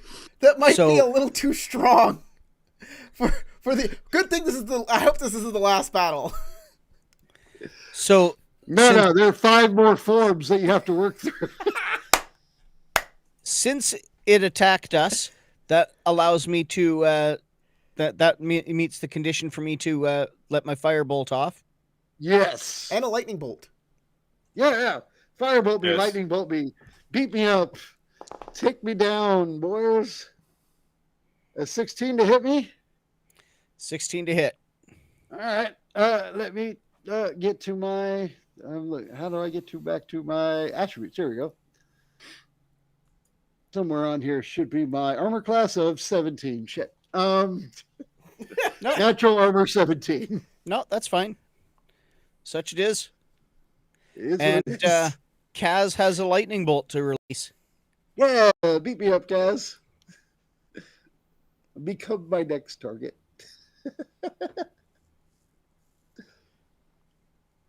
Oh, I have to make a saving throw. Okay, cool.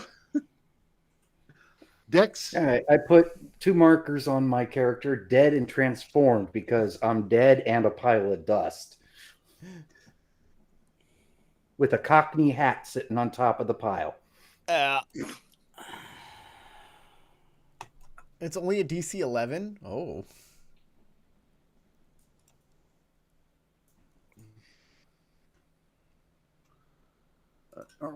Make it. Oh, I failed. Boom. Damage me. 8d6. 8d6. 8d6.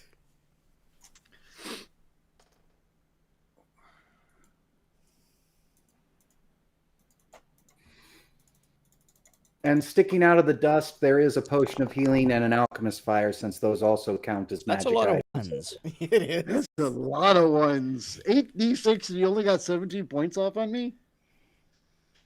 That's really bad. I want to lose. I'm not losing, but I want to. TPK. TPK. I mean, I'm feeling that. All right. Damage recorded. Okay. Let me get back to the cross swords thingy here. It looks like Sharpier, you're next. Yeah. So, I am going, because I believe Rage is a bonus action. Right? Yeah, bonus action Yeah, Rage. sure. So I'm going to Rage. And then I'm going to use my Potion of Growth. Viagra in a can. So now, let's see. I double in size. Weapon attacks are enlarged and deal 1d4 extra damage. Good. That's it. That's all I can do. I mean, great. I feel awful. So awful. I'm ready for next round when I can attack. At least it's not an ongoing campaign. Truly not. All right. So, I am Marcus. All right, firebolt again. Shoot me. I deserve it.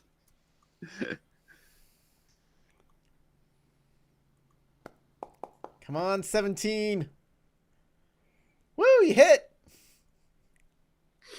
Damage me. Nice. That's just as much. That's as much as a lightning bolt. Ooh, it is. All right. Hang on. I closed myself. Let me open myself and record that damage. Ooh. Y'all have done more damage than I expected. Yay. You can ask Corey. I talked to him about this. I couldn't tell him any spoilers, but I was like, how would you feel if the way it's written looked really bad? All right, so you hurt me probably the most, Marcus. Of those So standings. Marcus turned to die. I feel like it. Seems fair. He can't disintegrate every round, can he? I can do it twice. Ooh. I can cast it twice. It's a high level spell, but I can do it twice. It says so right here. I mean, I could do a different one if you like. What's this one do? It looks fun. I'm gonna cast Finger of Death on you because that sounds awesome. I walk up and I poke at you. You have to make a DC 20 con saving throw. Oh, it's only 78 plus 30. That's what it is.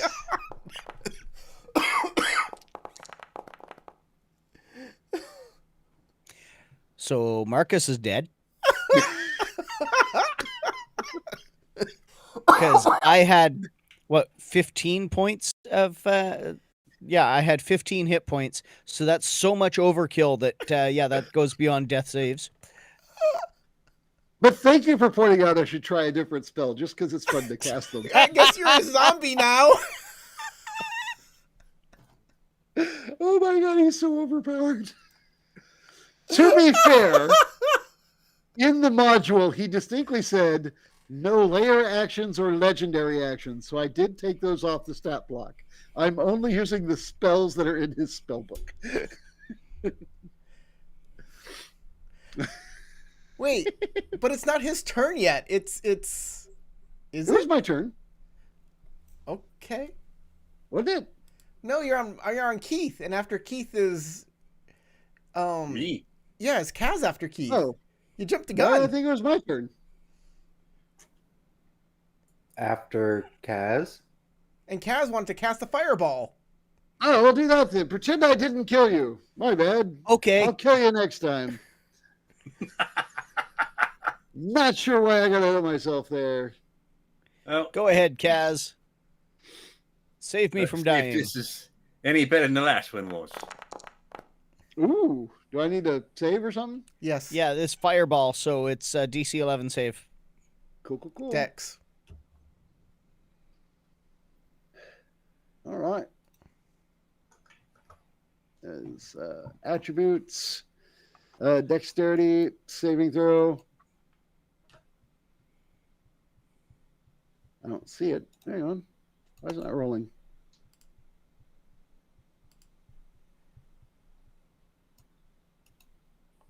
Why is it not rolling? Are you using the dice roller at the bottom of the chat? I can use that one, sure. I was using the one on my character sheet, but it wouldn't do anything, so more. Boop. Roll it. What is my bonus? +3? Sure, +3. I'll just type it in. 13. I failed. How much damage did I take? 32? Yeah. Neat. 90 minus 32 is 63. If it's DC 11, you succeeded, isn't it? Oh, is it DC 11? Yeah. It's only DC 11? Oh, I Yeah, took half scroll of up. that. It's a DC 11. Oh, dang it then. Then instead of 32, I took, 16? So... That DC 11 does not sound right. That's what it said on the spell hold on. description when he clicked it earlier. Kaz, what is Kaz's bonus? His charisma bonus. I don't think y'all calculated your spell DCs on your character sheet. It automatically calculates it though, dude. Does it? Yeah, and like he clicked if you It's scroll got up to in be the higher chat, than a... scroll up in the chat. Because it's based on his charisma, and his charisma's got to be +3 at least. Yeah, I assumed I failed. All I know is that I'm seeing what's on the. I'll tell you what. Fireball. I'm gonna to make this game go faster. I'm gonna give you the benefit of the doubt and say that I failed, and give me that amount of hit points left, and we're gonna move forward because we're almost. I mean, we're out of time. We're out of time. We gotta go. So we're moving on from that. That is was that Kaz just went to where James is dead. It's me now. Mm-hmm. All right, so I execute Marcus. Yep, with finger death. Yep. All right, cool. You're dead. Yep. Sharpier is next. Okay. I'm gonna charge forward and hit him with my great axe. It's a fantastic axe. It's the best of axes. That'll hit. Great. Damage, and I do... hopefully like 100. That would be amazing.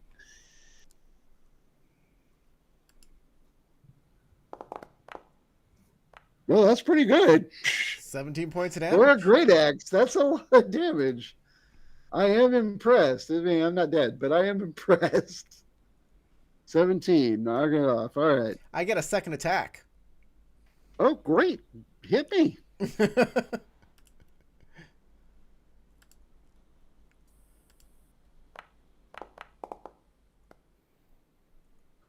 All right, let's do damage again.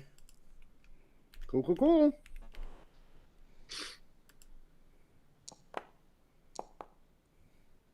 Yeah, not as great. Okay. But yeah, it's a little less. Yeah. I will say, y'all are doing better than I thought you would. Okay. Yeah, we're good. That's me. Cool, cool, cool. All right. After Sharpier, it looks like Marcus is dead, right? Yep. All right. Moving on, Cass.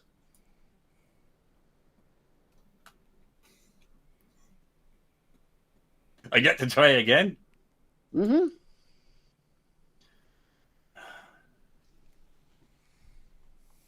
Well, we'll try it with lightning again. No, I can't use it again. Yeah, you can. Can I? Mm-hmm. It's your powers. I don't know how they work. Yeah, no, spells don't work like in earlier editions where you memorize it once and you can only cast it once. You have it memorized and then you can cast it however many spell slots you've got. Oh, nice. Yeah, that's And true. it's As long as you have the right level of spell higher slot. to do more damage. So if you got a 4th level spell slot, No. Eh. Just the 3rd. Yeah, I don't think you can do 4th level at level 6 yet. No. All right. Do I need to roll a dodge or something? Dex save? saving. Dexterity saving throw. Okay. And it keeps showing up here on the spell description in the chat as DC 11 for whatever reason. +3. I think that's just base. All right. Does the Probably. 15 succeed against you? Oh, am I being attacked? No. Does No, it? it's the save. Oh, why did it come up as Sharpier? That's weird. Yeah. I Probably opened 'cause you Emilio asked Copper Tab. for I tried through the D20 plus, and it says Sharpier, and I don't know why. I don't know what I did, but I rolled a 15. Does that does that succeed against your save? I think Yes. it does. It should. All right, so I take half of 29. So that's rounds down, I 14. believe, to 14, yeah. All right. What was that? The saving throw I rolled. Why'd you roll saving throw? I didn't do anything yet. Just to see what I get. Oh, I was like, well, don't be throwing your 20s away, man. It's not like I'm going to use it when I get it anyway.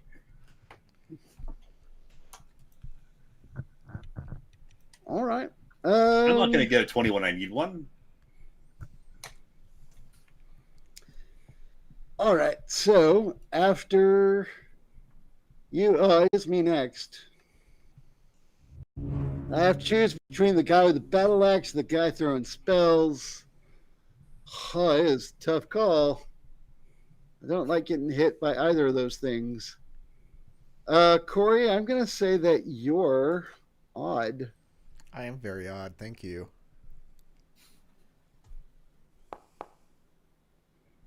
So I'm going to attack Sharpier. Cool. Hey, Sharpier, I'm going to do bad things to you. Because that's what I'm supposed to do. I want to do bad things to you. That sounds kind of sexy, though, when you say it. Definitely puts me in mind of Duke Tomato.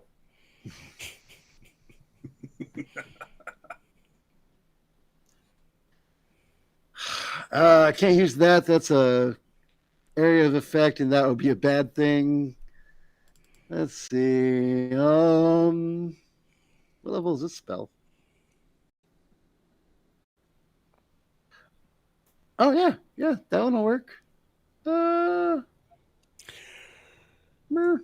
Or nope, can't fireball. Can't. Nope.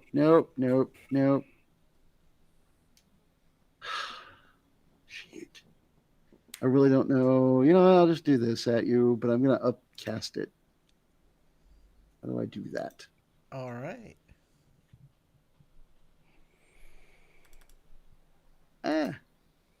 Well, it creates How do three you immediately. upcast this sucker? You just state it. And I upcast it at you. what? Oh, there it is. What spell slot are you using? I'm gonna throw out a level 5 because it's awesome. Okay, so second, third, fourth, fifth. That's how many darts are flying. So 7 of them. Problem is it doesn't give me an upcast button. You can just. Well, I guess it's that. Yes. Just times 7. So Is that right? 21. Yeah. 21 Take points. 21 darts. 21 points of darts going. Sure, I can take that.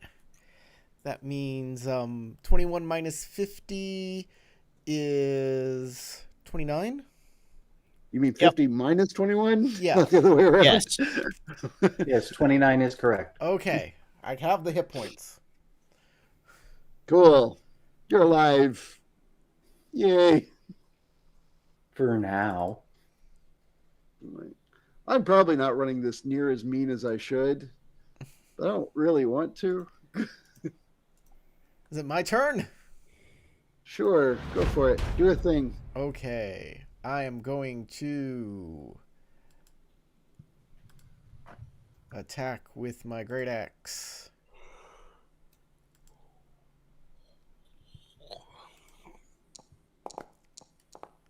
That's a miss.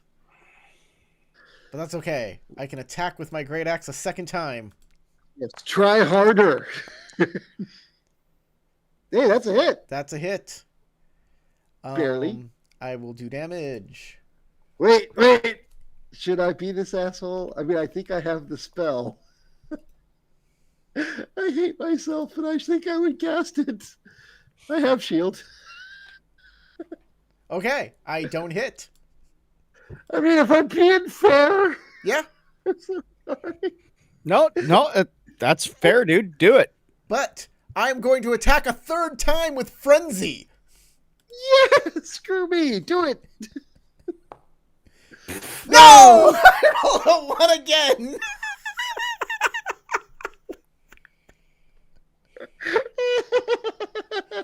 I feel so bad. Oh my god. Woo! All right. Well, cool. As I planned the whole time. All right, you're dead. You're alive. Do things to me. Bad things. I don't want to be that guy, but Marcus raises as a zombie. He does? Yes. That's what Finger of Death does. Oh, neat. If you're killed outright by it, you raise as a zombie under control of the caster. He doesn't have to if that's something you don't want to do. I mean, No. Totally do it. It's awesome. But you know what?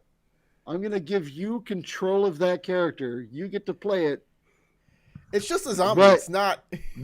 But your goal as a zombie is to kill Kaz and Sharp. Go right ahead, Keith. You're using zombie stats, not cast stats. Yeah, but pick one of them as attack. Who's this right beside me? That's Sharp Ears? Yep. Yep, I'll bite him. Neat. What do you want me to roll? Just a D20? Sure. Where's your AC there, Sharp? Oh, sorry, I didn't mean for it to be 2 rolls. Well, you rolled a 15 with your first one. Okay, good My armor enough. class is 15, so you hit me. Oh, awesome. Match hits. Yeah. How much does a zombie do? Let me look that up for you. I'm sure it's in the compendium. Yeah, give me a sec. I didn't have that open. I didn't expect that to come up.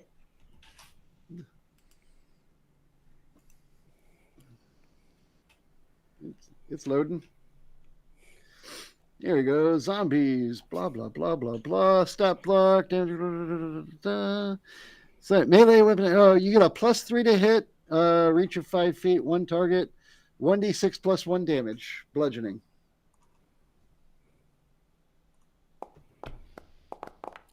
4 damage. 4. Okay, I take 2. Are you raging at me? I am a Or in general? rageaholic. He did. Yep. Awesome. That's fantastic. Take those 2 damage and be aware there's a zombie of your friend now. Okay. I'm sorry, everybody. Killing you is my job. Did you already go, Kaz? Are you Point in dead, fact, Kaz? It's attempting is your job. Yes. Kaz is dead, right? No. Kaz Kaz, is not dead. Then cool. Kaz, do things. he wants to throw another fireball. Are you trying to kill me? Just You're be not aware, close if you're enough to throwing it. fireballs, there are also 2 children here. I would think Copper Tap the Elder would have grabbed both of them and moved out of here since he's not participating in this fight otherwise. Nah, they're pretty much just dying. So 36 on Fireball. All right, let me attempt to dodge you. Because that might do me in. Is this +3? Boop, boop, boop. Boom. Halved it. So I continue to live. Can't kill me. There's 36 halved, so 18. 18. Cool. All right. I will go ahead and say that yes, the since you brought down the father, he would grab the children and try to move them away. So we'll say that they are alive and crispy but alive, because that makes the world better than killing children. But I am also still alive, and I don't like what you just did at all, because it hurt me a lot. James, your character is dead, and is my go.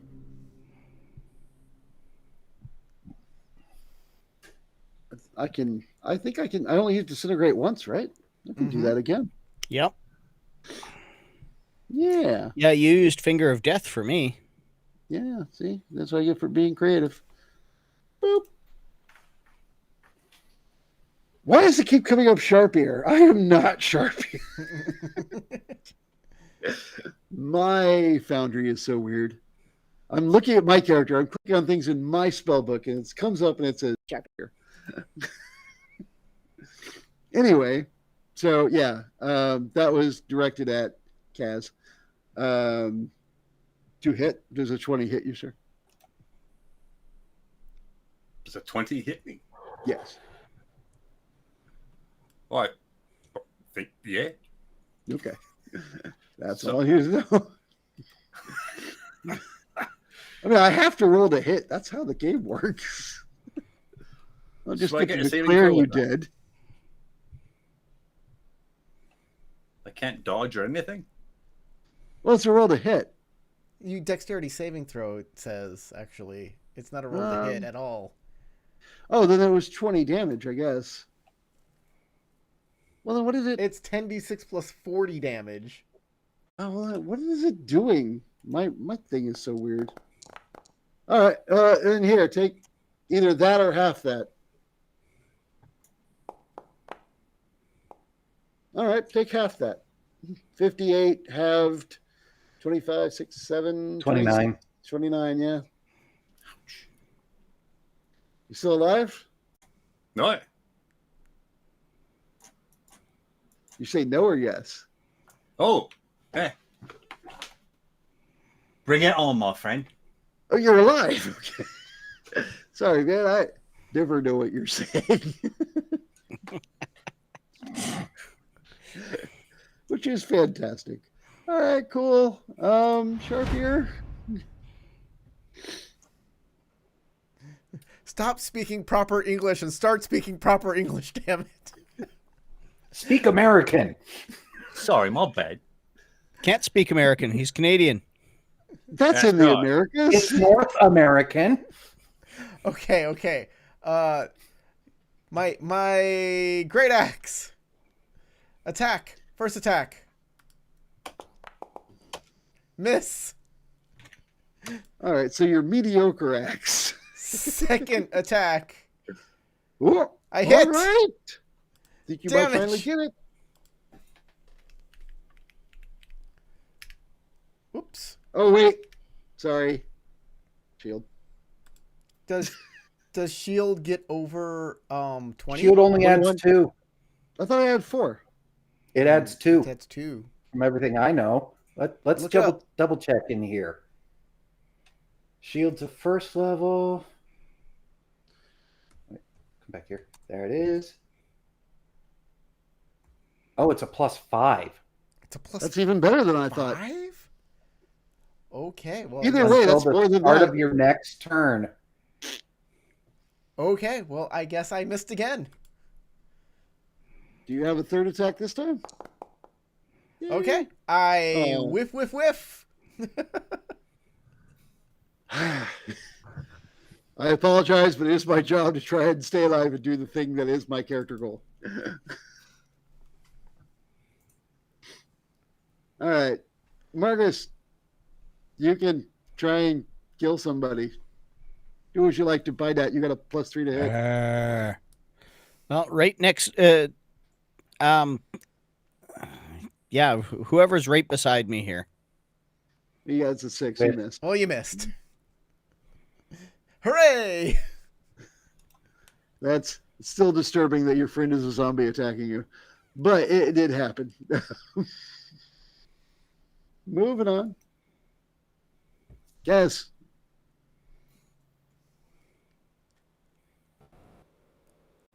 Right.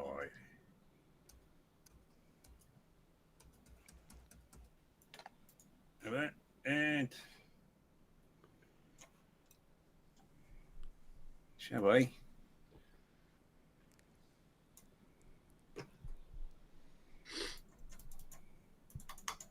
Do that again. Oof. All right, sir. No matter what I do, what I roll, I can't survive that. So how would you like to describe the death of this creature? How would I like to describe the death of this creature? You have gotten the killing shot. As the lightning bolt pierces his armored torso, the screaming of metal and the rending and the shashing of light, and you see him crisping up in a nice black cinder inside his armor. Okay. And all you hear him say is, "Mummy." Well, I'm going to slightly modify that. As he's dying, he says his last word is not mummy. It's don't separate us. And he dies. And he burns away. Tell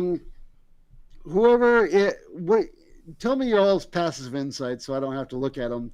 Anyone with a passive insight of higher than like 13 at this point can guess that somehow, because you're looking at both Emil and Emilio Coppertap, this guy is definitely related to that family. But if you have an passive insight of 15 or higher, you're going to know that he is not just related. He looks like if Emilio, the younger Coppertap, were like super aged and a zombie in a tin can, it'd be that guy. Well, only the dust pile, I think, has high enough insight. Well, also remember one of your friends is currently a zombie gnawing on sharp ear. Oh yeah, let me continue. Let me turn around and just put an axe through that. Give me 1 second. Thank you. All right. Attack. I do critical damage.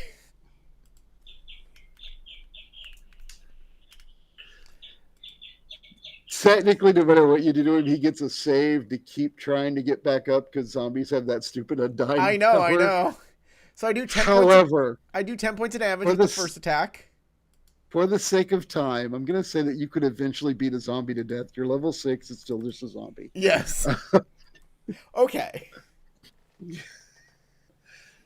I'm going to wrap this game up real quick. Sure, let's do it. Y'all have figured out that the power source at this ship can be used to make these lights work without using alchemical fire anymore. So you have solved one problem. You have the painting. You've talked to both the parents. When you talk to Ragnar again with his friend there and the painting, he will remember that they used to be friends, and he will realize that he's being a total douchebag.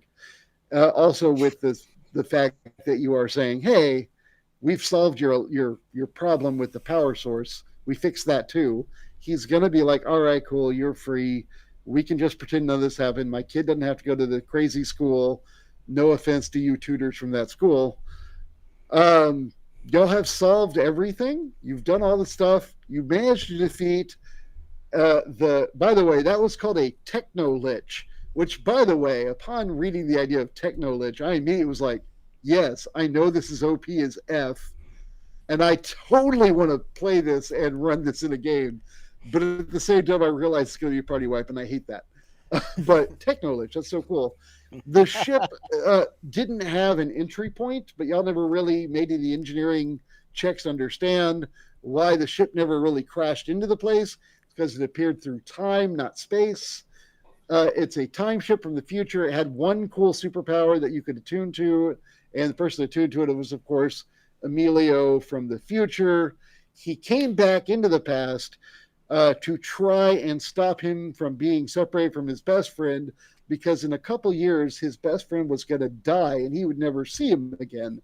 So he came back in the past to try and change that, not to prevent his friend from dying, but instead to use the power of the ship. The intention of the ship, the power is, you get into some situation you can't get out of, you turn the power on, and it creates a time loop until you figure out how to solve the problem, and then you're good to go. But instead, he used it to create a time loop to live forever with his friend, but he basically was just watching his younger self live forever with his friend until y'all solved all the problems and are about to go end it. And that's when he descends from the ceiling. Is like, enough of y'all's crap. But that's also the reason I wasn't using any of my powers that were a radius, because I didn't want to damage my younger self or his friend or his dad. All right. Jeez. So what we were supposed to do is use the children as shields when we attack. That might have worked. There was literally no, in the way it was written, I did not see an out for you other than fight him and win. And there was no way that at level 6 you could fight him and win. Yeah. Which is why if you look at the items that I gave you, because it said I could give you 4 items, at my discretion, but only of uncommon value. One of the ones I gave you creates an unending amount of smoke. And even with true sight, I can't see through smoke. I can see through darkness, but not smoke. You could have escaped. Oh, no, that was never an option. No. Retreat is never an No. option. What do No, you? I know that. I know Corey's in the game. I know you charge headlong into battle and never stop until you're dead. You've proven that before. But I did put it there. I'm just saying that was the flaw I saw. But anyway, that's the point of the story. And because of the time, I just kind of wrapped up and told you the answer. That is how it ends. You did actually win, which is amazing. Yes. Uh, And we only lost 2 of us. only 2 two and a of you- half. We could have kept Keith on a leash. which would have been hilarious. I had a lot of fun. I hope y'all had a lot of fun. I did like overall the way it was written. I just think it needed a better stat block for the Techno Lich rather than the main Lich stat block minus layer and legendary actions, because he's still redonkulously powerful. Yes. Yeah. Yeah, a regular lich is supposed to be for at least twice our level. His the regular Lich stat block is challenge rating 21, but you take away those things that I took away, and only cast 1 spell per round and do absolutely nothing else. Well, and then he used Shield's reaction a couple times. That's what I did.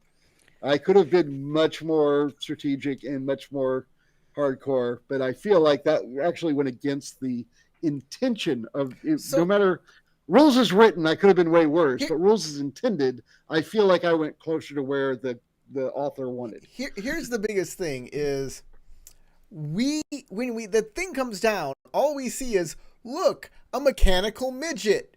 We don't see Techno Lich run away right now. We don't use the M word anymore, man.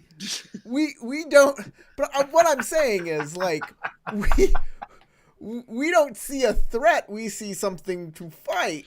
There needs to be some sort of build up, some sort of, hey, you guys need to know that this is not something you can defeat. This is something you have to escape. And without that there in the adventure, some sort of idea that clarifies this to the players are just going to go, oh, bad guy, fight. Well, not every player plays like that. I don't play like that, but you always do. So I see what you're saying. I'd say 9 out of 10 gamers do. I would say, like, I had a lot of fun with it basically right up until the Techno Lich showed up, because, I mean, aside from being the only combat encounter, it was an incredibly OP one. And yeah, we had no choice but to fight a foe that was designed to wipe us out. And we had no information or hint that this was going to happen either. Mm-hmm. It just came completely out of the blue. If there was meetup, if there was some sort of, like, if the ship kept warning us, warn you of the Techno Lich, do not fight the Techno Lich. If the ship the Techno Lich did not have a lot to foreshadow him. And kind of like nothing. Yeah. There's a ship, and you didn't ask. You could have looked more into why is there a ship here. Nobody really did. But I feel really like that wouldn't have helped, though. That was really the existence of the ship was really the only foreshadowing, and it wasn't that looked into by you guys. So I would say that there's a chance y'all could have figured out more, but not a lot more. And I don't know what to tell you. My mind went to the barrier peaks rather than some time ship, though. Anyways, other than that, like, the adventure was great. The time loop was fun. The mud pies were fun. Absolutely. The puzzle was fantastic. I loved it, and I would have loved more time with it.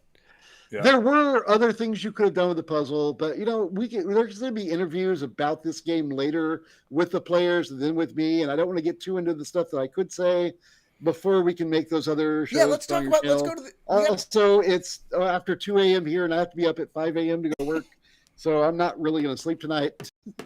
So yeah, I'm pretty beaten. Good luck. Thank you, everybody who played today. Thank you, Howard, for running this amazing game. Thank you, Tristan, for writing it.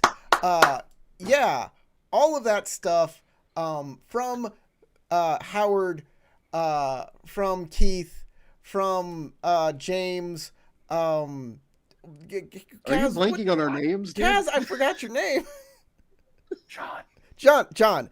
That's all right. You can call me Kaz. I feel like he called you John.